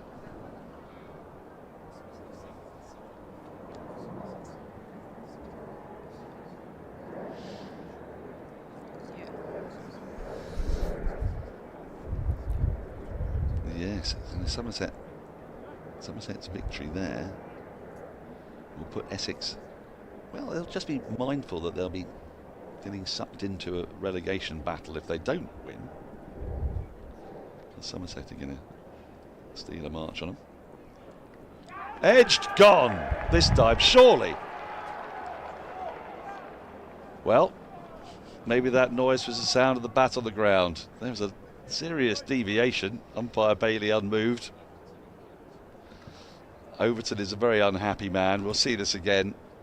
There was a big noise, but it could be bat on ground. Yes, it could be, actually. It was very, very full around the block hole. Overton's having a word now with Umpire Bailey. If we could slow this down, we'll get a better view. Yeah, you can see the dust come up from the pitch, actually, as you pass the bat. It does seam away a lot as well, though. You can see why they think it's caught behind. Well, it's a woody sound, wasn't it? This next delivery could be Overton's quickest delivery of the day. It's absolutely slammed down, yeah. 86.7 miles per hour. Yeah, the only surprise was that it wasn't a bouncer. Yes, well, maybe Alison thought it would be, but he's second guessing. Overton is not a happy man. I mean, I think you can understand why Umpire Bailey hasn't given that, and it probably hasn't hit the bat, but I did see an extraordinary one the other day. Did you see it?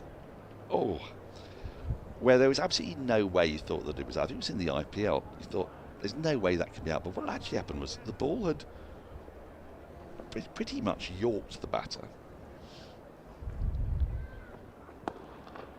That's nicely played. Again, trying to hit it too hard. Finds that gap through mid-on. They'll amble through for a couple. The ball had landed. The bat had come through. And then on its way up, it had grazed the back of the bat. The back of the bat? The back of the bat. I'd never seen this before. So the bat had come through lying like this, and as the ball bounced, it was so perfectly timed. The bat itself must have just been a bit behind the ball as it bounced, and as it came down, it touched sort of like the toe, but the back of the toe. Yeah. And we all said, this is a ridiculous review, there's no way this could be out. And then when it was slowed down, you saw something that I'd never seen before, which was a ball sneaking onto the bat from behind. That's impressive. It was rather. Every day's a school day. Imagine your misfortune as well as the batter. Because you'd have no idea really that hit the back of your bat, and you'd think you'd grounded it as well, wouldn't you? But yeah. Yeah, at worst, you'd have thought that you'd sconched the ball into the ground, you know. End of the over, a very rapid one from Overton. He finishes with an 87-mile-per-hour ball of furious rage. 3:30 for 5, 102 overs gone. Essex lead by 268. To take you through the next half an hour is a gleeful-faced, mustard-dressed Phil Walker alongside Kirstie White. It's been a lot of food chat today. The mustard did send me a little bit loopy earlier, actually, just before lunch. What's your favourite type of mustard? American mustard, whole grain mustard. We spoke about pies. Well, you spoke about pies. I wasn't even on air, but I was fully invested in the conversation. But I usually am when anything's about food.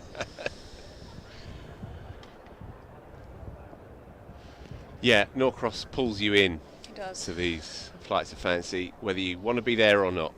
Well, I have to admit, I was actually the guilty party that drew him into talking about chips for as long as he did. I had no idea that it would send him off down a rabbit hole the way that it did, because who can talk about chips in the way that he did? It's such detail. I think it needs to be parked, but... Yeah, word to the wise, the more you get to work with him over the next period of time, don't give him an inch. Michael Pepper picks up another single into the offside. He's looked untroubled coming off the back of that classy 75, of course, in the first innings.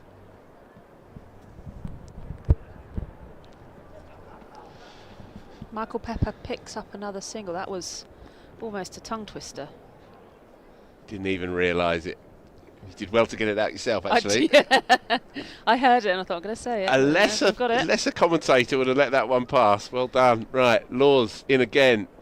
Short, pulled with complete control by Charlie Allison. He moves on to 66. What a stirring knock it's been. I got a bit excited before the start of Jamie Overton's last over because it looked like Rory Burns had put his hat down and was warming up to bowl. I just caught the camera angle of him at the standing behind the umpire, and I thought, oh my gosh. But no, he was just shining the ball. Yeah, it would have to mid be off. Slightly desperate times. Has bowled this year in the final minutes of a Saturday night against Somerset, I think it was, when, or it might have been Hampshire, maybe it was Hampshire. It was Hampshire with the light drawing in, and he engineered that situation perfectly. Bowled a one over spell himself. Dan Lawrence bowled, I think, 3 single over spells to ensure that they stayed out there. Tempter, Michael Pepper, letting it ease past. The lack of a spinner, though, is perhaps starting to bite. New ball only 22.5 overs old, so still newish.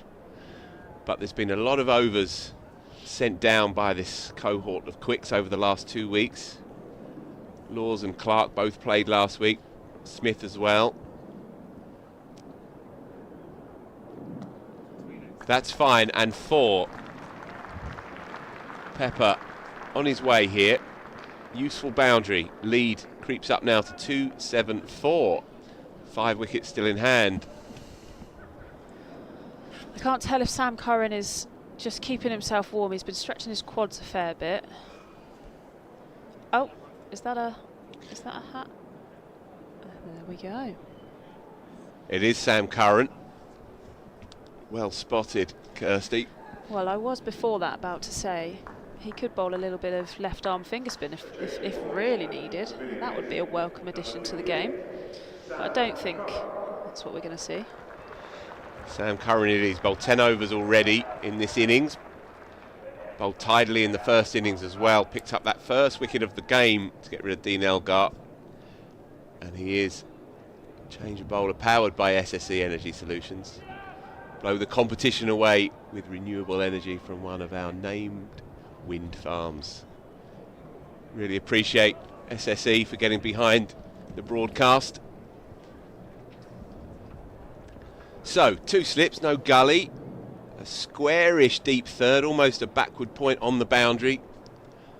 2 men on the leg side. And a slightly loose-ish loosener to get ourselves going. Important spell this, really. So we've got about an hour's cricket until the tea break. And you feel if the visitors win it, then it puts them in a very, very strong position with 4 sessions still to play here. equally, if Surrey can get stuck into them, pick up 3 in the next hour, get right into the tail. Essex's 10 and 11 aren't especially useful in truth with the bat. Rajitha and Jamie Porter, so that lead is significant, but it still feels quite precarious, Kirstie. And Surrey on a easy pace track would think that 325 is eminently chaseable. I think 325 with Surrey's batting lineup is definitely chaseable. If they're going to keep Essex to that, then they're going to have to move quick here. 274 the lead already. So they brought in that man there, Curtis Patterson, just fielding the ball at a shortish mid-wicket for the, if you like, the punched on drive or mid-wicket flick. And Sam Curran is going to bowl gun barrel, ramrod straight into the pads, middle and leg, and try and cramp Charlie Allison for room.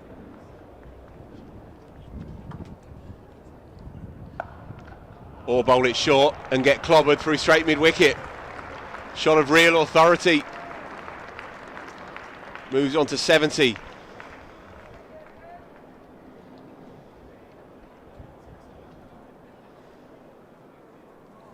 Yeah, I just feel that Surrey need to find something here. Not go searching, but they certainly need to find something. Just drags his length there, Sam Curran. I feel like there's a bit of fire in the belly. They're not happy with some recent decisions. No, very much so. But they can't lose control. If anything, they need to channel it into finding wickets using that aggression, rather than losing control and starting to spray. See Jordan Clark warming up at mid-on. He's done a few bowl through. He's done a few bowl throughs. Yeah, he got us going in the afternoon session, bowled a quick spell straight after lunch. But they may need him again. Tidally played again on the angle, pick up another single. He's batting with increasing class here.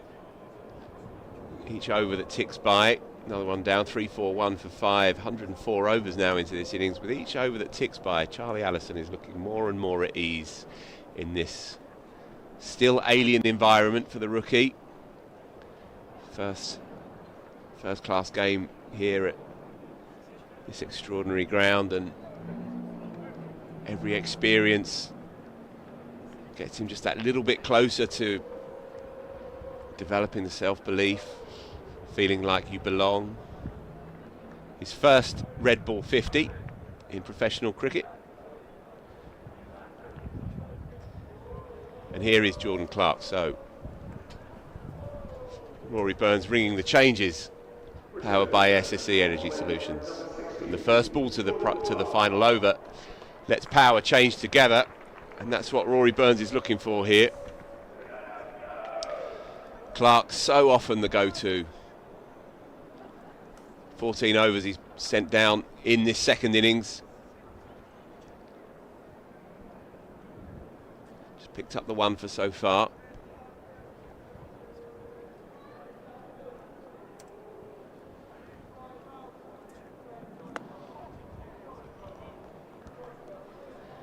Again, well played.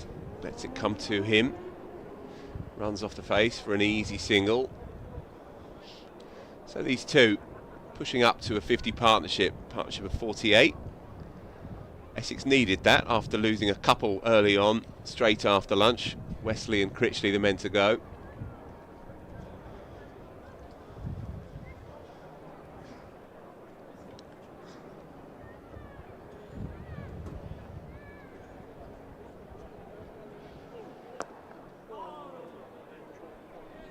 Somerset have beaten Durham inside 3 days in the big one up at Chesley Street. Big win that for Somerset. And a long old haul to get back down to the west coast, but it will be a joyous journey back after chasing down 267. To doing that just for the loss of 3 wickets. Tom Lammonby Made another 100. Fine player. Earlier in the piece as well, Sussex beat Hampshire emphatically by 9 wickets. Jack Carson picked up a good fifer in that second innings to knock Hampshire over. And the other 2 games in the top division, interesting one in the derby at New Road, Warwickshire, Worcestershire. Warwickshire 2-5-1 up with 3 second innings wickets in hand. So they've edged ahead, but Worcestershire still within reach. And Yorkshire are just beginning really the long haul to try and haul in 448 against Notts at Headingley. 15 for no loss as they start that Herculean task. Nottinghamshire doing well after going down last week, bossing that one at Leeds.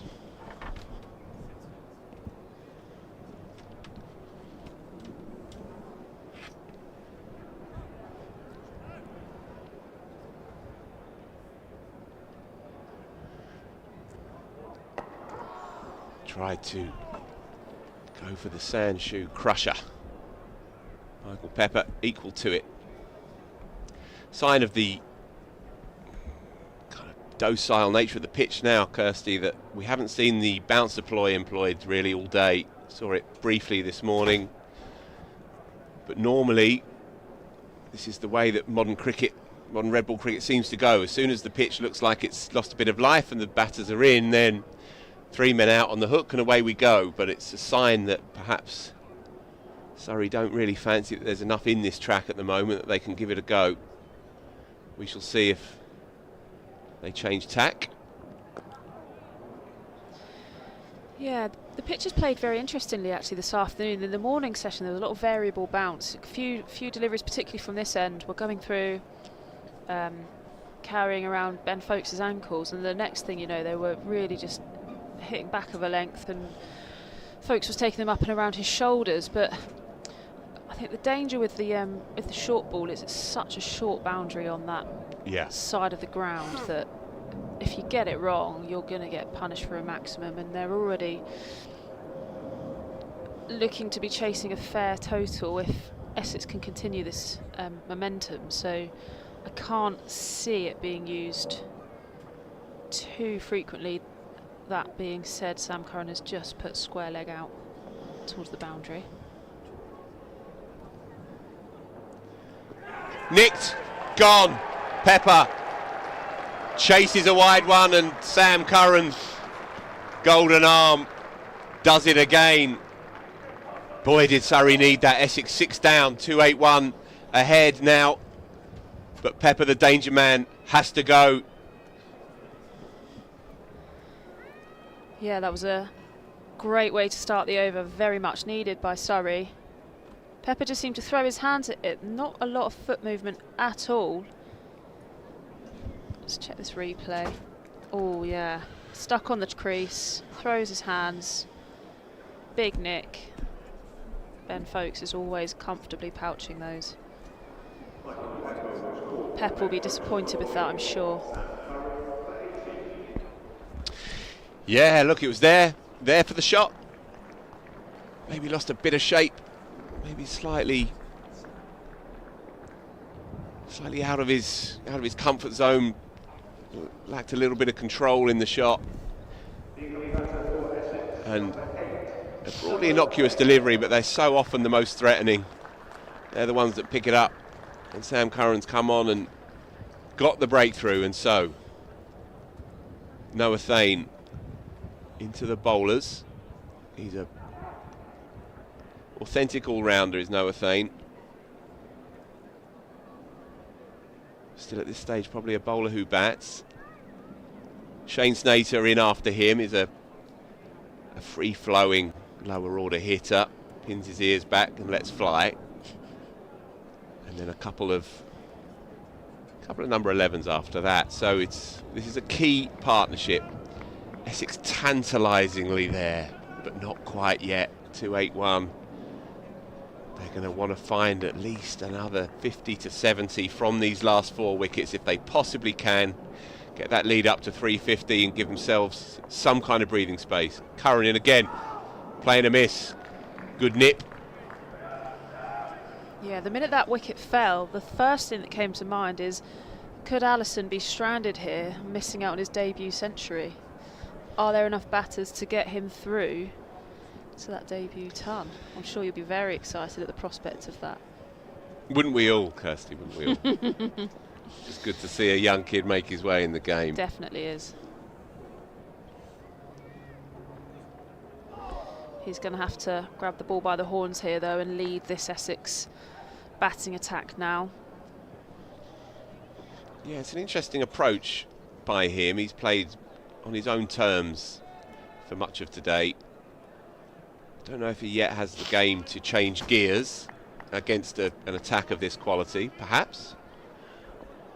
Or perhaps a smarter way may be to let Thane and Snater play a few shots. If they can, not at the moment. Curran's in good rhythm.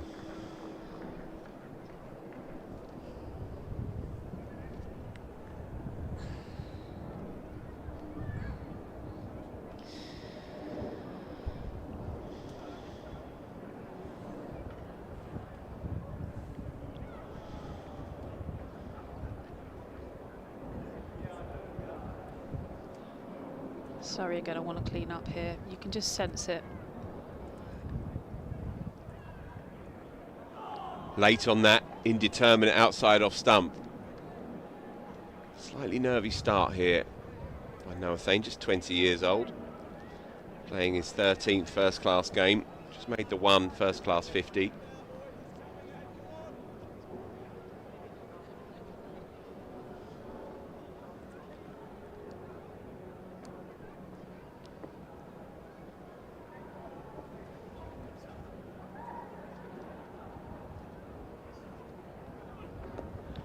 Nicked, but down through gully, and he will pick up a single and indeed retain the strike. So 3-4-4 for 6. Successful one by Sammy Curran, who's enjoyed his return to red ball cricket this week.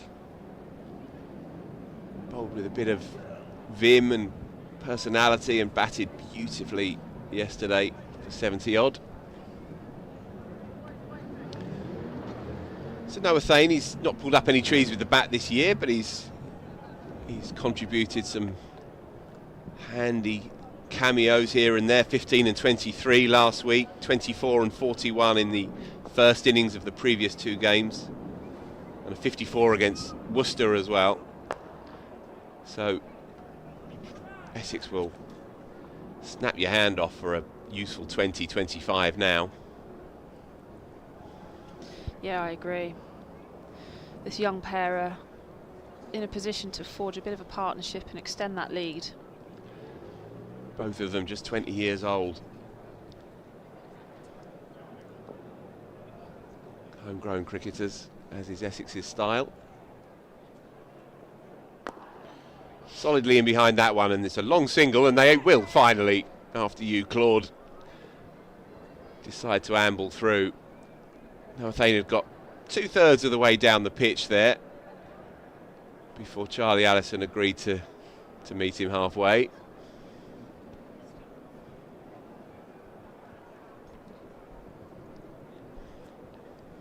So 45 minutes or so up till tea, 20-minute break, and then a good 2.5 hour session after tea.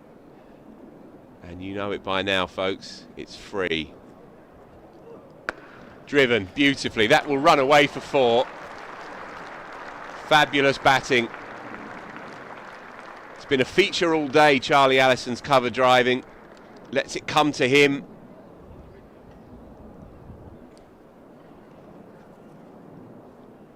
Beautiful. That's a classy shot. Taken through to 74, not out. Thank you very much. There's a lot to like there. You can see why he was entrusted to open the batting as well. So he plays it late defensively, as there, and compactly as well when he attacks. Yas Rana was asking me off air who he reminds me of. And there are echoes actually of his teammate Jordan Cox, unless it's a trick of the eye, unless it's the kit or the sponsor or the badge that is throwing my eye off. But there is elements of Jordan Cox in how he sets up.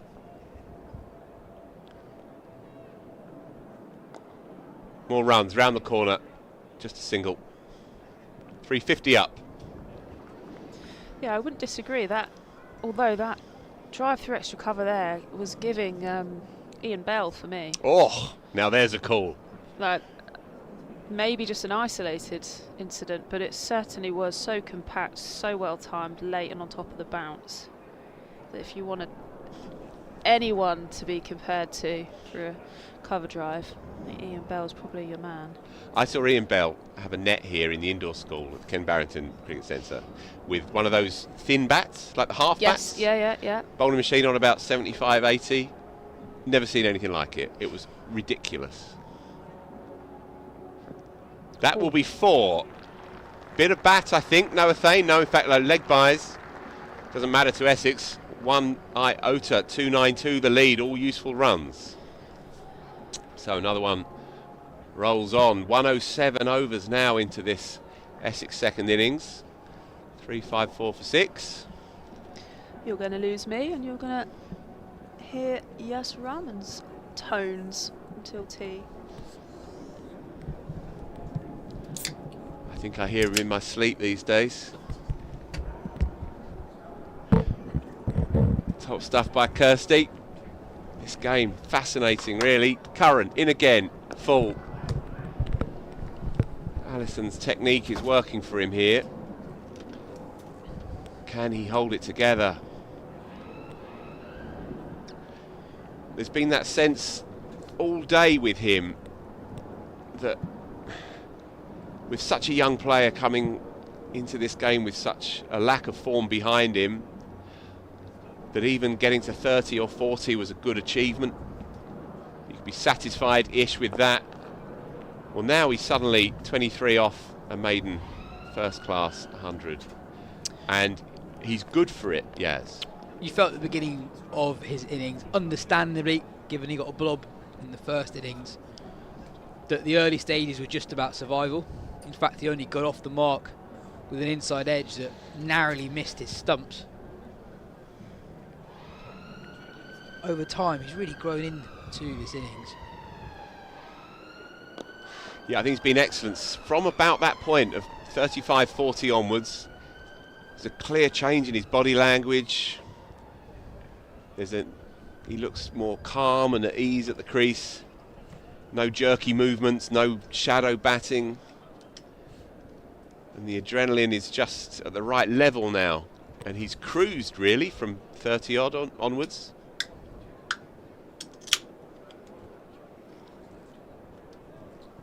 And in the context of the match as well, just these are vital runs. We've seen that batting conditions have been generally pretty good here on days 3 and 4, so even a target of 350 won't make Essex feel totally safe. We saw Hampshire not at all. Come pretty close to chasing down 370 odd earlier in the season. Had it not been for bad light, they could easily have come away from that one with the win. So still a long way to go for Essex. Surrey will feel that if they can wrap this innings up quickly, chasing something around 330 with plenty of time left in the game, they'll feel like they're still on top.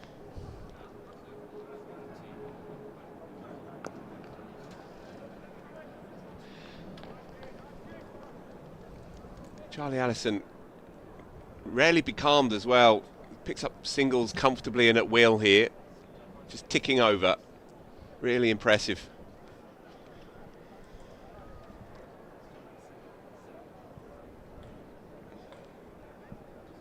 What a scene. Burble around the ground.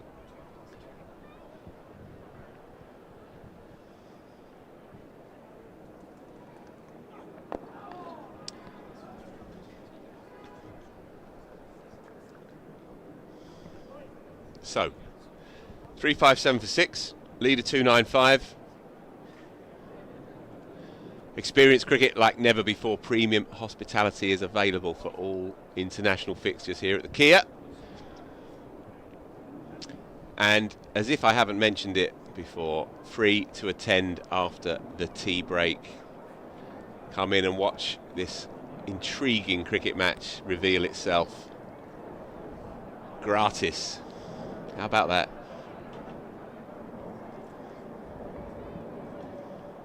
Allison then, on 79. On the comparisons to Jordan Cox, I'm with you in that I can't quite work out if that's because he actually bats like him or his mannerisms are the same, similar build. Same sponsor. Same sponsor and all that. But on Cox, I know that I think you made the point that he's someone who looks like he's modelled his game on AB de Villiers. Yeah. And Allison has that shuffle back as well, just as the ball is released, with a high back lift as well, almost like a baseball player. And it's been a feature of this innings, just for a young player in particular, how freely he has scored since getting his eye in. A reminder that before today he never got to, I think, 30 in first class cricket. Samo 28 was his highest. yeah. Yeah, and you can't imagine what it would have felt like for him leaving a straight one against his brother last week, knowing that it gets clipped up, thrown all over social media. Your mum and dad would be watching. And that, combined with just the reality of trying to make your way in the game, the weekly struggle to get to a point where you feel like you belong, all of that would have been on his shoulders coming into this game.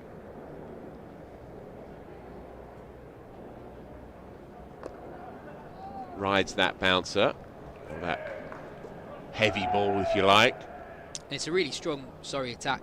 6 frontline seam options, 4 of whom have played international cricket, and it's probably actually the way he's played Jamie Overton has been most eye-catching. Jamie Overton bowling in excess of 85 miles per hour, and he's dealt with that extra pace pretty well.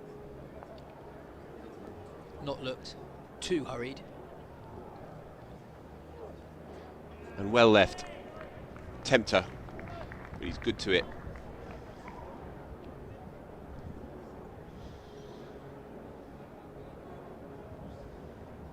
We can hear the gospel troop in full cry on the second floor here in the J.M. Finn stand end.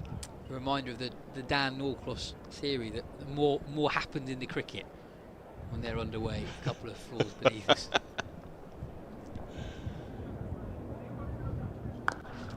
Beautifully played. Pick up a couple. Good work by Tom Laws out at deep extra, but right out of the meat. A sign of his growing confidence. Goes into the 80s now with a couple from the final delivery of the 109th. 359 for 6.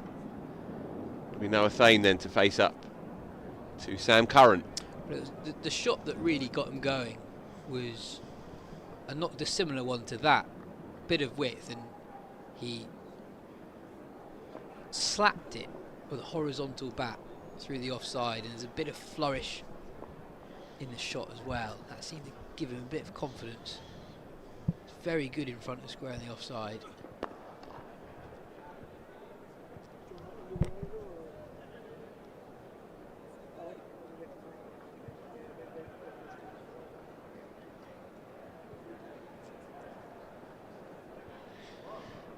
No spinner, starting to bite, do you think?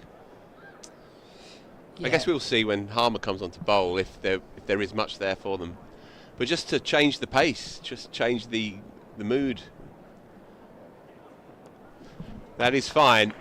And Noah Thane will pick up his first boundary four.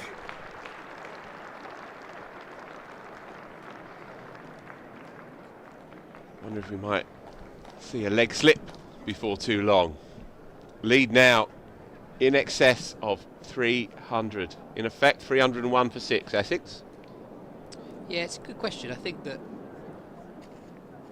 we're interested to see how Simon Harmer goes in the 4th innings, but I think it's a really difficult job for the spinner here, given how short one side of the ground is. That's very, very hard to defend. So they have to be so accurate and really bowl to their fields. But we talked about it last week when Yorkshire were here. They came with 6 seamers and no spinners, and at times they definitely felt like they could do the change of pace.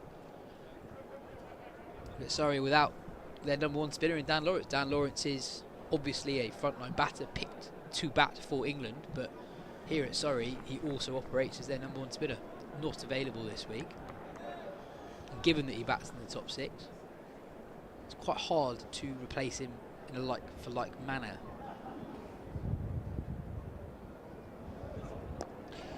Throws his hands at it. 2 bounces, 3 bounces, 4 runs. Deep third is more backward square, and so that space is available to him. It wasn't a convincing shot, but he won't mind. Yeah, any width really, he's looked to throw his hands at the ball. Going to feature his innings. Now on to 85.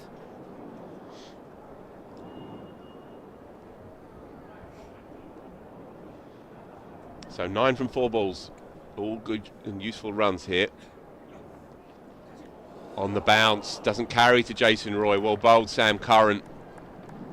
Seen a few of those. Again, further evidence that whatever Essex set Surrey, they are going to have to accept. They're going to have to create a lot of chances to take 10 wickets. Seen a number fly over the slips and a fair few drop up short. 1 or 2 going right through the middle yesterday evening. Curran then in again, bowling a good spell here. It's a single from Allison to complete a very good over for the visitors. 10 runs coming from it. They're 3, 6, 9 for 6. In the second half of this game, it feels like balls have only really carried to the slip cordon if the batter has flashed hard. There have been plenty of edges that have fallen short of the cordon, which obviously Essex in a very good position, but I think it shows how difficult it will be to take 10 wickets in the final 4 sessions of the game. SSC Energy Solutions is a game changer for businesses. Receive renewable electricity from our wind farms and hydro plants. SSE with us for every bowling change. And it's Dan Worrell. 4 still needed. Slightly achy getting his way up to the crease. I think he'll take a dot, just loosening out the kinks. But again, with that delivery, you can sort of see what point I was trying to make in the previous over about the pace in this pitch. Not a lot is carrying through to the cordon. That ball dying on Allison. He thought it was there to cut, but in the end it didn't really get up as he initially anticipated.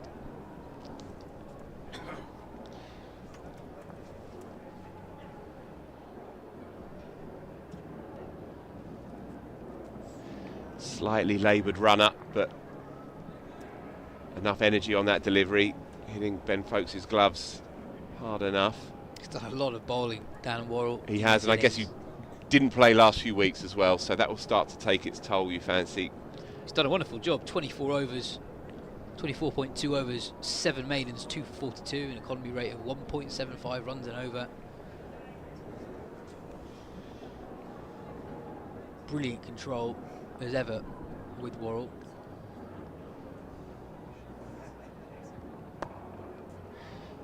Yeah, so they have that man now at backward point. Curtis Patterson is well positioned for that shot that has been so fruitful for Charlie Allison in the last couple of hours. The dab behind square.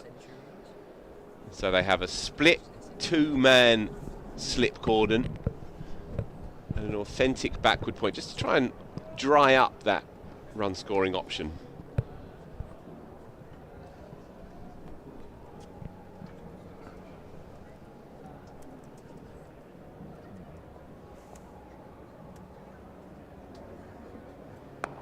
Right there.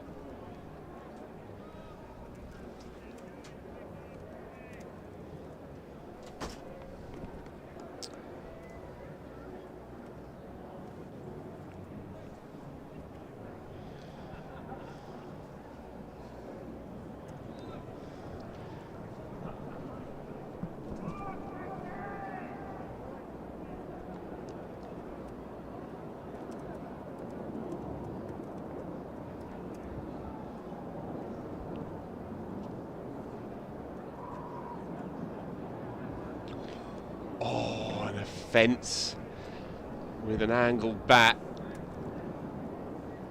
It's his day up until now. That's a false shot. It's a nothing shot, and it's only asking for trouble with the field set as it is. Yeah, with 2 slips behind him, a man at deep third 2. The maximum you're getting for that shot is 1, and it's a shot with that brings with it a lot of risk, especially considering we've seen some inconsistent bouts in this over already from Worrell. Yeah, it's a reminder, reality check for Charlie Allison. Drops that final delivery at his feet and lives to fight another day. 86 not out. Essex 3, 6, 9 for 6, leading by 307. Daniel Norcross steps in to join Yas Rana to take us up to the tea break. And remember, I'm going to say it again, get in after tea. It's all free. It's been a fascinating day of cricket.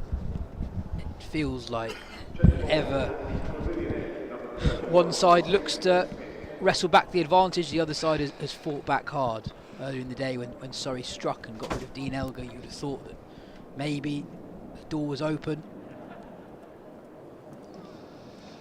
Nathan Smith back into the attack. Changes of bowler with SSE Energy Solutions. Set the pace towards net zero. Drive your business forward with renewable energy.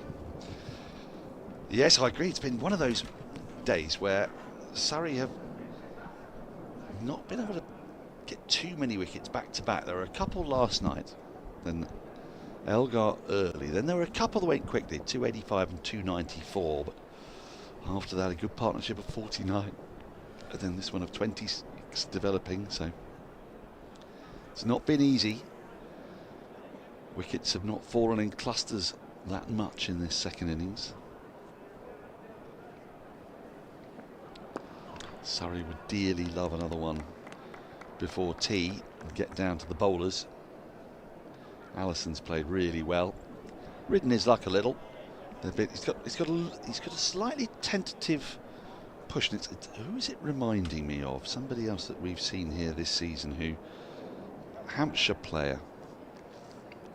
Maybe thinking of Tom Prest, who looks $1 million and then just suddenly out of nowhere the concentration goes and a kind of slightly flaccid dab at something. All these young players trying to get bat and ball, eh, Dan? Well, I know. Never happened in my day. Geoffrey Boycott would have been happy to have gone through an entire day not out with 270 leaves if it was down to him. Just staying at one end.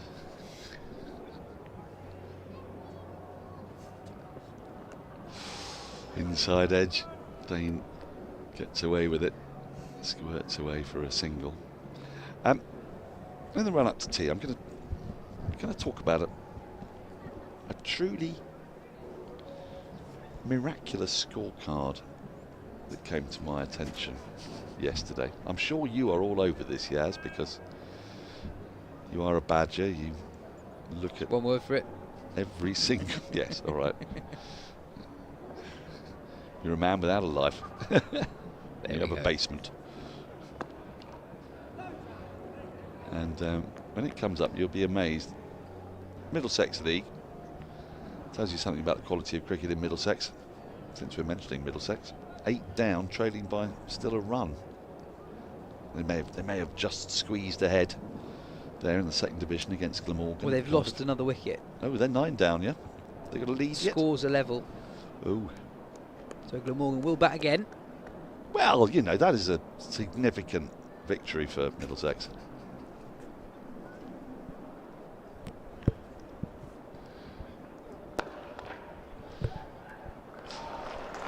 Nicely played by Allison. It was full, but he's been good driving down the ground when given the opportunity. Rory Burns dived, but he couldn't quite get to the ball. It was hit too firmly for him. Yeah, it was there to be hit, but Allison's been really good in front of the square and the offside. That's 14 boundaries. He's into the 90s.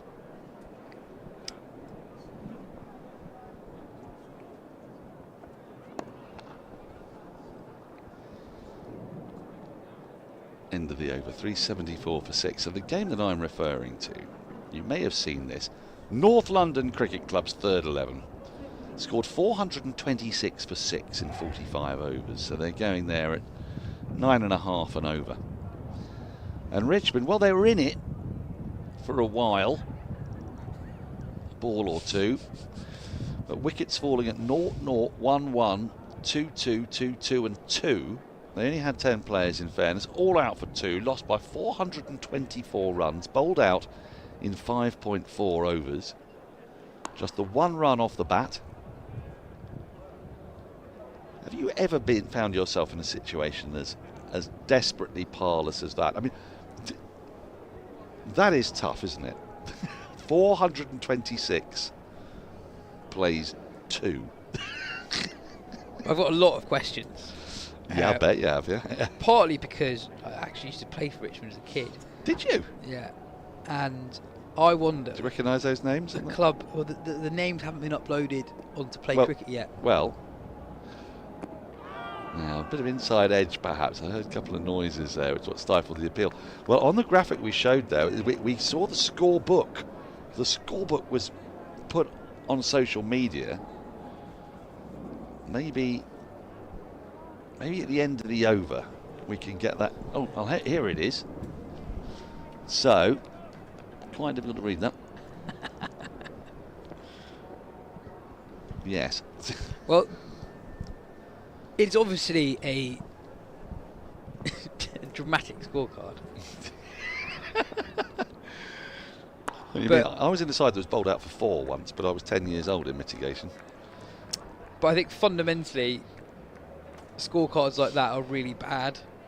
That means that the standard the two teams are supposed to be playing at is probably wildly wrong at both ways. Well, unless they were just really unlucky to be bowled out for 2, and really unlucky to go at 10s and really for 45 unlucky to overs, go for 10s. Yeah. Sorry, should have considered that. Maybe the bowlers picked up a couple of hammies early on. But I guess my question is that... Could take that from folks. Saved 4 runs. Richmond are a massive club with, at least in my time, a 5th 11 that played. So... Folks is just down on his haunches there. He's got his glove off his left hand. He's taken that really low. We'll see here on the replay. He had to move away to his left, but the problem was that the ball's right on the ground. He's just jammed a finger.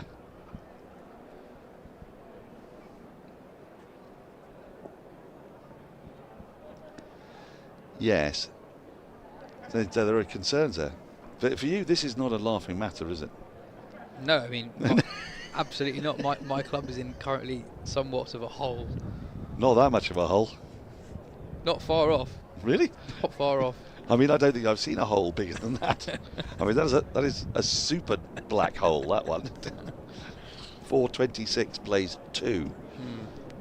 I mean, we, at least they got the players on the park, is all I'll say. They got 10 of them on the park, yeah.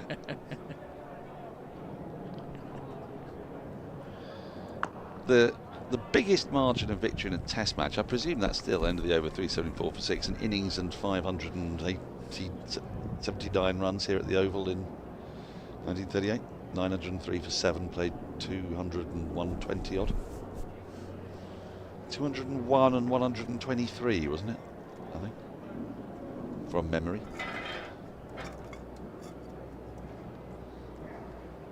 You'll struggle to get a bigger margin in a test match, but that's certainly the club cricket equivalent. Oh, flashes at that, Allison. He's in the 90s here. He needs to be a little careful because this would be a great moment for him to get 100 in a really important innings with his side on top but not out of sight. What is the biggest margin of victory in all cricket? First class cricket. It's probably, well, the one in first class cricket is probably the biggest victory margin in all cricket of any description ever, I would guess. You would imagine. Well, there's one of those 10 that he needs to get to 3 figures. Which was Railways against Dera Ismail Khan. Yes, I've his name? seen this Yes. scorecard. Is it like something like over 1,000 or No, not no? quite. 800 played 30 So and it was 20 this an week.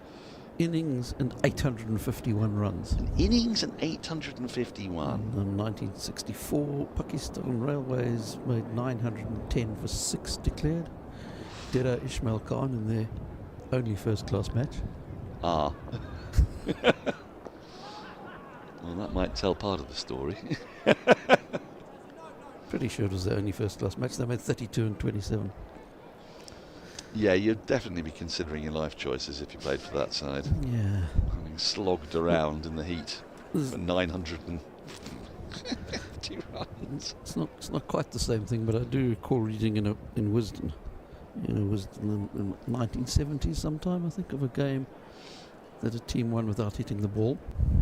Oh, that's impressive. So it was a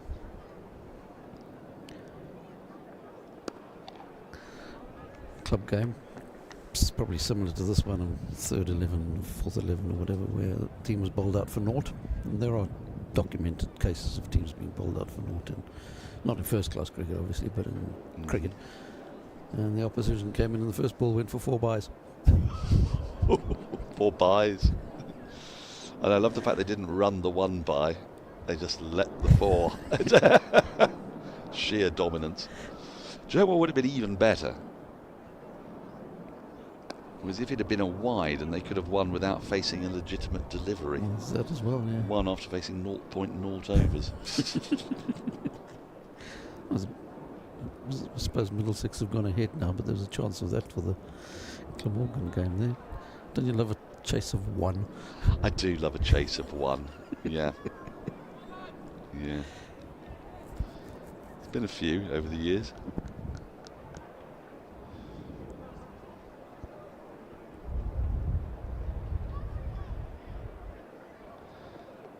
Bouncer to complete the over. Just 4 now to go till tea. So we've had a couple of results in Division 1 in this round. Sussex have won. They won convincingly. And Somerset have won. 2 of the 3 S's have won.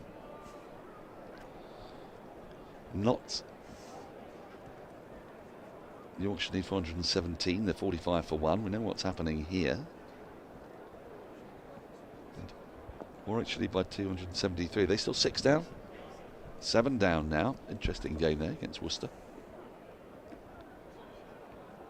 Leicestershire were very much on top of the second division, and they were on top against Lancashire. Yeah, Lancashire 4 down. 4 now. Trailing by 63, so a long way to go for Lancashire to get back in that one.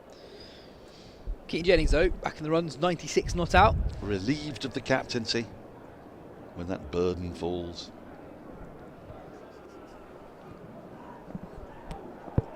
Middlesex are now 6 ahead. Lofty heights.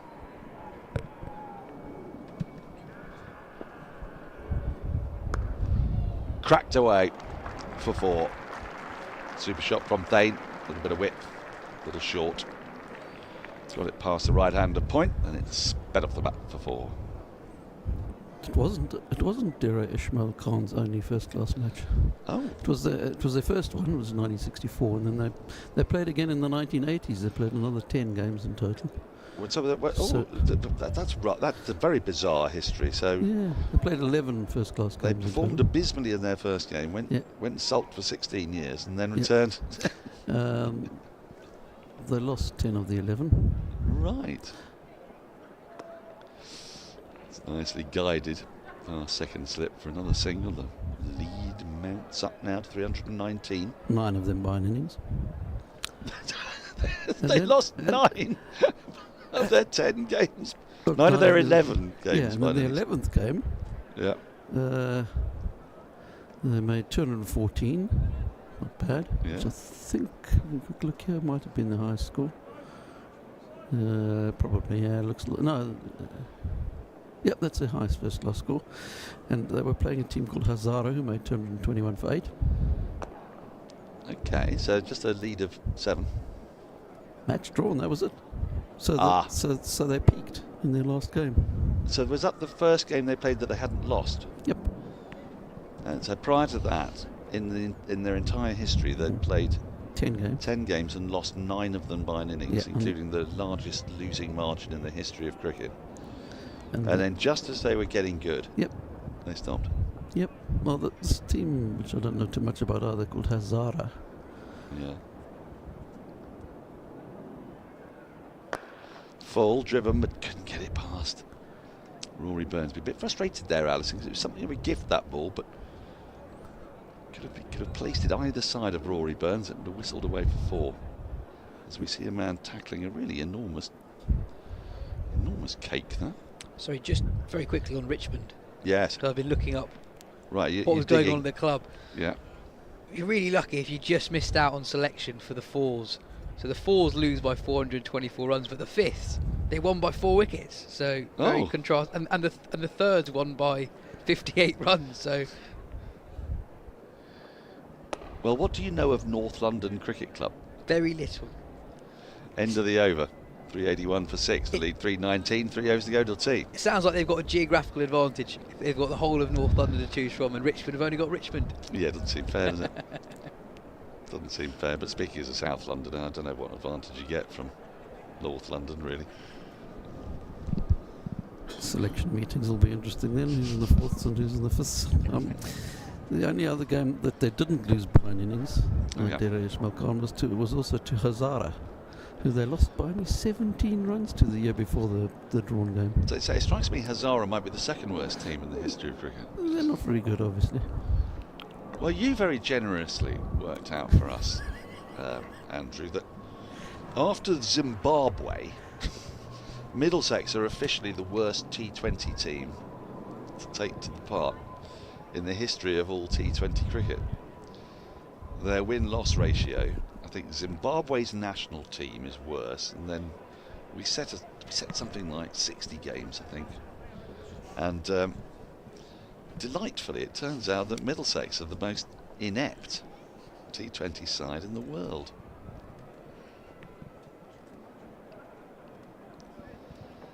When you think of some of the great players that have played up there at Lord's, like Stephen Finn and Owen Morgan, England's stars. You know, the architect of England's World Cup 2019. Brendan McCullum. Brendan McCullum. A.B. de Villiers. A.B. de Villiers. Yeah. Darren Milan. Claude Henderson. He was the next name on my lips, Dan. They're all out, Middlesex. Glamorgan need 7 to win, is it?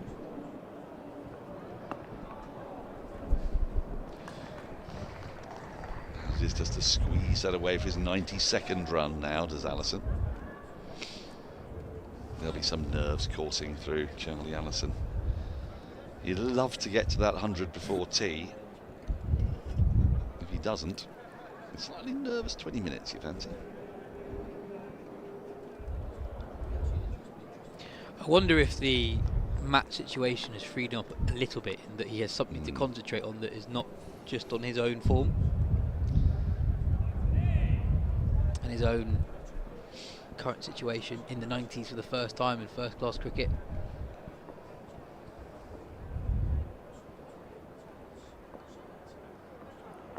Oh, this is close. Down the leg side, perhaps. But he got a bit turned round, did Thane. That might be squeezing down the leg side, which is why umpire Bailey's not giving it. I think it is, but it's not a bad shout because he's deep in his crease, stuck on the crease. Folks hasn't moved too far. Yeah, when you look at where it struck him on the leg, you might think, oh, that's definitely going way down leg side, but he actually sort of jumps across his stumps. I think it's the right decision, by the way, but I can see also why Nathan Smith was so interested. Yes.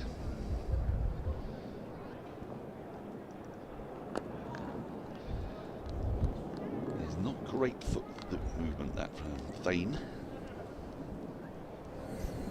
The team that set the gold standard in losing cricket matches, yes, was Jammu and Kashmir, who played their first class match in 1960 and got their first win in 1982 in their 99th game, having lost 90 of the previous 98.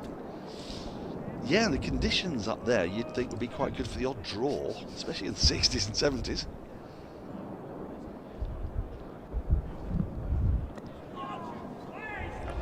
It's a good diving stop there, saves a run, maybe saves 3 of them. End of the over, 383 for 6. Now then, shirt auction time. Scan the QR code there or visit redball.fbm-bid.com and you could win this marvellous shirt. It's signed by Rory Burns. It's a commemorative 180th anniversary shirt. Rory Burns in his testimonial year.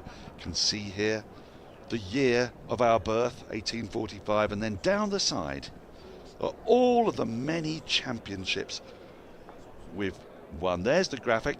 Scan that QR code. You can win this shirt. There's an equivalent one at Somerset, and it has absolutely no numbers down the side. Because, of course, I don't know if you've heard, they've never won the county championship. In the last 5 minutes, you have really, really dunked on 2 of the other 17 first-class counties. 15 to go, Dan. Okay. Good challenge for you. Let's see where we can go with this.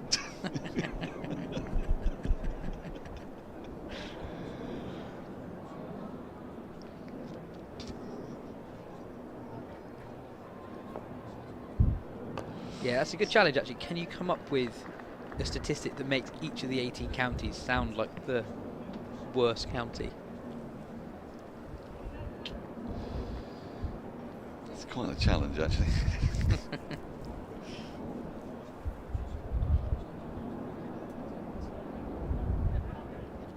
I've just heard incredible news. Glamorgan requiring 8 to win have demanded they go off. I don't suppose they did. The umpires have taken them off for tea. Amazing. Well, it's a kind of cruel punishment, isn't it? It's just to allow Middlesex to spend a little bit longer at the Swalek, or whatever it's now called, which is... Hang on, I might be able to tick off another one here. Which is one of the more soulless grounds on the circuit. I once did a game there. 14 to go. I once did a game there where I actually went and talked to all 7 spectators at the game between Glamorgan and Derby. Had a chat with each one while it was not raining and the covers were on. I think I've mentioned that occasion before.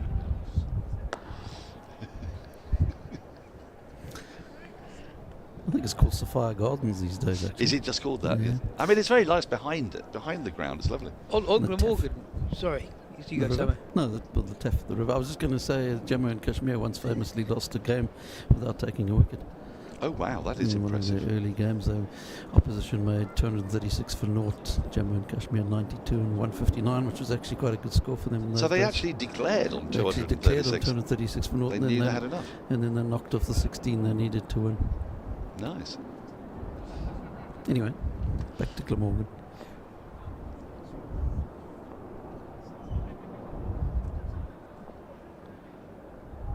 Oh, now that's flown through to the keeper, folks. At the end of this over, Andrew, it's difficult to explain. Well, it's not difficult to explain why. I can explain why, but I'm not going to bother. I'm going to suggest you steal a march on everybody and get an early tea, because I need your headphones. Because we're interviewing people at tea, you see, but normally we only interview one person. But today, it's double trouble. Well, that shouldn't be difficult, stealing a march and everyone else for tea. I'll see you later. Yeah, I thought that would appeal to you. Get down to those muffins.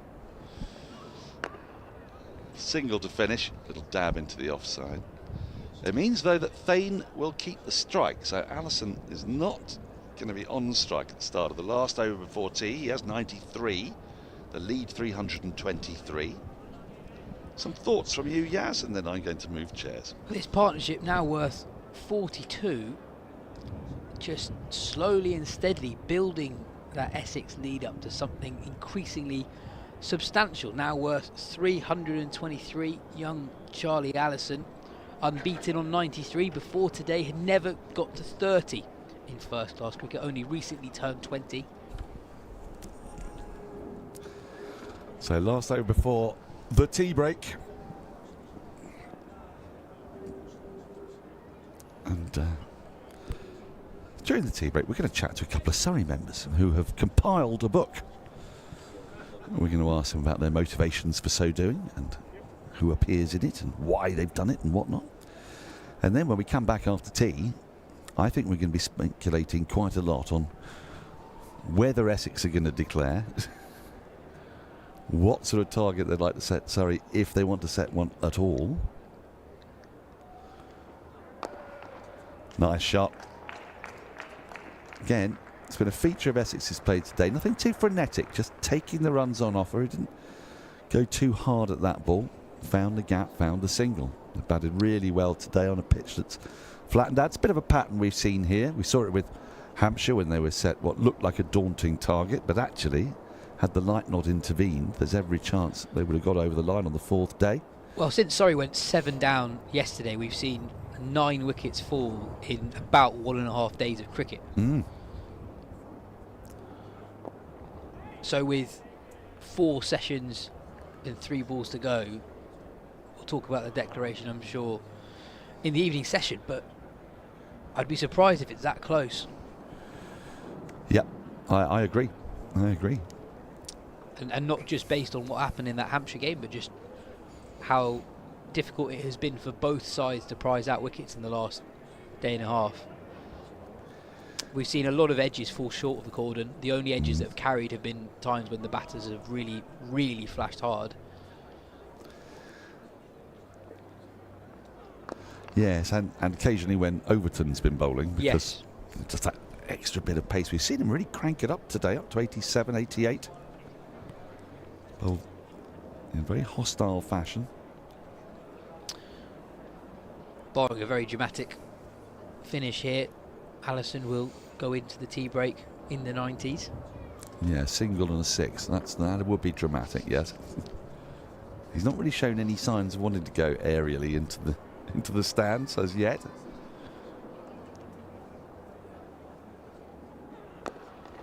Well, but he's going to get the chance. 1 ball remaining. Part 1 of the equation complete. We're halfway there, Dan. Oh, this could be a champagne moment. It'll also be the easy answer for Oval and Out later. It's you and me, Yas. It is. I can't wait. I bet you can't. We haven't decided who's going to be the compare yet. We could toss for it. Since we both compare different. Should we toss at the start of the video? Yes, I think we should. That'd be quite good fun. Yeah, let's do that. And the winner of the toss gets to choose. Yes. Yes. A dot to finish. That's going to be tea. 32 overs remain in this, the 3rd day of the County Championship match between Surrey and Essex. And Essex have got a lead of 326. Charlie Allison is batting splendidly. He's moved to 94. Contrasting innings with Paul Walters, who yesterday, Paul Walter batted quite magnificently with some pace and a great deal of fluency. Allison's batted well, but it's ridden his luck a little bit. The occasional dab at the ball, occasional little flirtation. Surrey have not been able to carve out very many opportunities, but that is often the way once we get into the 3rd day here at the Oval. And Essex, you would say, on top, that lead 326, but it's going to be an interesting juggling act. So they're going to go hard after the tea break. Do they want to bowl at Surrey at all tonight? We're going to find out the answer to those questions when we resume at around about 18 minutes past 4. But it's the tea break, and because it's the tea break, we do things in the tea break here, as you see the match summary.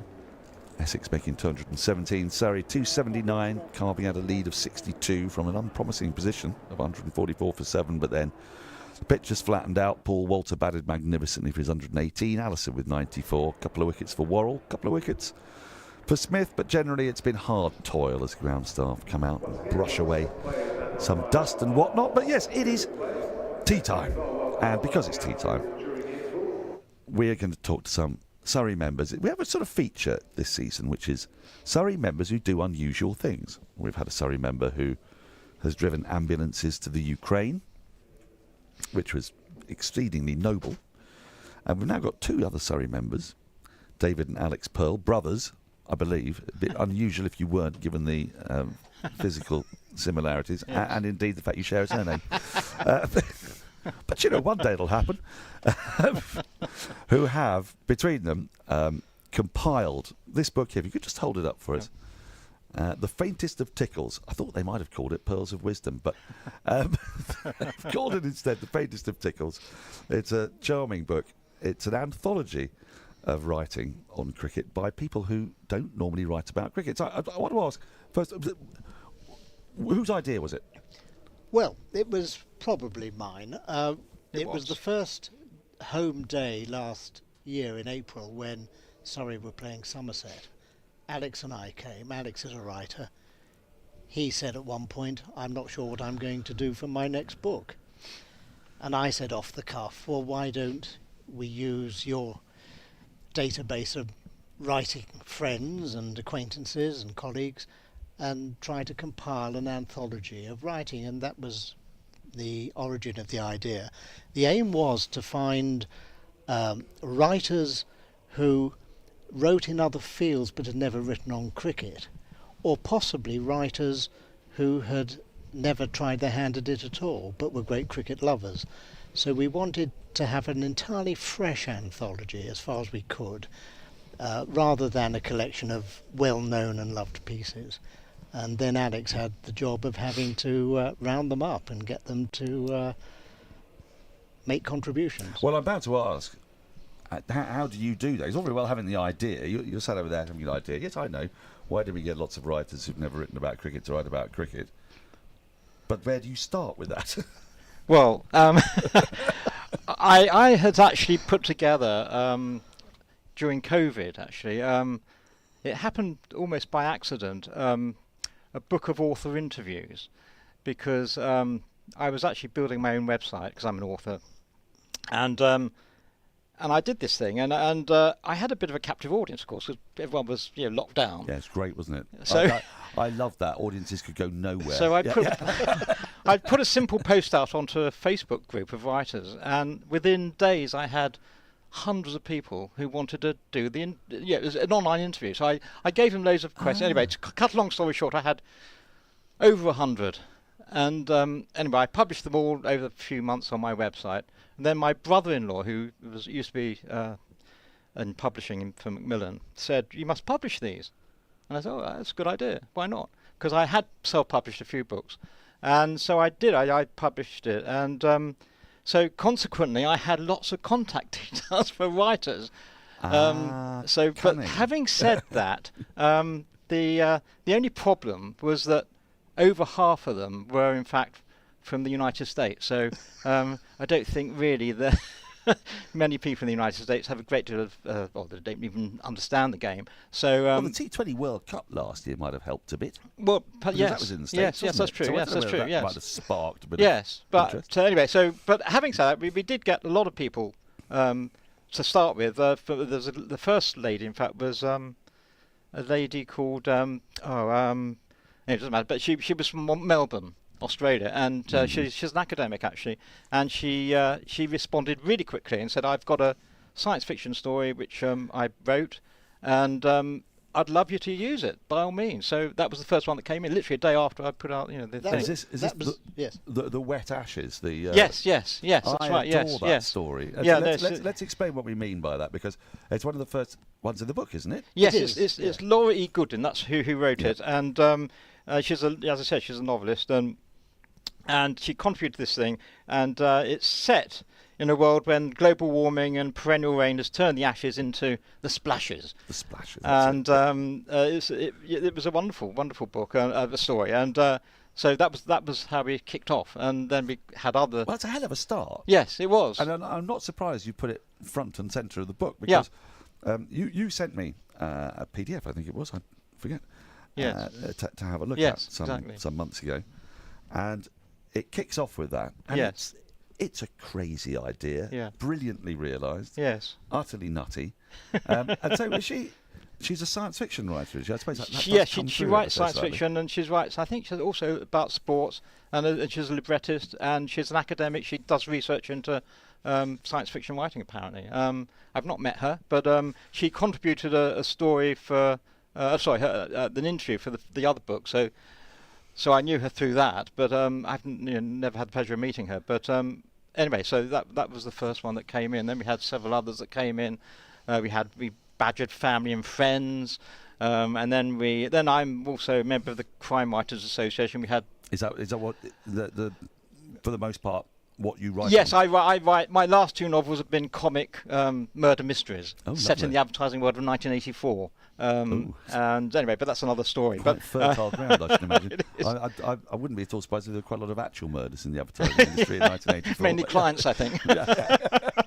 But so that was so that's how I got hold of people like Judith Cutler, who actually, to my shame, I hadn't read her, but she's written 50 novels, this lady, and she gave us a lovely piece based on a story she wrote based on W.G. Grace.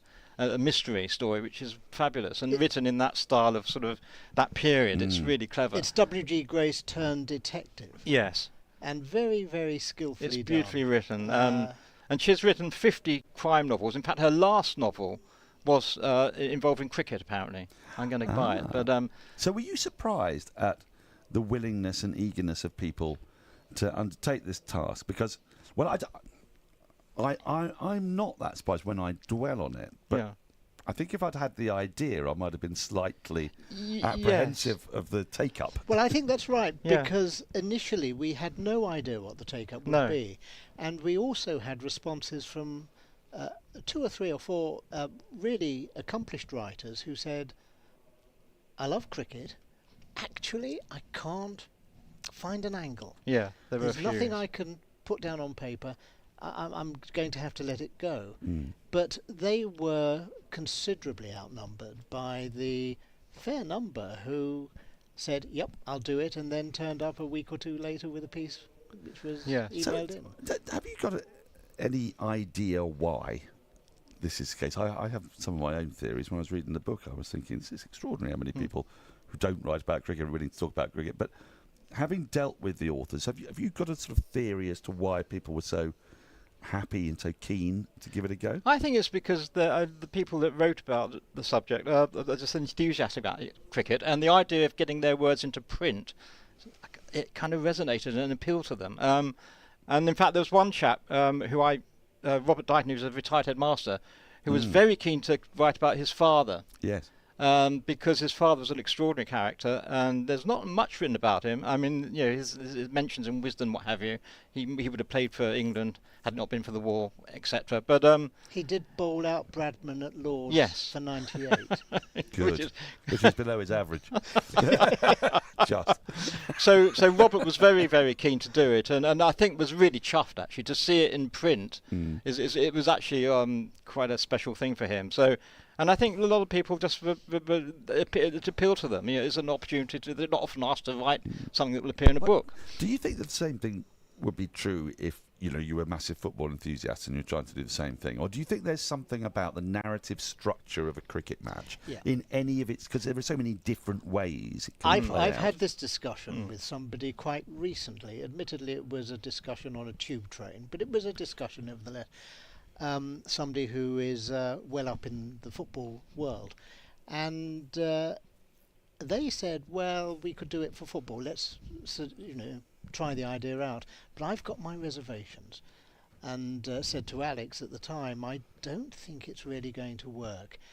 I think if you're a cricket lover and you've been coming to test matches, or you've been listening to the radio, and you've been doing this for decades on end, and it's a part of your life, it's a part of your being, it's part of who you are, and somebody said, would you like to write about cricket? I think a lot of people would say, do you know, I'd never thought of that. Yes, I can. So there's one piece in here from somebody who's written millions and millions of words, a well-known journalist and author, but has never until now written about cricket at all. That's Jonathan Margolis. And it's a lovely piece, and I don't know if we might have a chance to read a short extract. And he writes about BBC and other cricket commentary on the radio, because although he's not well known as a cricket follower, he's always listened to the radio, and he thinks it's a form of poetry. Well, Yes, you can if you'd like to. Would you like to? Sure. Yes, well, shall I read that Go ahead. Yeah. So it's just a little flavour of the book. It's a little flavour, and he says this. He says, I should add, I couldn't play cricket for toffee. As a mal-coordinated schoolboy with myopia and no 3D vision at all, it was not my game. Despite this catalogue of seeming uninteresting cricket, I regard myself as liking it a lot. To call myself a cricket lover would be inaccurate, but it and me are definitely in a casual relationship. Finally, the language. OK, I'm a bit peculiar in this respect. I love technical chatter which I don't understand, so long as it's delivered in a suitably laconic, authoritative way. But cricket talk is the best, especially when it's extended for hours due to rain. Just think of the poetry of the term taken for the title of this book, The Faintest of Tickles. It's a perfect example of the language I love in and around cricket. It speaks of such subtlety, such connoisseurship, such reverence. I don't understand half of cricket talk, just as I've half listened to the Archers for decades without knowing what's going on or who's who, but the arcane terms, the anecdotage, the joshing, the irrelevant asides are the sound of summer to me, and it's a delight that the BBC commentary has never been jazzed up or given a makeover to render it more relevant to the youth. I would love to know if it will still be the same. 100 years from now, will it be the same when everyone on earth is new? I suspect it will survive. And that's a lovely piece. And yes, it is, and I think it speaks to, cricket's relationship with history and with tradition. But I use that word loosely because cricket's very brilliant at creating traditions and creating new ones as if they've been there forever. I mean, I'll give you a very quick example. People may not be aware, but the New Year's Day test and the Boxing Day test in Australia, anybody would think that had been going for 150 years. It hasn't. Yeah. It's been going for about 20 years. But in Australia, it's an immutable tradition, and we sort of accept that. But I think the fact that the games are recorded in a different way, aren't they, from any other sport I can think of. I mean, when you play golf, you will mark your score on your card and you'll hand it in. A cricket scoreboard is so rich. You can, people like Andrew Sampson, who works with us, and his friends can take scorebooks and they can try to reverse engineer what they see, these little dots and dashes and bits of code, in order to recreate the game. Everybody's performance in it is recorded. And a lot of cricket, as you pointed out, is consumed via the radio. So you're doing an awful lot of creating of the images inside your own head because people just don't have the time to sit around for 7.5 hours. Whereas I guess with a lot of other sports, they're very much consumed televisually. And I think the other part of cricket that I think lends itself to people writing and the romanticism of it is this. Is it unique? It feels like it is unique, that it's a team sport and an individual sport simultaneously. So you can do one really brilliant thing and that will be enough for your day. I think there's one of the pieces in there which is touches on that. You can take a magnificent catch, you can let through balls go through your legs for 4 time and time again. You can get out for a first ball duck, whatever. But there's always an opportunity to do something. Whereas in most sports, that's just not really there because we've got all these different individual moments. And this kind of cricket writing, I think, has been going on for years. England, England. You've got the incredible story of Hugh de Selincourt's cricket match. It feels to me like the setup of cricket lends itself to imagination. There are so many different ways a game can go. And I think that's reflected quite a lot in your book. Yes, and some of this has always been the case. I mean, we talk a lot today about statistics in cricket because with the advent of computers, we can create all sorts of databases and spreadsheets.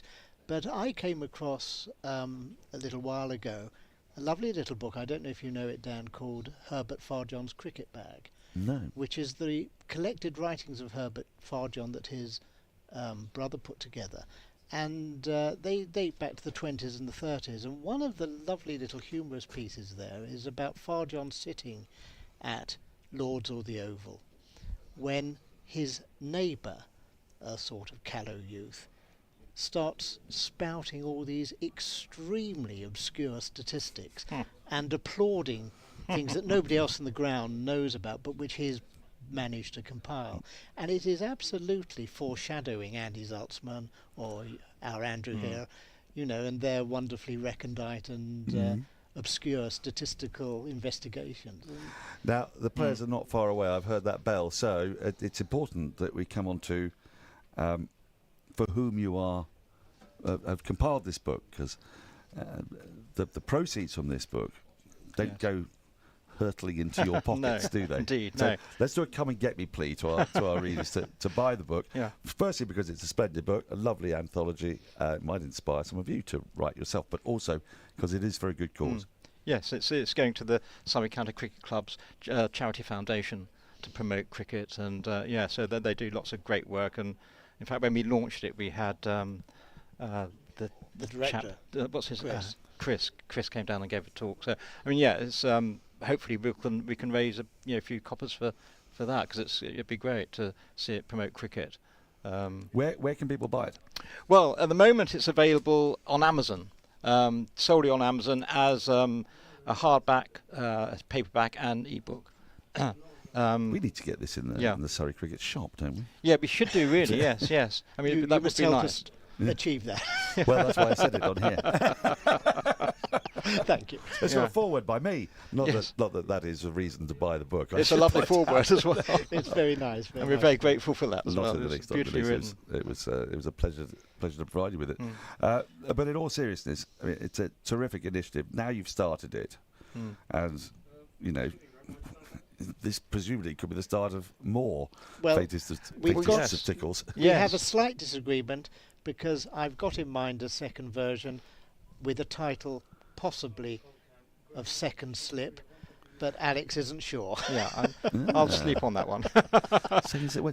That's the thing about cricket. There are so many puns that can be made. Oh, There's an awful lot of books that do puns on that. Yes. I think getting another one together won't be difficult, because I think once it people have already seen it, and I think they're interested. And in fact, we've met people, who've said, "Oh, I'll do something." So, watch this space. I'll tell you, a fertile area would be the Night Watchman and contributors to that, and the Authors Cricket Club, because those are people who who are professional authors. They love their cricket. They play their cricket. Yeah. And I'd say more of these sort of things. Absolutely. Please. Yes. David and Alex, I'm going to let you go, because I told you the tea break quick. And I told you this would go in no time. I'm lovely sorry. chatting. It has vanished. It's been great fun. Well, it's Thank lovely you very for you much. to come on. Thank you so much for asking us. No, thank you. Players are on their way. Essex now with a lead of 326. They've still got 4 wickets in hand. More importantly, though, Charlie Allison has come out to bat. Phil Walker, who is very much the Windsor Davis from It Ain't Half Hot Mum of this moment. He's looking at the you know what I mean, don't you? The Sergeant Major who's got who kind of thinks that his love child is the tall guy who is in the concert party. Can someone turn his microphone off? He gets very wet-eyed about it, and I don't know. We may have to have Attack of the Vapors, man, as Phil watches on. 94 not out. It's his love child. Charlie Allison. Noah Thane on 18. Essex lead by 3-2-6. Pitch is relatively benign. Tom Laws to get us going. And he's bang on the money straight away. Daniel Norcross mercifully leaves the box. I think he needs some fresh air, doesn't he? Yeah, that's one way of putting it, Kirstie White. Thank you for joining us this evening. So we move into this third defining session of the day, really, with this game delicately poised. Essex perhaps with their noses in front. So many permutations at play, though, here. Not least the draw.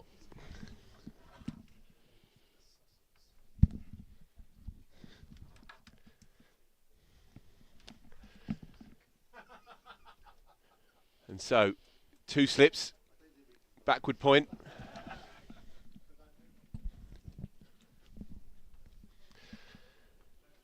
Cover at deep third for the profitable run off the face that we've seen so So much today, especially from the bat of Charlie Allison.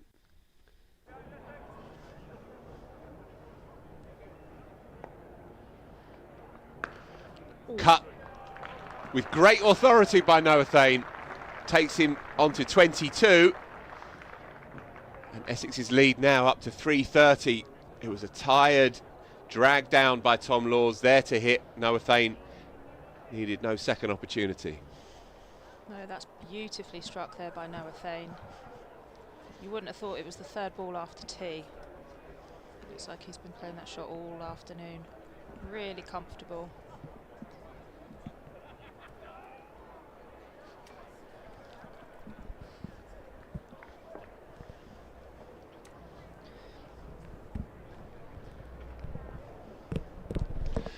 Laws then in again.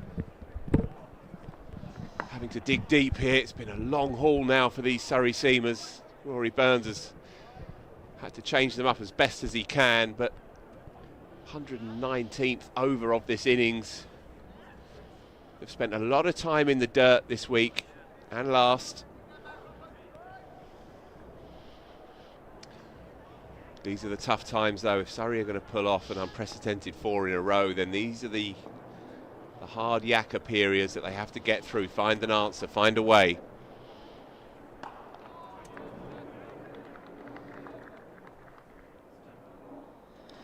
How do you think Surrey will feel about a potential draw here? I think they would be, at this point, not thinking about it. But at the close of play, if this session falls away from them, then they would be more than happy, I think. 330 ahead, 6 wickets down, with a world-class spinner in Essex's ranks. Quietly, a draw is not a bad result. Shot, beautifully timed. And it's a tidy piece of work on the offside boundary to keep Noah Thane down to a couple, but that does bring up the 50 partnership in good time. These two, 20 years young, both of them right at the start of their careers, and they're doing it very well here. Exactly what Essex needed.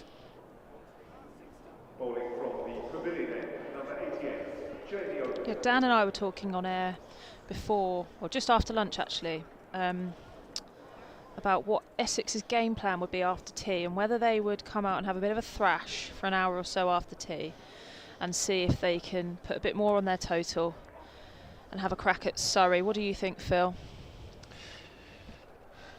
I think they've gone at 3.3 and over across 119 overs. That's the dream situation for them, and I don't think, as Jamie Overton barrels in, leg side-ish, and Charlie Allison can't catch up with it. 94 not out. I don't know if they even really have the wherewithal to change pace, change direction, and I think if they do, then the likelihood is that more often than not they're going to perish, and so I think the way that they're going at the moment is the right approach. Shane Snater is a shot maker, and he comes in next, and he will play his way. It doesn't matter where you put the field, he'll just try and take them on. These two, different story. Uppish, just shy of a deepish gully backward point. Curtis Patterson, for one moment I thought that would ballooned up to him,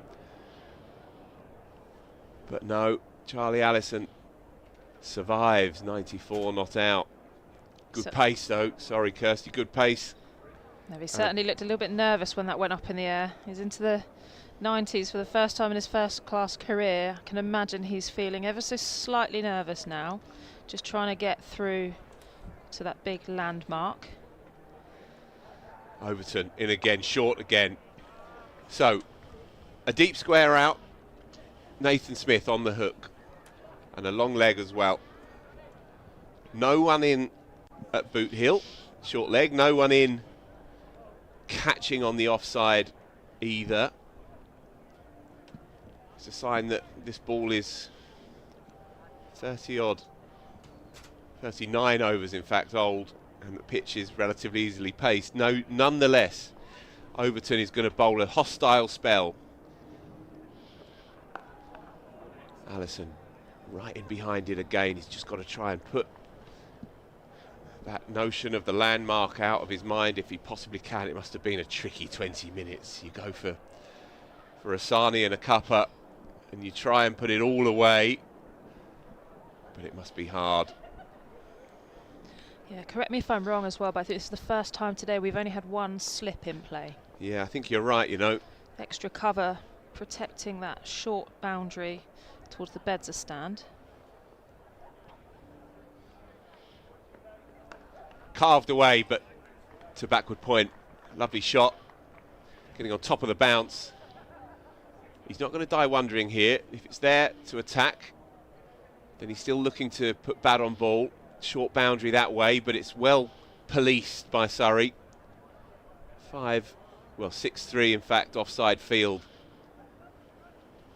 Playing on the moment, playing on the ego and the sense of expectation that will be building out there for young Charlie Allison. In again. Tries to short arm pull through that gap, but just straight to mid-on. So, good over, Jamie O. Bustling in hard. Another one ticks by, 394 for 6, 120 overs into this Essex innings.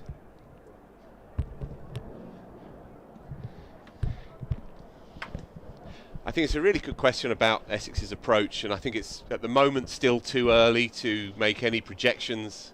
There's a lot of cricket to be played yet tonight. But if Essex are going to live a little, if they're going to have the ambition to think, OK, we can still bother the top echelons of this league.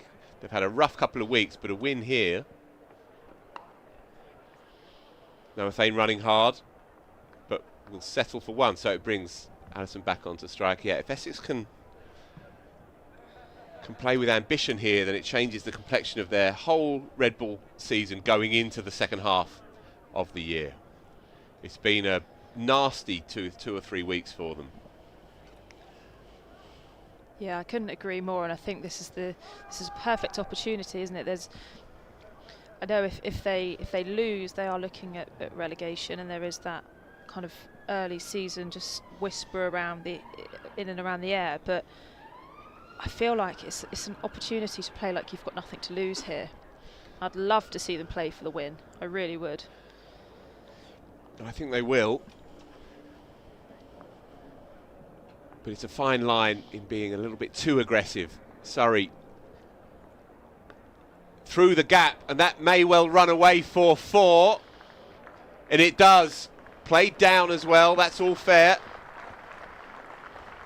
I was just about to say that they added another man into that area behind square, but that has been a feature of his innings all day, running it off the face but with control and bisecting those wide-ish second and fourth slips, running away for 4. So 98 not out. Yeah, and these fielders in on the 1, so point and a shortish cover are very, very tight. Laws in again. Allison on the up, but checks his shot, perhaps wise too.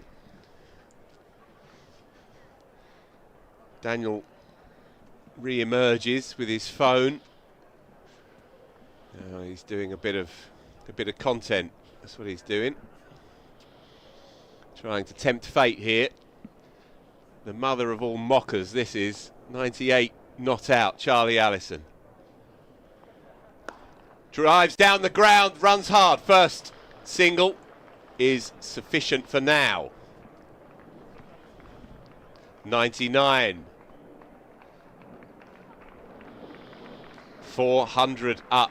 400 for 6. What a haul this is. Openers were outstanding yesterday. Paul Walter played the innings of his life for 118. Tom Wesley made an even 50 earlier in the piece. And now Essex's youth policy is starting to bear fruit yet again. Noathane on strike now. Foolish. Clipped off the toes. Runs away for 4 more. Fruitful over. Runs coming. But a canter now. 3-4-2 the lead. Maestro. 340 is the highest successful run chase Surrey have ever had against Essex. Was it here? It was at Chelmsford in 1947. Alec Betzer made 42 not out, coming in at number 10 to get them over the line.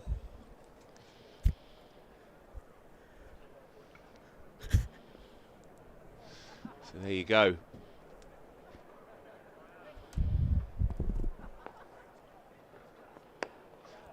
And as we were saying earlier, no team has chased 400 in the Championship here at the Kia Oval in its long and storied history. So, Yet, with a capital Y.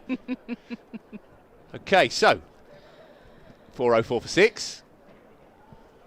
Charlie Allison, 1 away.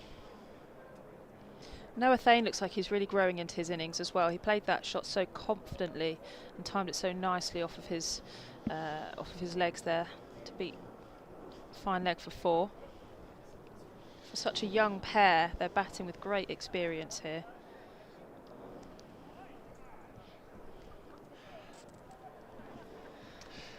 Rory Burns then grabs the helmet and pops himself in at short leg.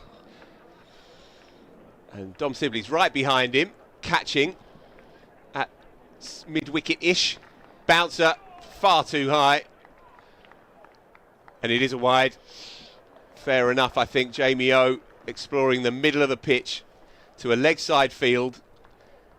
The covers are open. Mid-off is open.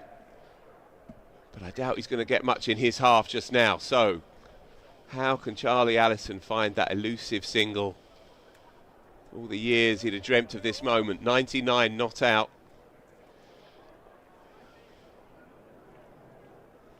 Overton. Off the pad with a bit of inside edge, you fancy, and it loops between Burns and Sibley.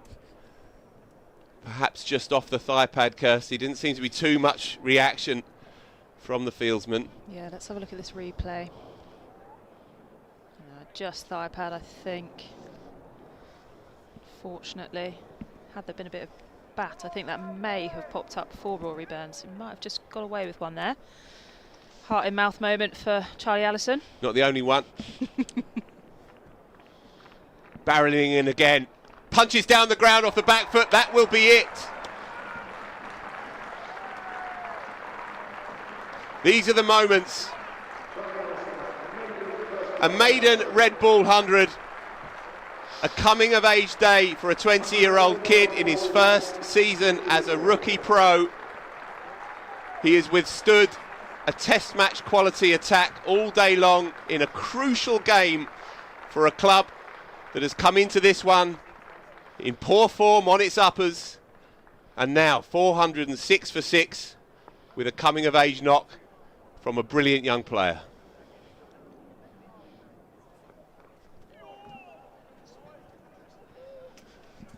Yes, well batted, Charlie Allison. And what better venue to do it? Test match venue, Kia Oval. World-class bowling attack.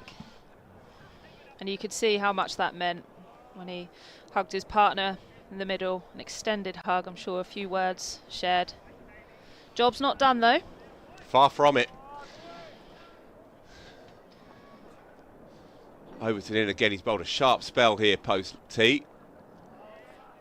Good to see as well. He looks fit and in good shape ahead of the T20s, which start, of course, next week. Keeps on coming.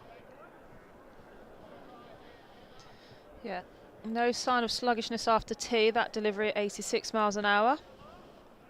Got the leg slip in place as well. Surrey really want to rattle through this lineup now. They really want to take some wickets. Coming round the wicket now to Noah Thane. Leg slip now in place. You'll have to do well to get that.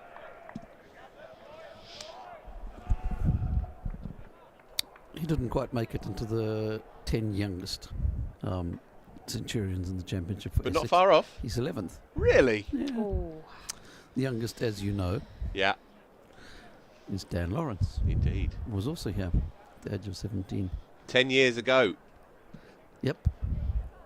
A few other names you recognise on the rest of this. Varun Chopra is second youngest. Yes. A chap called Arthur Turner in 1897, you might not have heard of. Alan Lilly, 1978. Really? Quick ball, one of my first coaches, Alan Lilly. Him and I never really saw eye to eye, but never mind. Oh dear. Another one rolls on then. 4-0, 6 for 6, and a landmark over that was for Charlie Allison. Can't underestimate the ticker and temperament and guts, determination that the boy has shown today. A blob and 100 in his first ever appearance at the Kia Oval. The rest of the top 10, you'll have heard of a few of these as well. Alistair Cook.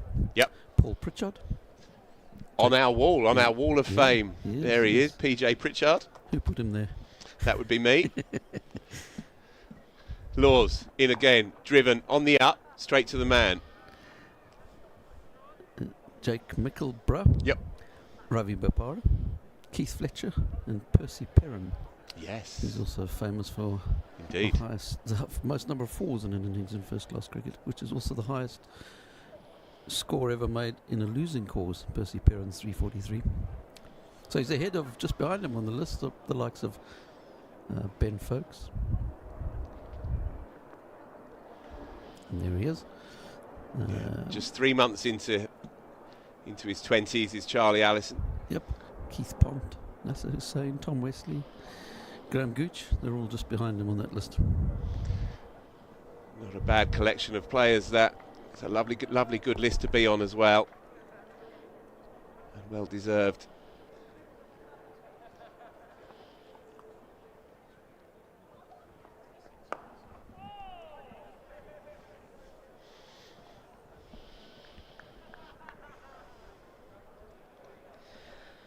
Allison timed his 100 perfectly for the fans coming in free after tea, because there's a fair few bodies in the seats now as well, so a good round of applause was made for him making his 100. Not quite sure of how many are in, but certainly was a good roar that went round the ground, even though he's not a Surrey player. Driven down the ground, 4 more. Don't bother running for that. Just a touch too full, and that vacant space is available. And on drive, a sign of class.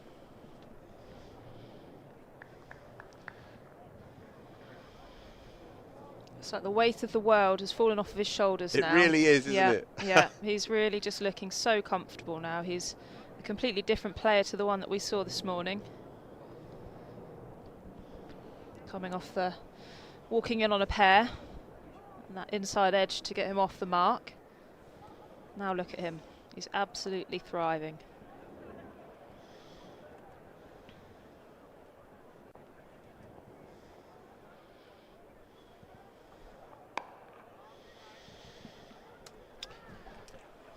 So how do you see it then, Kirstie? Essex lead 3-4-8. There are 27 overs left after this delivery in the day.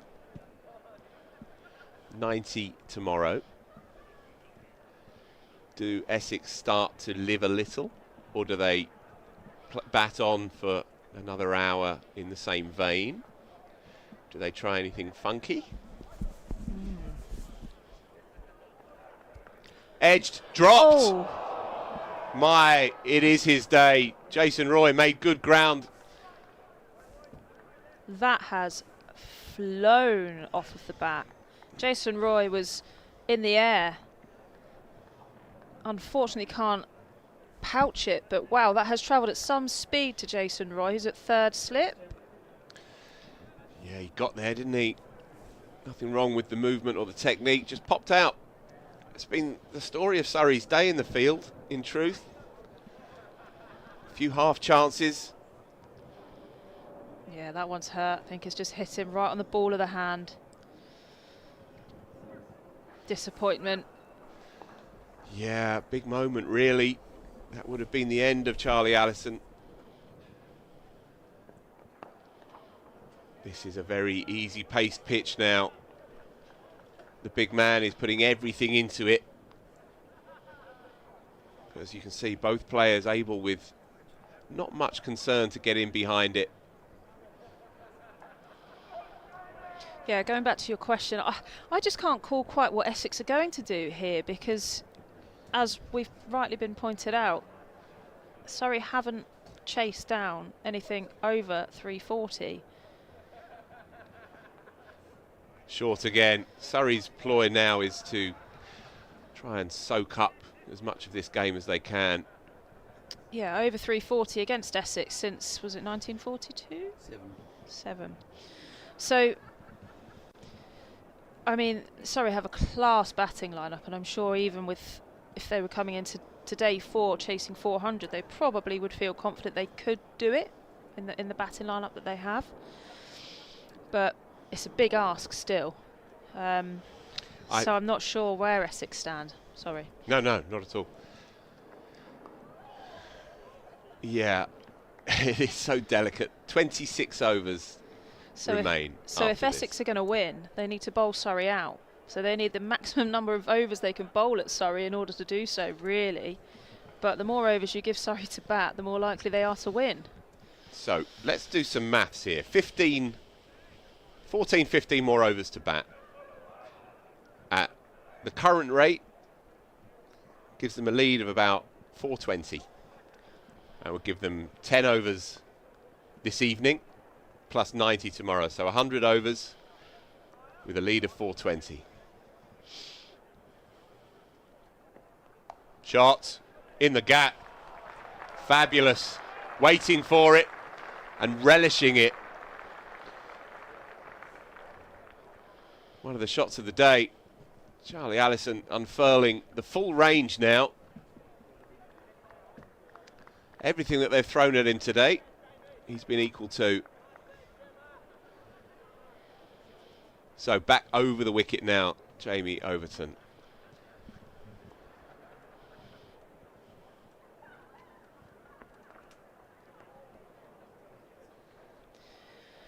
Yeah, I feel that with a lead of 420 plus, I don't think Surrey can chase that. But I wouldn't say no. I wouldn't, I wouldn't put all my eggs in one basket. But equally, if Essex are going to play for the win here, they're going to have to bowl a good number of overs at Surrey and put the opportunity for Surrey to win on the line. I think it needs to be put on the table for them in order for them to take the wickets. Goes without saying that this innings could be over relatively soon, as we saw a drop catch in the previous over. Essex have got a couple of men at 10 and 11 who aren't going to trouble the scorers for too much. Another one ticks by, 4-1-5 for 6. Nonetheless, looking at it positively from their perspective, I think a rattling 10 overs at 4.5, 5 and over gets the lead slightly north of 400, then come out. Yeah. This is their season right here, and if you can't defend 400 on the final day, then that's the story of your year. This is not a club that has played passive cricket in recent years in red ball cricket. They've been very successful. It's not in their DNA either, so we shall see what Tom Wesley is thinking, but that would be the positive move. 10 good overs and then have a dart in the evening sunshine. One thing is for sure, I'm certain that this Surrey bowling lineup would be great for for maybe a declaration, even if not frustrated by not bowling the team out. But they've put in a good shift, all the seam bowlers today. They do look weary, don't they now? Wow. Who wouldn't be? Fair enough. Yeah, for sure. And as we said, 3 of their main 5 have all played last week as well. It takes its toll. They won't mind this at this stage. Surrey have won all of their last couple of home games. They've taken wins. And in a bunched league, if they don't get a full point result in this one, then a draw will not be too bad, so they can take a bob each way here. Definitely that sense of containment being the name of the game now.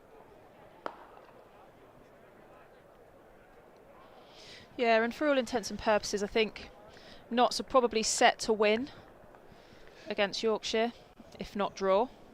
Yorkshire are chasing a mammoth total at the moment. Yep. So, you know, the gap between first and second isn't huge. I think there's just 3 points between them at the moment. So a draw or a win would be ideal.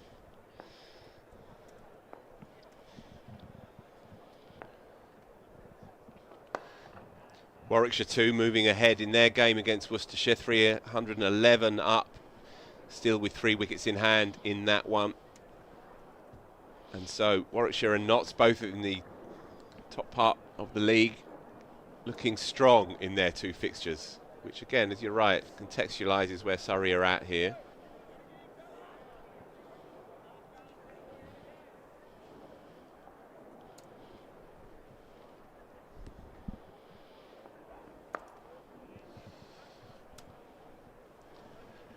.416 for 6, 125 overs in the dirt. Essex lead by 354. Definitely the absence of a spinner is beginning to sting now. They had very limited options in truth, with Dan Lawrence going down last week with a back complaint. Still, it's hard yakka for the seamers. And for Burns as well, inconvenienced for probably the first time at home this year.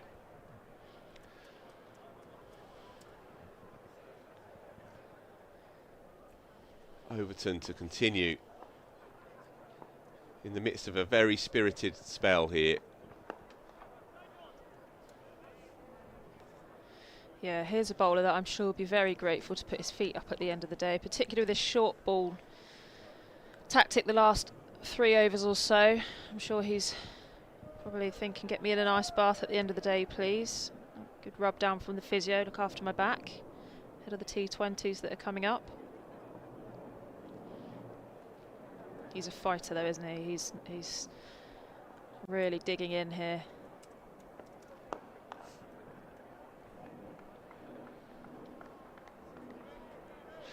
Yeah, I guess in the back of the minds of Essex's think tank, as that lead approaches the 400 mark, is Samuel Curran and Jason Roy. They are 2 beasts in Surrey's middle order on their day.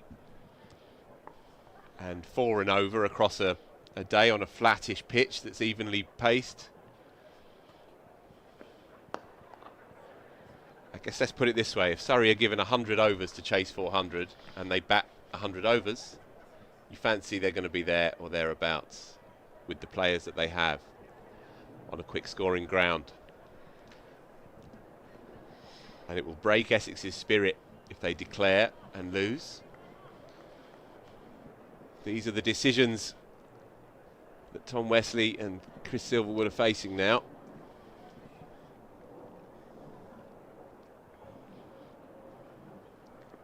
Oh, that's hit him. That's a nasty one.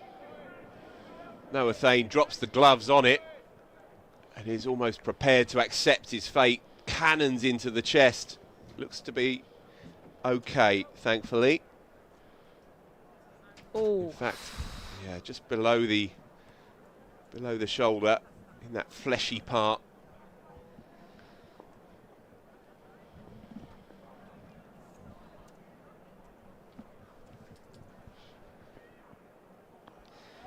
One thing is for certain, that it's a bank holiday tomorrow, and if you're not doing anything, you are set for an exciting game, whether you're a Essex fan or a Surrey fan. Or just a fan of the game. Or just a fan of the game. You're in for some excitement tomorrow, I think. Are you with us tomorrow, Kirstie? I'm not. I am not. But I will certainly be keeping an eye on the stream. There's lots of cricket going on tomorrow as well. Surrey women in the semi-final of the Vitality Blast County Cup. Got on the pull. Fair play to him, Noah Thane. He's not been discomforted by that previous hit to the body, and he'll retain the strike. 4-1-7-4-6.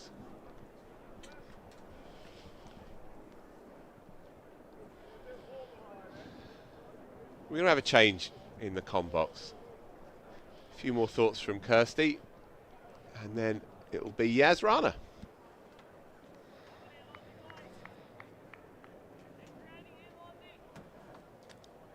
Yep, so Tom Law's continuing. Noah Thane is going quite nicely here, actually. He looks quite settled. Shot, that's drilled behind square by Thane, right on cue. Like Allison earlier in the day, really growing into his innings. I was just thinking, Kirstie, if I was an Essex fan, seeing two youngsters, two homegrown talents in Thane and Allison, taking the game away from the defending champions at their home ground, doesn't really get much better than that. No. And you know what? Soak it in. Soak it all in. This is a world-class venue with world-class bowlers. And these two young lads look at home. So fair play to them. Enjoy it. And I'm sure the message will probably be just to enjoy yourselves now, boys.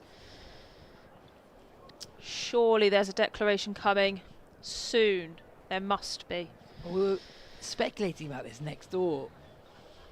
400, do you think? That scoreboard pressure of 400? They're just very conscious of Surrey's lineup, wouldn't they? Won't they be? Yeah, it's how deep Surrey bat, but also just how this pitch has played over the last day or so. We've seen 9 wickets fall since about midday yesterday. It's a lot of cricket. Edges aren't really carrying. The only ones that are when batters flash hard. I mean, this ball's 46 overs old. Tom Laws is a really good away swing bowler. Just one slip in play.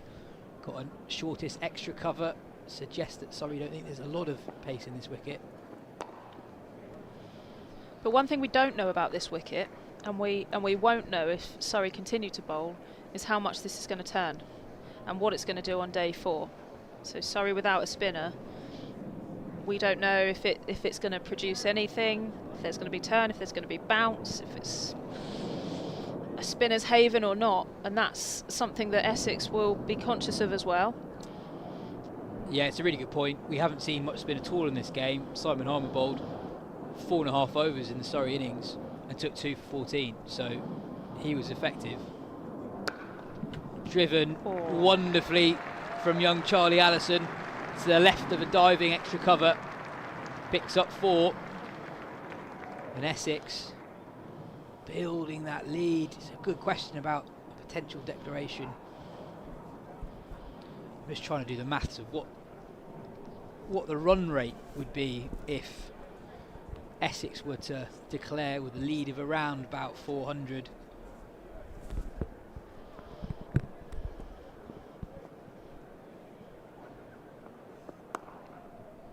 So if Essex were to declare with a lead of 400, and if they got there with about 15 overs left in the day, which is about the rate of scoring they go at the moment, that would leave Surrey needing to go at 3.6 runs and over across more than a day of cricket, which is pretty good going. It's asking quite a lot. I know that Surrey bat very deep. We've got players like Jason Roy and Sam Curran, who we know can really take the game away from the opposition. We have a change of bowler for Surrey. Jordan Clark is into the attack. Change of bowler powered by SSE Energy Solutions. Step up to the crease. Let's bat for sustainability together.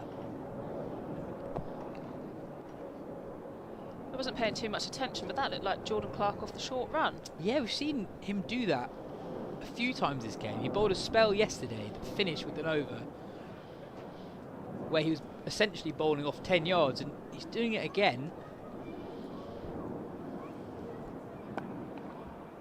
And yesterday we speculated around whether or not that was because Surrey were behind on the over rate.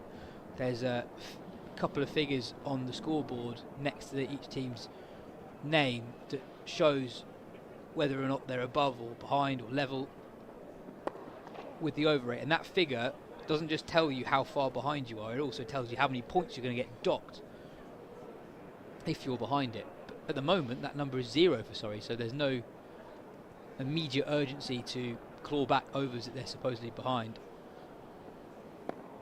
That's incredible going. Oh, that's so close. Gosh, sorry, I thought that had gone out to cover from the angle that I was watching here.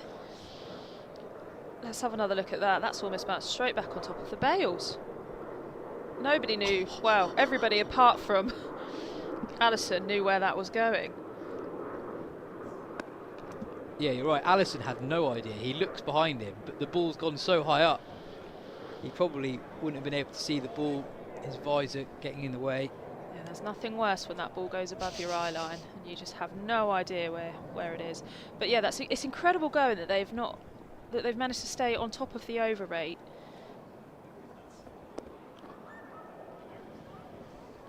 Through for one. When you consider they've not bowled a single over of spin in the last 2 days. It's the end of over 128. Essex 428 for 6, leading by 366. Yeah, it's really noticeable actually in the county championship, and Surrey do this a lot when they predominantly bowl seam at home, just how quickly Surrey sprint through at the end of an over. Bit of a race between the slip cordon around who can get to the other end first.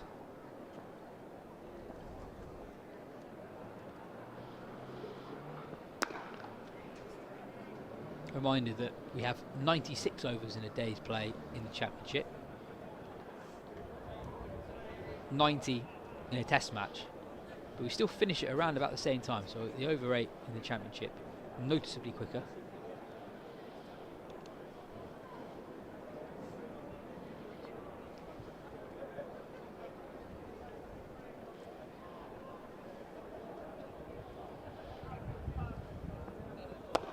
Driven aerially by Allison. First time we've really seen him take on the aerial route. Wonderful shot, he moves to 117. Yeah, struck nicely down the ground here. Not hugely aerial, a couple of bounces away for 4. Nice still head. One for the cameras. And then towards the last few balls of Jordan Clark's over just gone, we saw a couple of shimmies down the wicket from Allison. Maybe a statement of intent here. Slapped hard, and Rory Burns, the skipper, does really well, running to his left at mid-off. That's just one, but yeah, maybe first signs that Essex are going up through the gears here, potentially setting up an imminent declaration. They lead by 371. We've got 21 and a half overs left today, plus 96 tomorrow. Slips come out now too.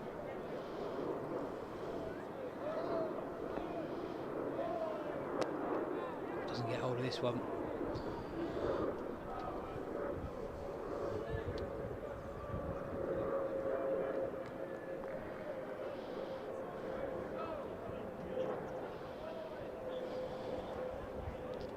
So if Essex were to declare now, they'd be leaving Surrey 372 off about 114 overs.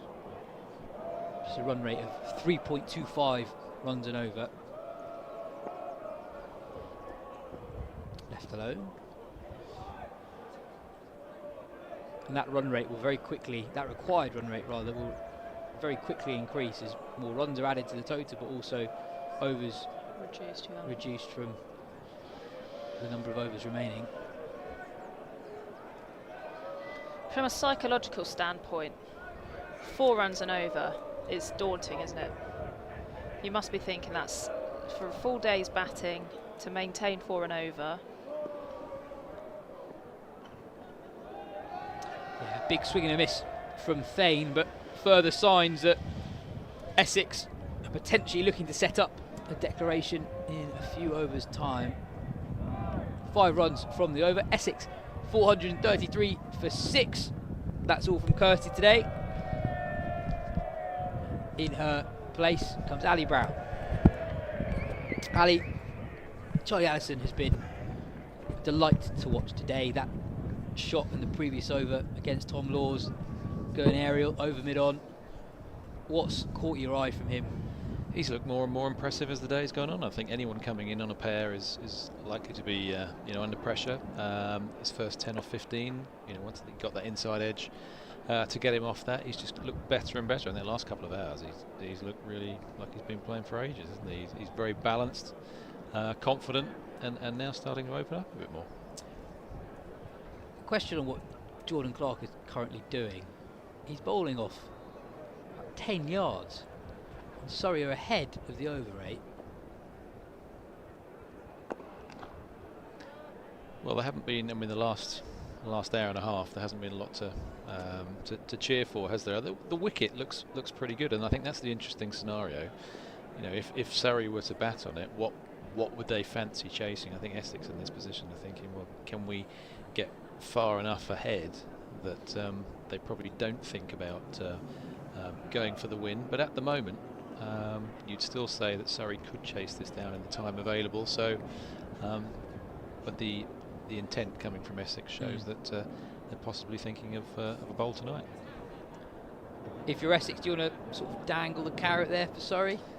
Well, it depends how much you're worried about the likes of Jason Roy, Sam Curran, players who can score incredibly quickly, and how we've seen. You might find tomorrow, if it's like this in 24 hours' time, those are players that can score at a very high rate. So, if in the last session you're looking at 6, 8, even 10 and over, those are possible options. You've got towards the Kia side of the ground and the scoreboard on the right there is, there are some short parts of the ground, and a wicket that has looked more and more placid as the game's gone on.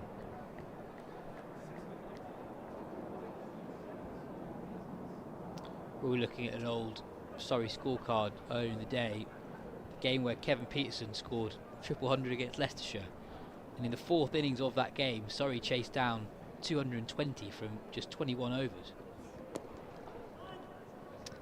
Yeah, I think when you set a target, so let's imagine Essex were to set 420, something like that, in just over a day. If you then looked at that and said, can we get 130 in the first session and 130 in the second session, and whatever's left in the last session, if you don't lose too many wickets and you create a base, I don't think anyone want to throw away the 8 points for the draw. I think that's key. But you'd love to be in a position at tea time tomorrow where Essex possibly needs 6 wickets or 5 wickets, and Surrey need a couple of hundred. So I still think all options are open. Dan Worrell into the attack, change of bowler, brought to you by SSE Energy Solutions. Dan Worrell's done a lot of bowling in this game. It's over 29 in the Essex second innings. A reminder that he's been out of action for a couple of weeks too.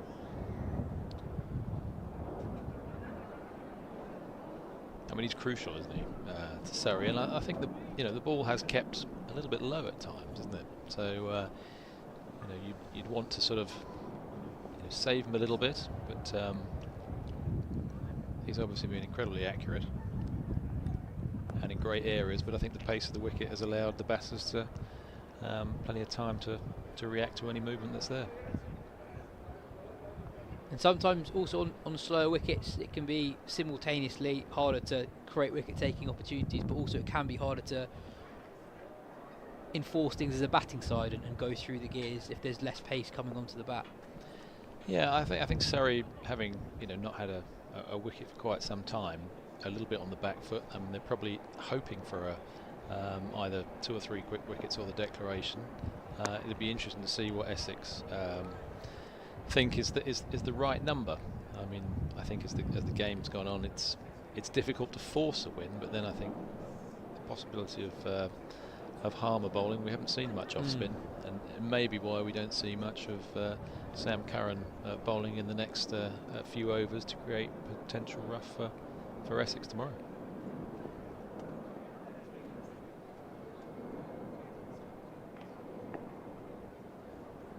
Yes, you're right. Simon Harmer and how effective he'll be in these conditions is a great unknown so far. We've just seen so much seam in this game. We've only seen 4.4 overs of spin.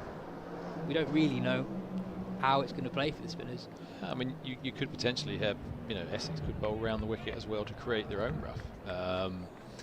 But there's obviously a fair amount of grass on it, so I don't think it shouldn't turn too much. But having said that, when you've got more grass on the wicket, you might go both sides of the bat.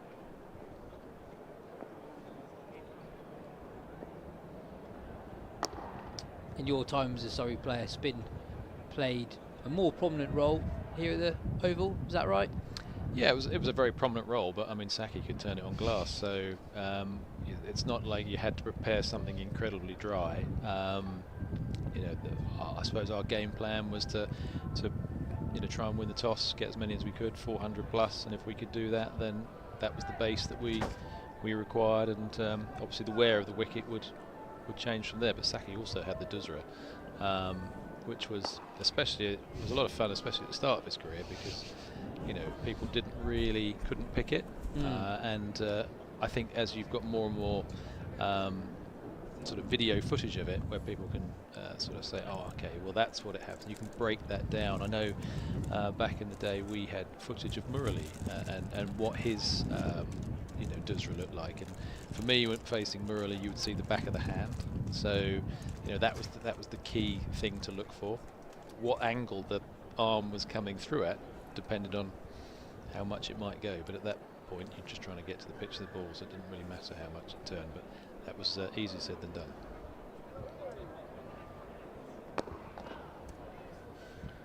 Must have been chaos in the mid-90s when Sack Lane and Murali were unveiling the Dusra for the first time. Batters looking at, hang on, why did the ball spun that way? Well, it was great fun to watch when Saki first came here. He just, before he picked up his knee injury, he was just sensational. And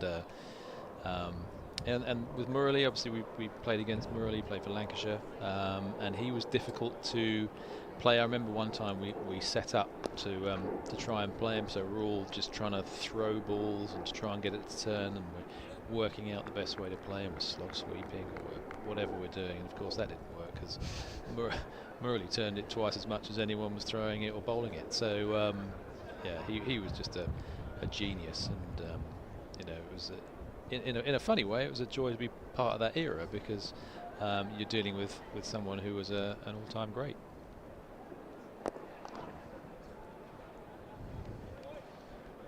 I mean, stupidly in a one-day international I did try and cut him, but that didn't work out very well. So, but you learn your ways, and by speaking, I know that Butch and some of the left-handers used to ask the Sri Lankans, what's the best way to play him? And the answer coming back was to try and pad him as much as possible. He didn't bowl quite so well to left-handers, and then to try and cut him. So it was like pad him, cut was the feedback that we got. Left-handers tended to play him better than the right-handers, and I think in fact Lehman at Yorkshire was probably one of the best players of him when a lot of us were struggling. Yeah, another difference between your era and the current era is the prevalence of the world-class overseas players who are there for the whole season. Obviously now with the way international cricket is and franchise cricket, it's leapt off a length to Thane, fall safely. But now we still get high calibre of players. If you look this season, Kane Williamson's coming over soon, Tom Latham's playing, obviously here, got Nathan Smith, Kemal Roach earlier in the season, so plenty of high calibre players. Labuschagne's around, Cameron Green, but it's not for the entirety of the summer. Yeah, I mean it's difficult, isn't it, to get some of those bowlers. There'll be those countries will put things in place which says we can only bowl a certain amount of overs per day, or you can just have that player, because they don't want to get a tired bowler back or one with a niggle or an injury. So of course you're looking after international cricket first and foremost, and someone like Jack Callis came over here and it was put in that he could only bowl 6 overs in a session, which was a good thing, because sometimes he was one of the surprising quicker bowlers that you might face. He could bowl as quick as anyone on his day. He was a reluctant seamer, but when he did bowl, he had as much pace as anyone on his day. But thankfully the South African board put in that he could only bowl 36 overs every session, 36 balls every session.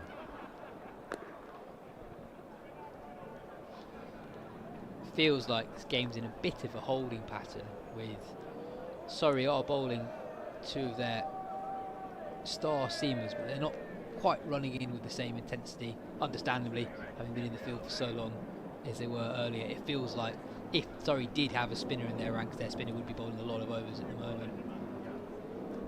Yeah, I mean, I'm surprised they haven't just thrown the ball to Dom Sibley for a couple of overs. I mean, sometimes you, sometimes that relaxation, you know, you're concentrating with someone like Dan Worrell, who's a fantastic bowler, and you know that the armoury that he's got, and sometimes you relax a bit when you get a Rory Burns or a Dom Sibley come on and bowl. So, yeah, I mean, it would also probably tell Essex a little bit more if someone who did bowl spin, how much it might turn or not. So it looks like a game of poker out there at the moment, while they're just trying to work out what might be a suggestible declaration at some point, if that's the way it turns out.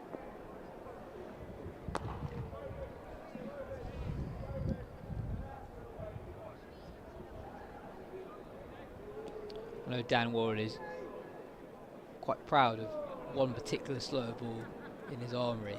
It's a good old-fashioned just leg break. Is that the one? Who did you get out at Somerset with that? Yes, I can't remember who it was. Oh, I'll tell you. Banton. Yes. I think it was Banton. Yeah. Yeah. I mean, that was a good slow ball. And there it is. And although it has gone for 6. Slow ball. I think we can safely say that Allison picked it, and he's deposited that into the JM Finn stand. It's his first 6. He moves on to 126. I think it also shows the intent that Essex have got. They are looking to try and get as much ahead, so there is a time when they are going to maybe pull out if the way they're going. But it was like a slower version of Jade Dernbach. But you're quite right, brilliantly picked.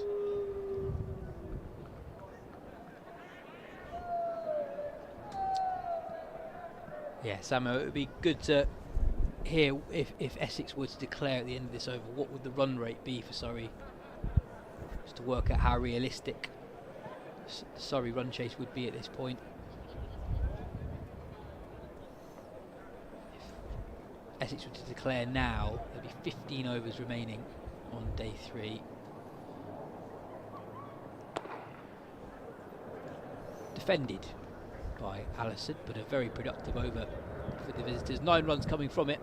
Essex now 446 for 6, leading by 384.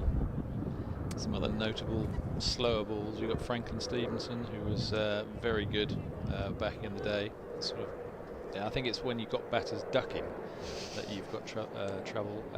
Chris Cairns, I think, was another one. I think who got Chris Reed. I think, yes. In a similar thing. But yeah, I mean, Franklin Stevenson was probably the first person to really come up with something that special. Samo. Well, firstly, it was not just Allison's first 6 today, but his first in his first-class career. The required run rate, if they're declared right now, would be 3.4. Which is pretty much exactly what Essex have gone at in their second innings. So I think if there's a declaration around now, we're still very much in carrot dangling territory. I'd be very surprised if we saw that in the next 10 overs. But yeah, I mean 3.4 is on this wicket, the way it's behaved for the last couple of hours is really just batting. It's not. I think the thing that they worry about, Essex worry about, is the last session and having, you know, dangling a carrot where they got 8 wickets in hand or something. A lot of big hitters with not a lot happening wicket-wise.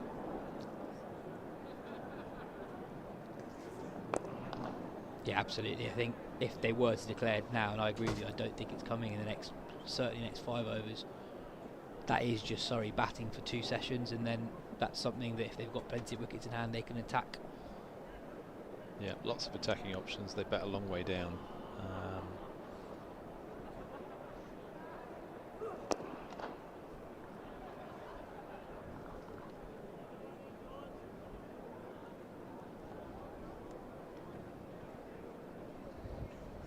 to say the second half of Allison's knock, because he's looked like he's been around for years, not just starting out. He's like very balanced. Guided by Thane to deep third, 3 runs off the over. Essex now lead by 387. Phil Walker is going to come alongside Ali Brown, who will give us a few thoughts on how the game is currently set up. Yeah, Essex playing very well at the moment, scoring with a fair amount of ease, and 42 and 129. It's been quite a partnership, and one that at some point I think a declaration's looking more likely than being bowled out, Phil. Yeah, I think they need to. This is their season, right here.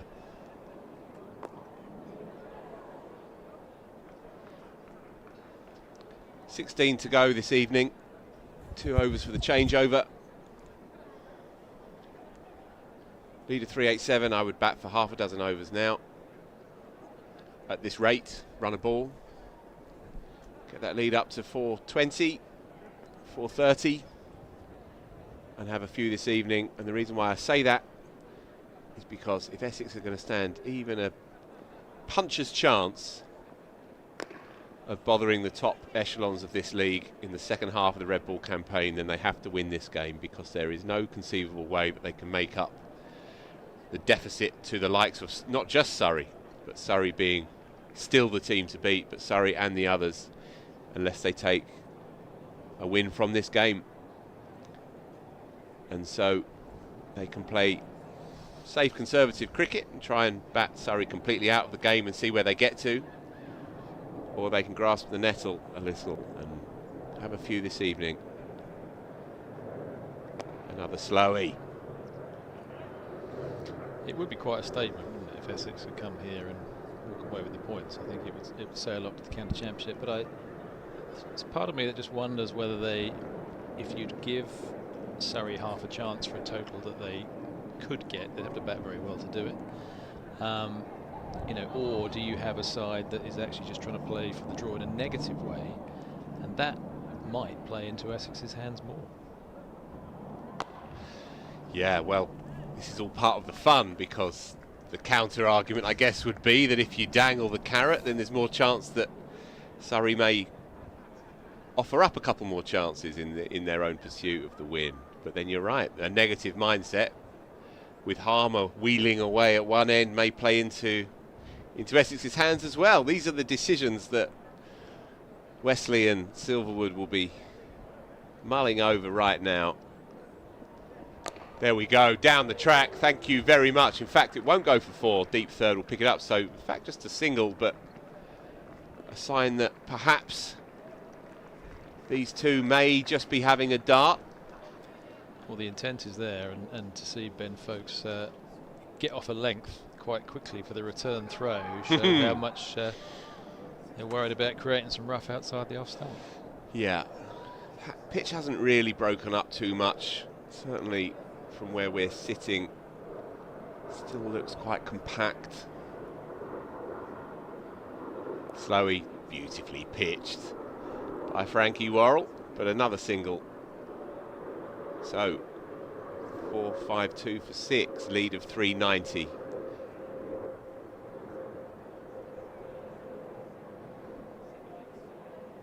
That wasn't a drink anyway, was it? Or a glove? That was a message. That was a message. Yep. And I think they have to be ambitious. And you're right, it would be a remarkable turnaround, really. This is the 5th year Surrey have lost 1 game in 4 completed seasons, and this is the 5th, and they're as yet unbeaten in this year as well. So 4.5 years, they've lost 1 game here at home. That's a remarkable statistic, really. And that's what Essex are up against. The weight of history and the nerves. It's got all the way. In fact, no, just 1 bounce 4. Timed beautifully off the hip, just a short arm jab. Alistair Brown seeing it well now, Noah Thane. Well, they're both seeing it well, aren't they? And I think it's a difficult. Got when you push all the fielders out, it looked easier and easier for batting, and I think you could argue that might help Surrey in a way, but right now it's quite easy to score.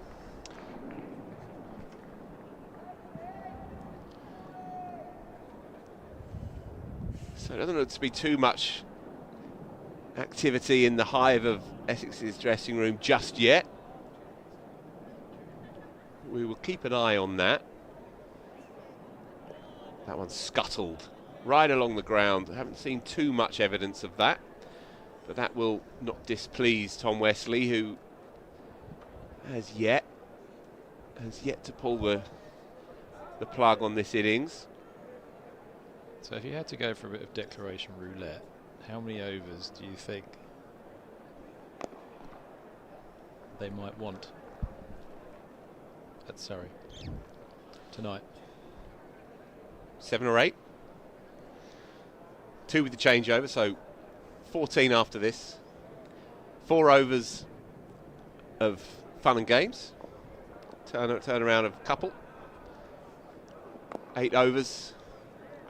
3 each with the seamers. An over, perhaps with Simon Harmer or 2. Noah Thane, his second half century in his red ball career. Good young cricketer. Holds useful muscular medium pace and can bat as well. It's been a triumph really for Essex's youth policy this game, when you consider that Paul Walter is another homegrown player, batted beautifully. And another message perhaps. Here is the glove he doesn't want. How do you see it, Brownie? What do you reckon realistically? If it was me, yep, I would have 4 overs at Surrey tonight. Just the 4. And I say that because if it is as placid as it has appeared over the last couple of hours, I just wonder. I still think that 420 is not out of the equation to chase. If it was me, I'd want something that I could chase rather than something that was out of reach. So Wesley remains comfortable in that front row in his tracksuit. That's high, Burns underneath it, that will be that.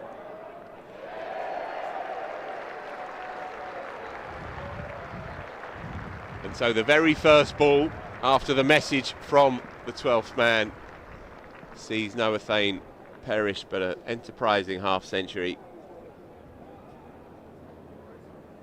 Played very well, didn't he? I think the question is, if the spin doesn't produce as much turn as we might think, then you'd like to think it won't be a particularly difficult thing to actually save the game. But that we don't know, and I think you're right, by bringing in a lured carrot, if you pick up 2 or 3 wickets because of that positive side, but that was certainly intent shown there of what they're looking to do. Yeah.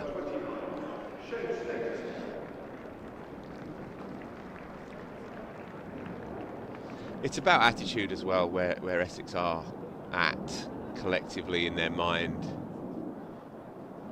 Because if they fail to win this game, then a title push is unrealistic. That is the cold hard reality of it, I think. If they were to lose the game, then they are languishing in a relegation scrap for the rest of the year, and that is the million-dollar question. Perhaps it comes down to what Tom Westley and Chris would really think this side is capable of achieving this year. Big loopy back of the hander. Cricket not really the winner there. This would be a great time to get Jason Roy on for an over, isn't it? Just to shake it up a bit. Well, yeah, see if you can get his cuz. Good shout. He's actually quicker than you think, Jason, or he used to be. And again. I'd describe him as a poor man's Jack Callis. Quicker than you think, but reluctant to bowl.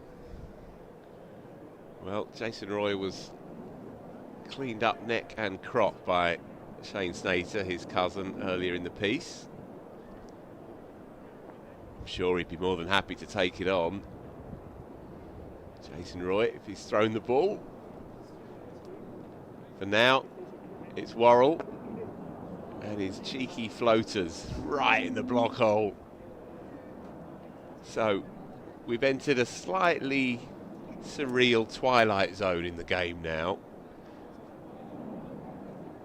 Dan Worrell and Jordan Clark off the shorter run. Worrell bowling is back of the handers. Jordan Clark off 3 or 4 steps. I think the back of the handers is if they take the positive option that one of them might go straight up. That has stayed hit. That's on the Harleford Road, I think, that one. That's a glorious strike. Second 6 of the innings for Charlie Allison, who's really opening his shoulders now and showing the full range. It was there to hit. It was a tired drag down by Daniel Worrell. Seeing it like a beach ball now. And just on the bounce, so Tom Laws unable to get to that on the full.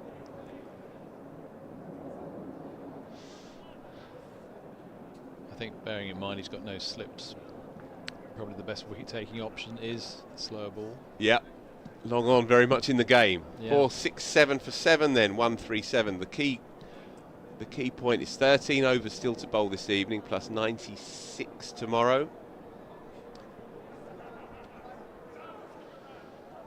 I think we could be set for a great day tomorrow. Are you with us? Yeah, I am with you. Super. Yeah.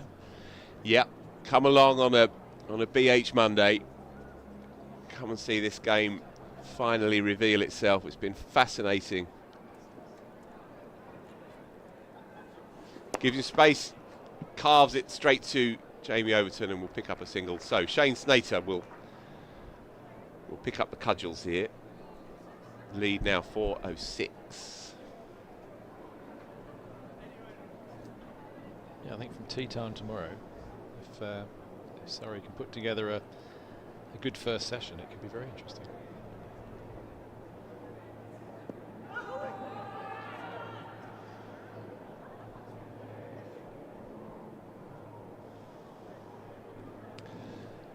Leg by then.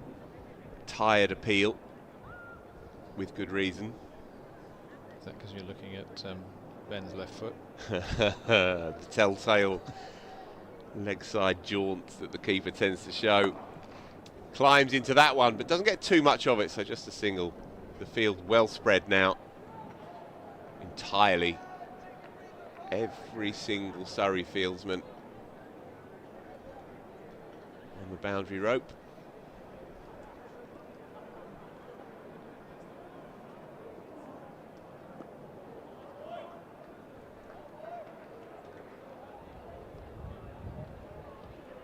Keep an eye on the balcony as well to see how many. Yep. How many whites end up there.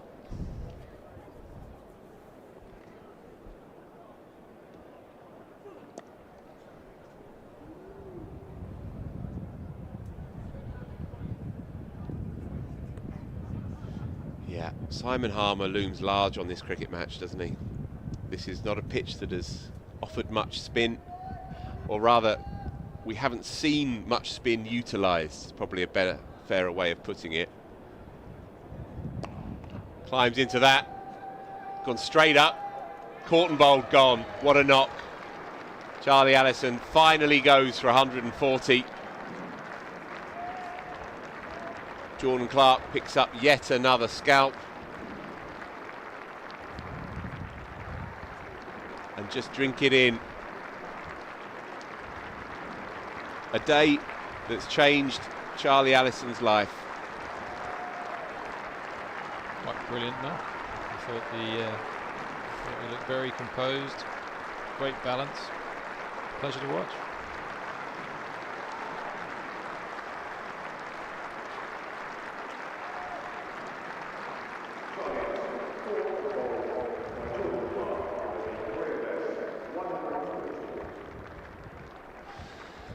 So, Kasun Rajitha joins us, number 10. Well, Paul Walter's still got his Crocs on, so Yep. I think they're giving Shane Snater a couple of overs here, would be my guess. See if you can put another dent into that lead. Rajitha doesn't have too many shots, so this will be down to Snater, and the field is spread, and he goes long, and he goes high, and he goes all the way. It's a big one. It was in the slot. Dan Worrell is now at the end of his tether, really, ambling in.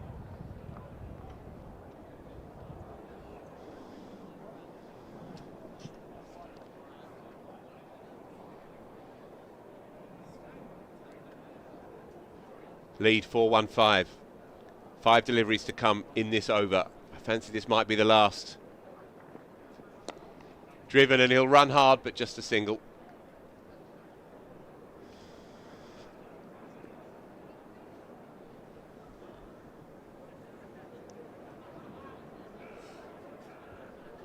It's a very clean hitting, which would indicate the pitch is still a very good one. You're talking up this chase, aren't you? I am, yeah. Absolutely, and why not? As we've said, Samuel Curran and Jason Roy, just as Simon Harmer looms large for the visitors, well, those two can marmalise any target on their day. They will play their way. Jamie Porter, we can see, is padded up, ready to roll. Would you potentially open with Simon Harmer? No, I don't think so. I think Shane Snater with the new ball gets appreciable movement. So I'd just stick with those two, with Porter and Snater myself. Depends how many overs we have as to whether we see Harmer tonight or not.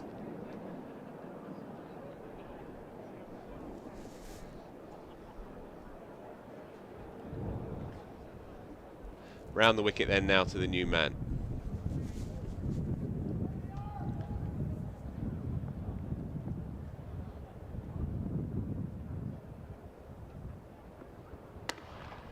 Towed it, straight to the man, gone. Easy pickings. This is all a little bit unedifying, really, in truth. Porter will join us.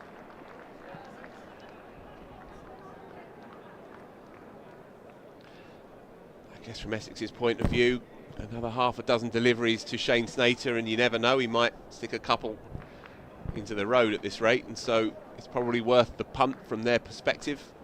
9 down now, 4-1-6. What a day we have ahead of us tomorrow. Sam Curran tomorrow he's in the form of his life, really. It's so good this in the first innings here. Run a ball 70. And you feel like if Surrey are going to really break the back of this chase tomorrow, you feel like he needs to have a good day. There are others, of course, but he feels like the player with the sparkle in a run chase here. Such a clean hitter, plays the spinners so well as well. I mean, Dom Sibley and Ben Folkes both with over 500 runs this year and in very good form. Yeah, it'll be appointment to view stuff tomorrow. And Jamie Overton lurking at number 8 with a strike rate in white ball cricket, right up there with the all-timers. Yes, please. Jamie Porter, now that's a shot first up.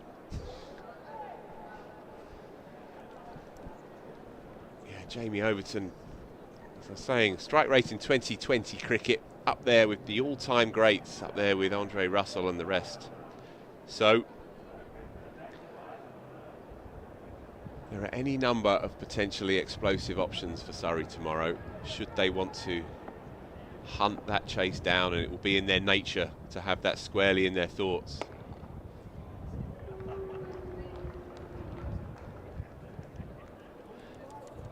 4, 7, 8 for 9.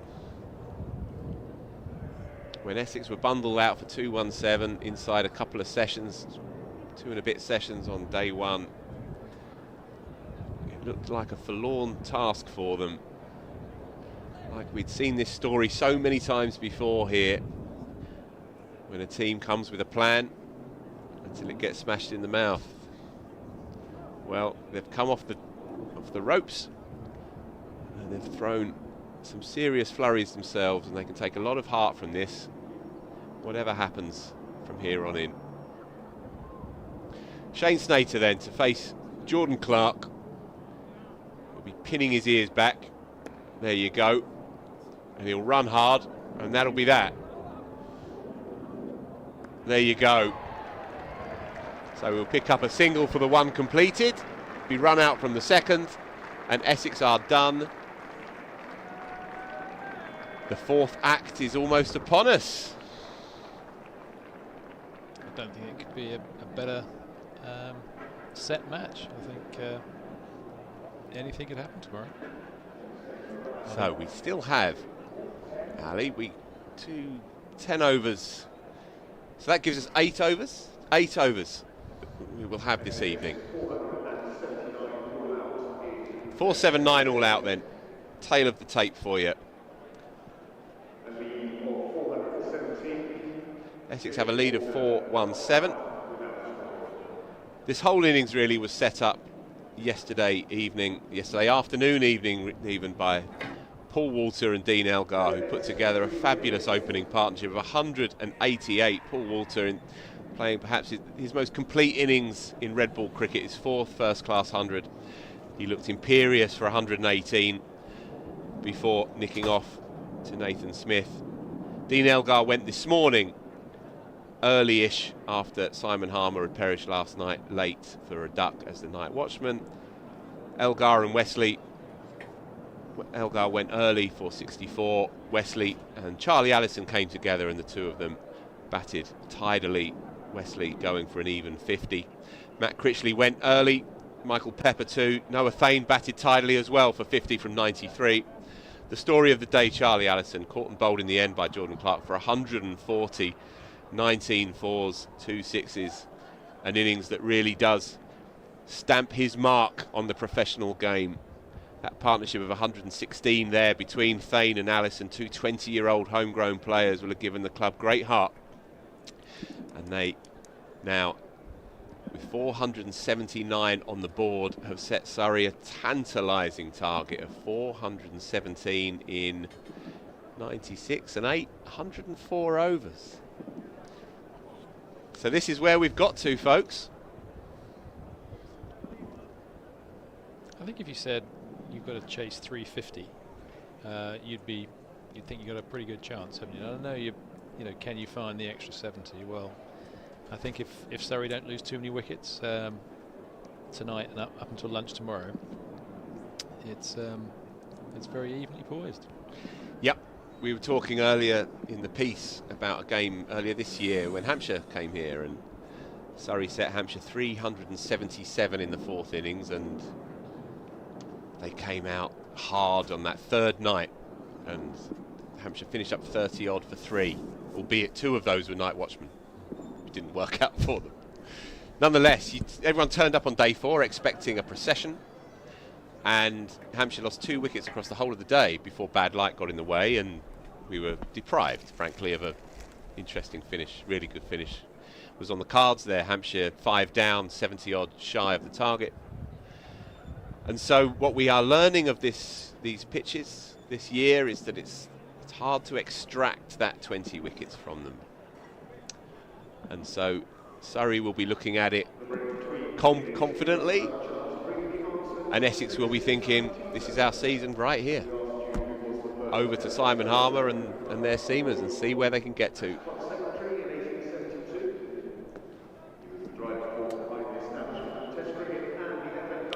Other stuff around the grounds then. It's been a moving day really in the Championship. Some telling results. Somerset did really well to chase down 267 against Durham and to do it comfortably. A win by 7 wickets with Tom Labberby unbeaten with 100 at the end there. Earlier in the day, Sussex completed their dismantling of Hampshire as well by 9 wickets, chasing just 23 in their 4th innings. 5 wickets in the 2nd innings for Jack Carson. Very, very good emerging young off-break bowler at Sussex, and a big win for them. Another 100 for John Simpson. 5 last year, 3 this year already. Unbelievable form in his 37th year, Sussex skipper. Warwickshire Worcester at New Road. Interesting day ahead tomorrow. Worcestershire still need 304, and they're just beginning their 4th innings chase. They're 1 down for 23, so they need 304. All of tomorrow, of course, available to them. And Yorkshire 3 down for 146 against Notts. They still need 317, so a long old haul for Yorkshire, but puncher's chance, you never know. James Wharton is unbeaten on 53. He made a fabulous 60 odd here last week, 67 I think it was. Technically very, very sound player. So that's Notts to lose, you would think, but you never know. So 2 more games to reveal themselves tomorrow, plus this one. The top division has been intriguing this year. So there they are, Essex's 11. It will be Porter and Snater, you fancy. So you might throw the ball to Harmer for an over or 2? Well, it wouldn't be the natural thing to do, but then sometimes you're up against a left-hander in Rory Burns. Why wouldn't you find out? No one knows how much it's turned. I often think if you're coming into bat for the first time and you're straight up against spin, especially in the position that they're in. I mean, I think if Surrey could walk away, what have they got, 8 overs? If they could walk away, 30 for none, you'd be pretty happy with that. They'd probably settle for a bit less than that if they could lose no wickets and then regroup tomorrow and go from there. But yeah, I think it would be a fun way to start, and one that would be unexpected. But certainly, I think you ask many batters if they're going to come straight in, and they're straight in against spin. Let's say you've got a couple of men around the bat. If you were an opening bat, the last thing you'd expect. You often were an opening bat. Invariably, you were. Would you be more at ease with the medium pacers here? Would the off-break bowler unnerve you a little? I'd prefer the seamer. Right, in this instance. Yeah, I remember going back to Glamorgan. The first time I had an off-spinner open in 40 over cricket, and that was Robert Croft. I think we played at Neath or Lenethley, I think it was. And it was like, whoa, what's this? And you're not sure what to do. I mean, it would be brave captaincy, but then, if you're Essex and you can pick up a couple of wickets tonight, that would be a huge bonus. I guess also, even if you don't necessarily get one, if you get a couple off the straight, just get one to spit, then it puts those thoughts in the mind ahead of tomorrow. I think the thing is, if you're on 0 against the spinner, you're you want to be positive, but you're kind of watchful. And I think, as I said, we haven't seen a spinner on the wicket for over a day, and we'll see how it reacts. I don't think that's the way they go, but sometimes it's good to throw a joker into the mix. Yeah, I fancy we might see him for 1 or 2 this evening. We shall see. Another man will have a say tonight, perhaps, but certainly tomorrow, is the Sri Lankan overseas, Kasun Rajitha, who's picked up 5 for 87 in the first innings. Really kept Essex in it in that first session on day 2. Bowled fabulously to pick up that 5. He's been a success for Essex.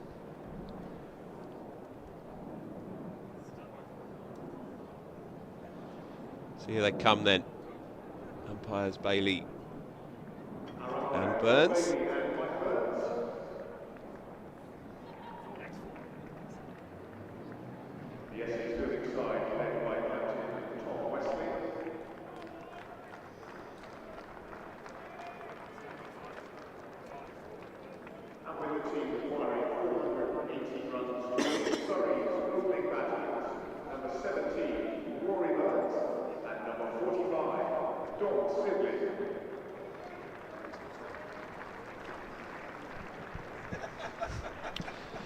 So then, the roller has done its business for Surrey's openers, and hopefully that will just take some of the sting out the pitch. 8 overs. Still to negotiate here. Ali Brown vacates the box. He'll be back tomorrow for this finale. Yes. As indeed will I. And in the meantime, as Daniel Norcross settles in to the summariser's chair, which is always a concern, here's Yas Rana to take us through to the close. 8 overs to go. Well, don't worry, Phil. All eyes will be on nothing but the cricket in what could be a very exciting 31.23 minutes of play. Crucial final 8 overs. Surrey set 418. Notional, would you say? Notional? Not completely. I think there's historical. There's a situation where Surrey, if they can get through this evening, get through the opening 2 sessions tomorrow, with one really short boundary, you never know what might be possible. For Essex, 10 wickets to win, Porter into Rory Burns. Left alone. And I think something to keep an eye on in the final 8 overs is the speed of the wicket. Where does Pepper take the ball behind the stumps? Now, Andrew has no doubt given us all the details of what 418 as a chase would be in the history of the annals of this great ground and these 2 fine teams. Well, it would be the highest successful run chase in the county championship at this ground. In the county championship, he says. Hello. But not in first class cricket. Not in first class cricket, because Cambridge University chased 427 to beat Surrey in 1925. So 100 years ago. Yep. What portents do you mean? Are you thinking? Maybe. Wouldn't dismiss the idea, Dan.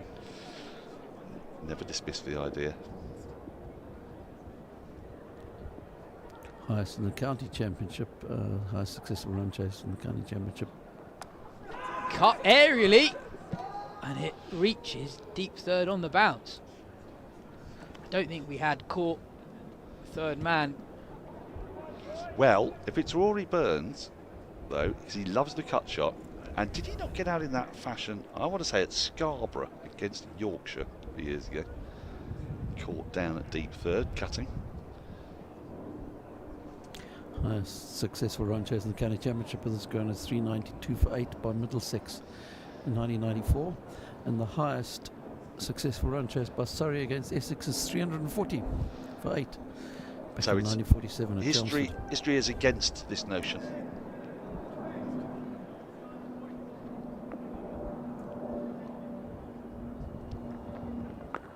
Tom Laws will no doubt be padded up, Yas, and night watchers have not had a great record here at the Oval so far this season.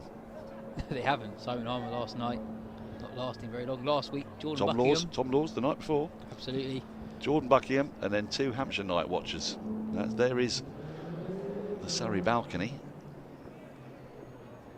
Poor Tom Laws been out in the field, bowled plenty of overs.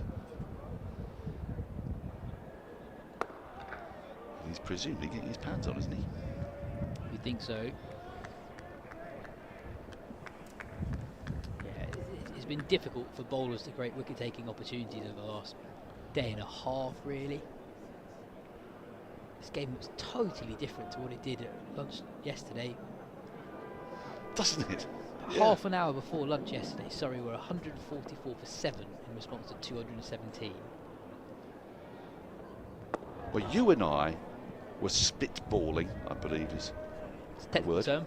Spitballing about what constituted a significant lead. When Surrey flipped it round from a deficit of 73 to a lead of 62, possibly the portents were there for the game to come, but I didn't see it. I thought 62, that could be awkward. I was even thinking, especially those gloomy conditions, there's an outside chance Essex get into a pickle today, and the game could have been over yesterday, could have been over by lunch today. Instead, well, this could be going all the way.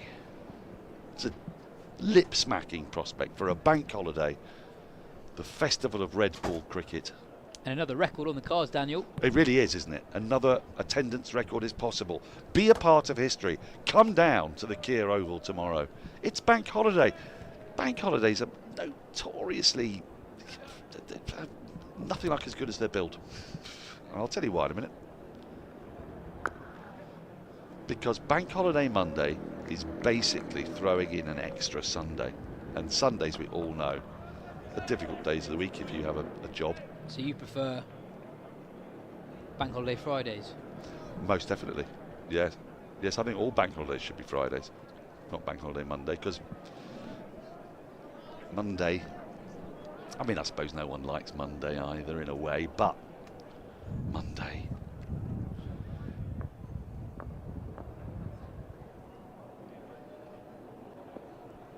I mean, this won't be true of everybody, or indeed most people, or almost anybody. But I just found that I was so desiccated when I had a proper job by Monday that it was a day of existential terror. And if I'd had cricket I could come to as a soothing balm, well, that would have made life much different.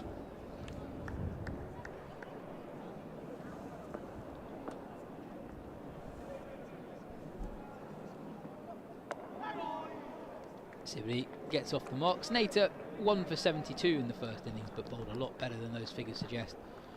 Bowled really well, in particular on that second morning, alongside Porter and Rajitha. Those three did a lot of work to get Essex not just back into the game, but on top on that second morning. A man who didn't really feature a great deal was Simon Harmer, and indeed Noah Thane didn't bowl a great deal in that first innings. They used a lot of the three frontline seamers, didn't they? Snater, Porter and Rajitha. There's a troublesome pigeon, and Rory Burns has decided enough is enough.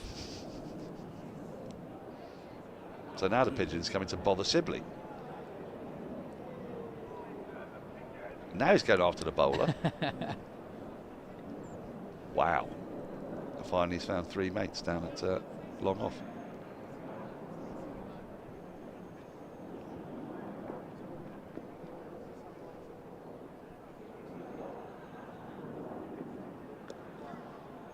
More runs for Burns, another single. The one wicket Snater did get was that of his cousin Jason Roy. Yeah, spectacular as well. Beautiful delivery in ducker, came in miles. Didn't it? I mean, I initially thought he had to got an inside edge because he hit middle stump, but no, it whooped in. So I ask you, those are one of those is the offending pigeon. 5 of them were acceptable pigeons. One of those was the one that was bothering the batters. So I ask you, how important do you think Simon Harmer's going to be? Is a spinner going to be important here at the Oval? Hugely. I think even if the ball doesn't turn hugely, I think he's got a massively important holding role to do, because I think Essex will look to rotate the 3 main seamers, Porter, Snater and Rajitha, alongside him. Left alone by Sibley. Snater's got his hands on his head. Completes his first over. Surrey 4 without loss. Take a look at that ball again. Not hugely dissimilar to the manner in which Snater dismissed Roy. Ball coming in late. I like Sibley's lifting of the back leg. There was something to get our teeth into there.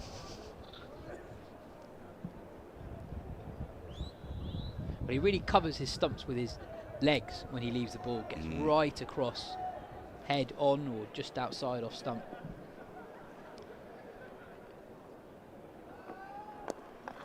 And Burns clips that delivery off his legs, and Rajitha does really well on the leg side boundary to flick that back into play. Saves 2 runs. That is terrific work from the fast bowler. I know he's had his feet up for a little while, but he's a tall man, and it isn't easy. It's a short boundary, and he has timed that little pull back to perfection. It's also an area of the ground where Rajitha will have unhappy memories. Big appeal. Not given. Oh. The Essex Cordon were really, really interested. Well, we've seen a few interested Cordons over the course of this match. Paul Walter at third slip sprinting in. Let's see this again. Didn't feel quite right when I was watching, but Yeah, it felt like Burns might have got outside the line. Yes. Which he does. Well, you can see leg stump. He does move across these stumps a fair bit. Very fine umpire, Umpire Bailey. Said it all match.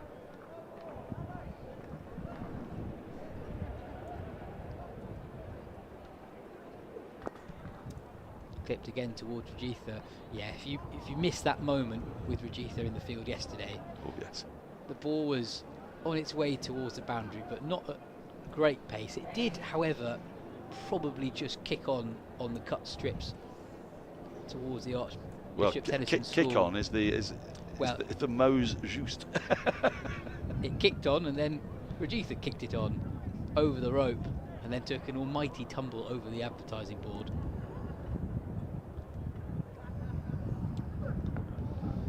It's my moment of the day, actually.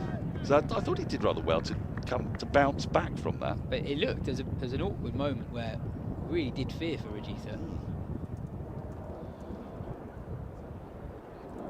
At one point, both legs pointed to the skies. He bowled really well in that first innings, 5 for 87. Bit of extra pace compared to the other two Essex seamers. Oh, now this time Porter beats the outside edge. Really good start. But he's an exceptional bowler, isn't he, Porter? He has an unusual approach to the stumps. The legs and the ankles flick up in opposite directions. A little bit like if you've ever studied the bowling action of Heather Knight. Imagine if she had to run in 8 times further than she normally does.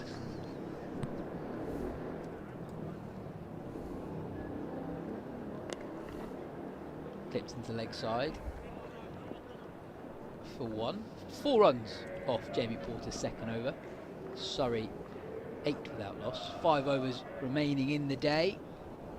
For Surrey, they're just ticking off these overs. Oh, Andrew's got something. I do. Spinners in the 4th innings at the Oval. Recently. Of all time. So Recently. what's your all time? There'll be some Lakers and Locks and yeah. So what's our date range? I was going in the 2020s at this point. Yes. In total, spinners in 31 games, spinners have taken 13 wickets in the 4th innings at an average of 47.46. Wow. The last spinner to take a 5 for in the 4th innings of a championship game here at the Oval. Cameron Steele.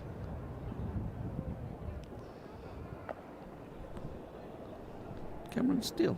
No. No, well, he did have a game last year when he took quite a few, didn't he? But I thought I'd go with that because it's a good guess. But Zafar Ansari, 2016 against Nottinghamshire, got 6 for 36. Wow. Zafar Ansari. What is he doing these days? Well, I could tell you what he's doing actually because I was on a judging panel with him for the MCC Book of the Year. He's one of my heroes, Zafar Ansari. He's a very high-powered lawyer and he's involved in a very important. What do they call those things? Like a class action suit or something like that. Yeah. Everything's coming to fruition next year in March, so he can't be on our judging panel for this round. It's a really long time away. Yeah, there's a lot of work, and difference between Zaf and me and a lot of people who are still involved in cricket is he takes his work very seriously. He's extremely diligent, and he does it. He had a wonderful entry in Who's Who for his ideal dinner party, I remember. It was slightly contrasting with his, at the time, I think, skipper. They fought, leg buys. Surrey into double figures.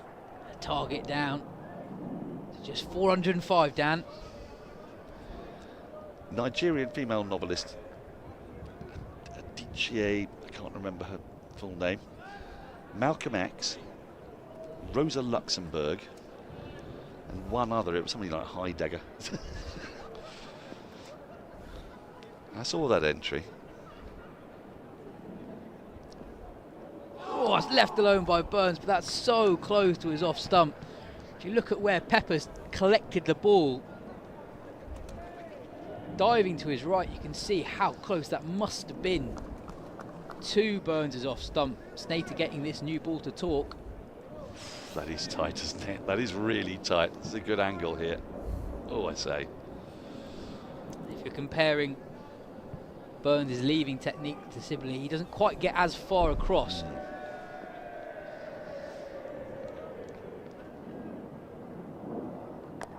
Good signs for Snater and Essex, because we saw at the start of the Essex second innings, Surrey were unable to find much lateral movement through the air at all until the lacquer came off 10 or so overs into the innings. But Snater, we've already seen him been able to swing the ball in either direction, swinging the ball into the right-handed Sibley and into the left-handed Burns. We also saw the evening session yesterday was probably the more tricky, wasn't it?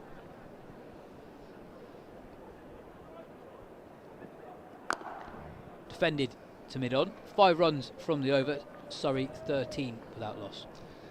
Yes, I saw that entry in the Who's Who, and then I also was out in Bangladesh for the first part of that Bangladesh and India tour, and I watched as Zaf was reading the London Review of Books, a journal notoriously lacking in pictures, while almost everybody else in the England squad was playing PlayStation. And I just had a sneaking suspicion. I wasn't quite sure how much longer he was going to be playing professional cricket. He's got some pretty big fish to fry as Zaf, let's put it that way. Yeah, there can't be many people who play Test cricket for England, and then you can accurately say they've got bigger fish to fry elsewhere. Yes. Retired from the professional game just a handful of months after he made his Test bow. Yep. Terrific pianist. He was in a PhD, maybe he was an MA in international relations. He's very interested in international politics. Fascinating man.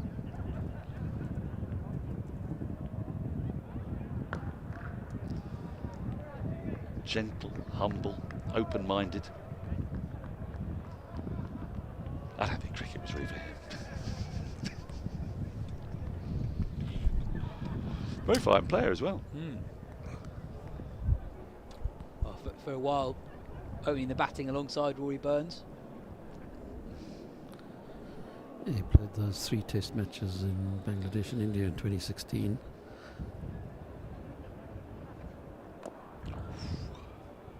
It's a very Rory Burns shot, that. Crouching low, looking to direct the ball behind square on the offside. Doesn't quite get hold of it, but able to get down to the other end. And then played 2 first-class games in 2017 and finished, packed it in at the age of 25. 25. Wow.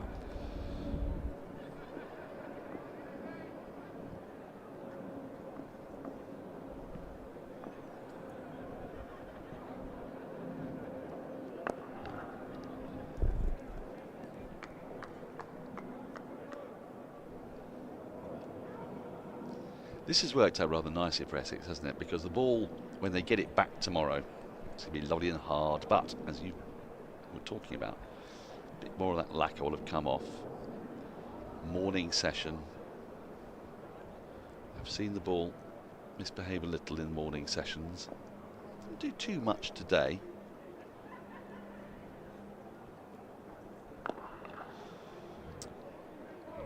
Wonder if we see Kasan Rajitha. He's going through some warm-ups at deep third. I also wonder if we see Simon Harmer.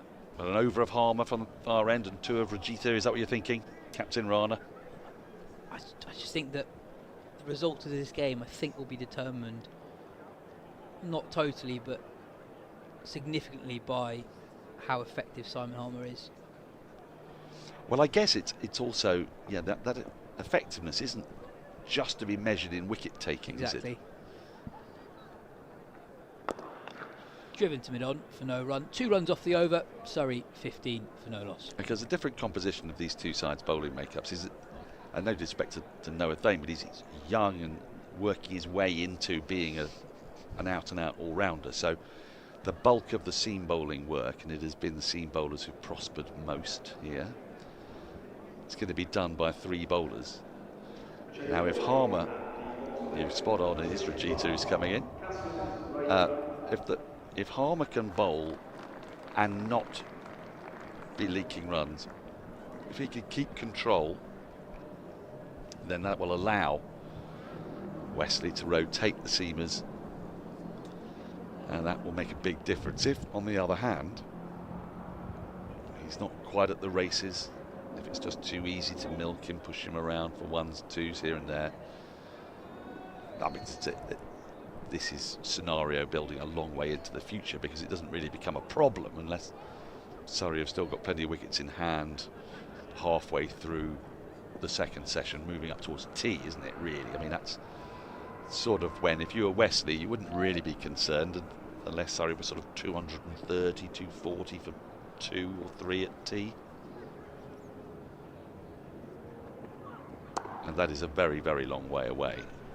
At the moment, you'd have to say that Essex are favourites, but we've watched quite a bit of cricket here lately, and we know how hard it can be to prize out those 10 wickets if the batting is resolute. And the thing with Hampshire was that they paced their chase very interesting. It didn't really look like they were going for the chase at all, did it? And had it not been for bad light, I think they would have been well up with the rate.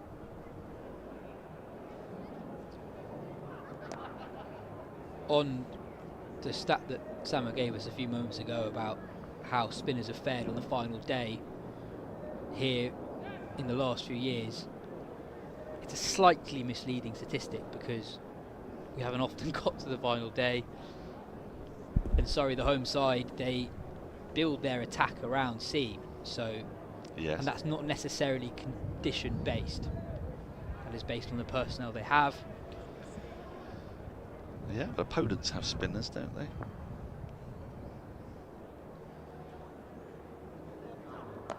True, but also Surrey have so often been on top and actually haven't had to do a lot of batting in the 4th innings. There is also that. Years. It was the 4th innings as opposed to the 4th day, that stat was, but haven't always got to the 4th innings either, of course. That's true. 13 wickets at 47. 47. So, I mean, there's still bowling enough to concede 47 times 13 runs. 617. Thank you.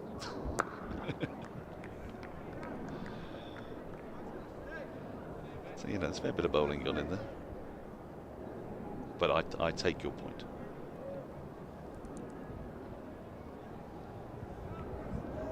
I'm just trying to think of days when a frontline spinner has actually bowled lots of overs of spin on the 4th day in the last few years here. I can't immediately think of many cases where that has happened. Driven down the ground by Dom Sibley. It's a glorious shot. They run away for 4. He's been good on the front foot, hasn't he? And hitting straight was noticeable a little bit in the first innings, actually. Hit the ball straight very nicely. Yeah, textbook from Sibley. So good through the leg side, but it's been a feature of his game this season.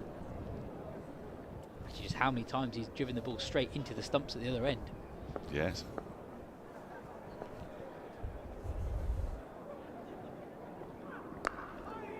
Defended into the offside, and they scamper through for a quick single. Could have been interesting had that been a direct hit. The target is under 400,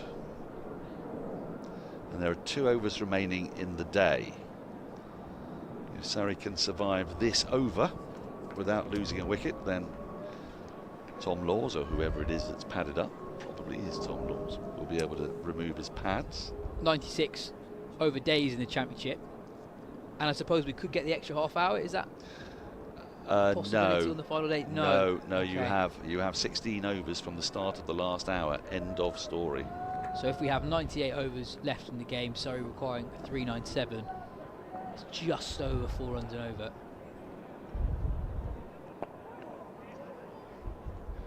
Jamie Porter continuing, so it looks like we probably won't see Simon Harmer. You this wouldn't evening. think so now with Rajita being bowled and over. Yeah. 11 deliveries remaining in the day. I think that's the right move. I mean, Porter's looked threatening in these 3 overs that he's bowled, and he's warming to his task, isn't he?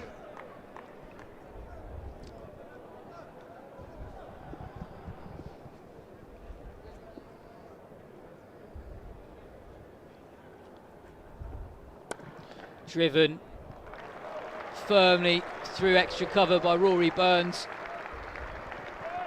It's his first boundary. Surrey moved to 26 without loss, going at above 4 and over. It was quite interesting. Ali Brown made a point a couple of hours ago about he felt that with conditions as they are, from what he's seen today, if you just bat for 2 sessions, you should be able to score at around about 3.5 runs and over.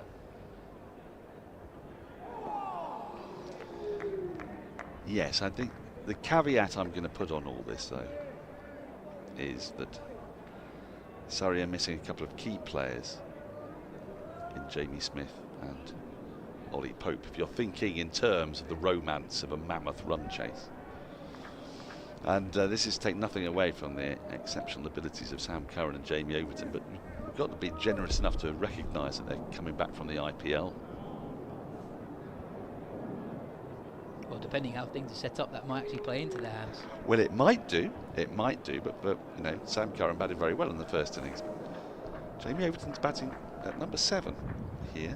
He won't have had a lot of red ball nets, whatnot. So it's an enormous ask, and one that I don't think is on their minds at this stage. What's going to be on their minds is preserving wickets.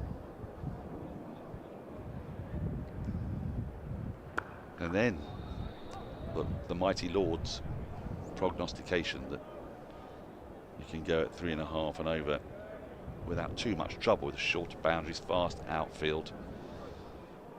Well, that then might mean that the equation is such that 230, 240 are on the board and there are wickets in hand, and suddenly you need 170 to pull off an unlikely win with 35 overs left, and then things look different. Left alone by Rory Burns. That'll be Jamie Porter's work done for the day. And a big sigh of relief for Tom Laws. He can take those pads off, because if a wicket falls now, we all troop off. And you know, it's only 13 minutes past 6.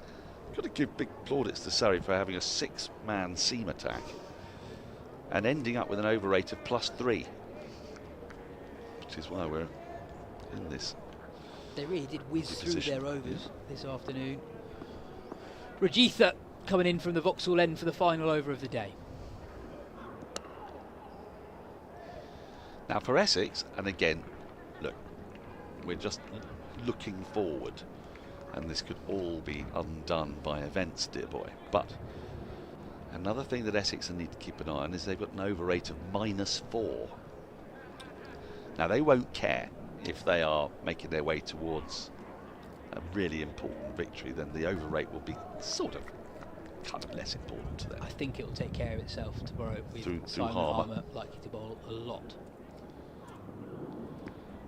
Well, it can do, but you know, here they came out at 5:44, and it's just another 8 overs that have ticked by without them getting that over rate down. If anything, they're still slightly behind in this period, and they will come at Surrey Hard with their seamers in the morning, you fancy. So there's going to be a fair part of this game that's going to be that.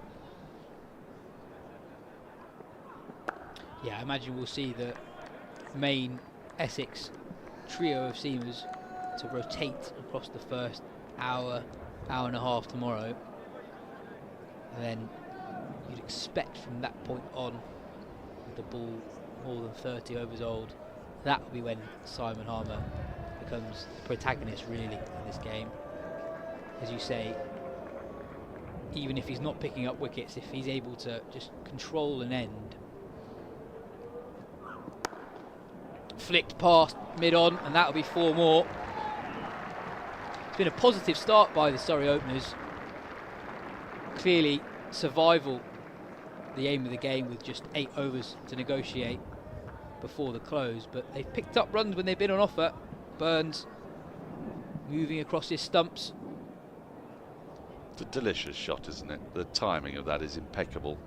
There's a big gap there, but he's picked it perfectly, slightly over pitch from Rajita, but lovely noise off the bat.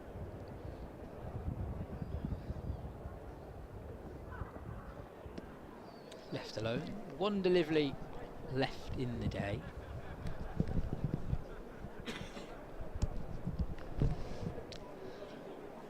You off out now?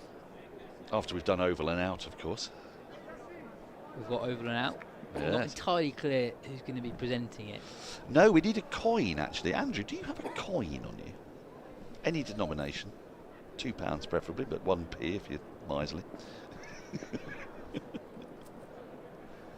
50p, lovely. I think that's perfect. Thank you very much. We'll give it back to you tomorrow. Rajitha, last ball of the day. Pushed through point for a single. It takes Burns on to 17 and Surrey on to 32.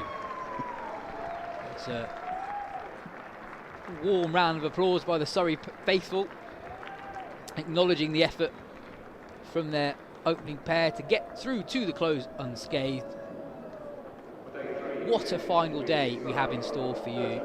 Bank holiday Monday, Surrey needing 386 for what would be a record county championship run chase here at the Kier Oval. Essex 10 wickets away. It's beautifully set up. Well, it couldn't be more delightful, could it? 3 days, 3 innings done. An unlikely target, perhaps, but the point of this game and the point of all sport is that we can dream.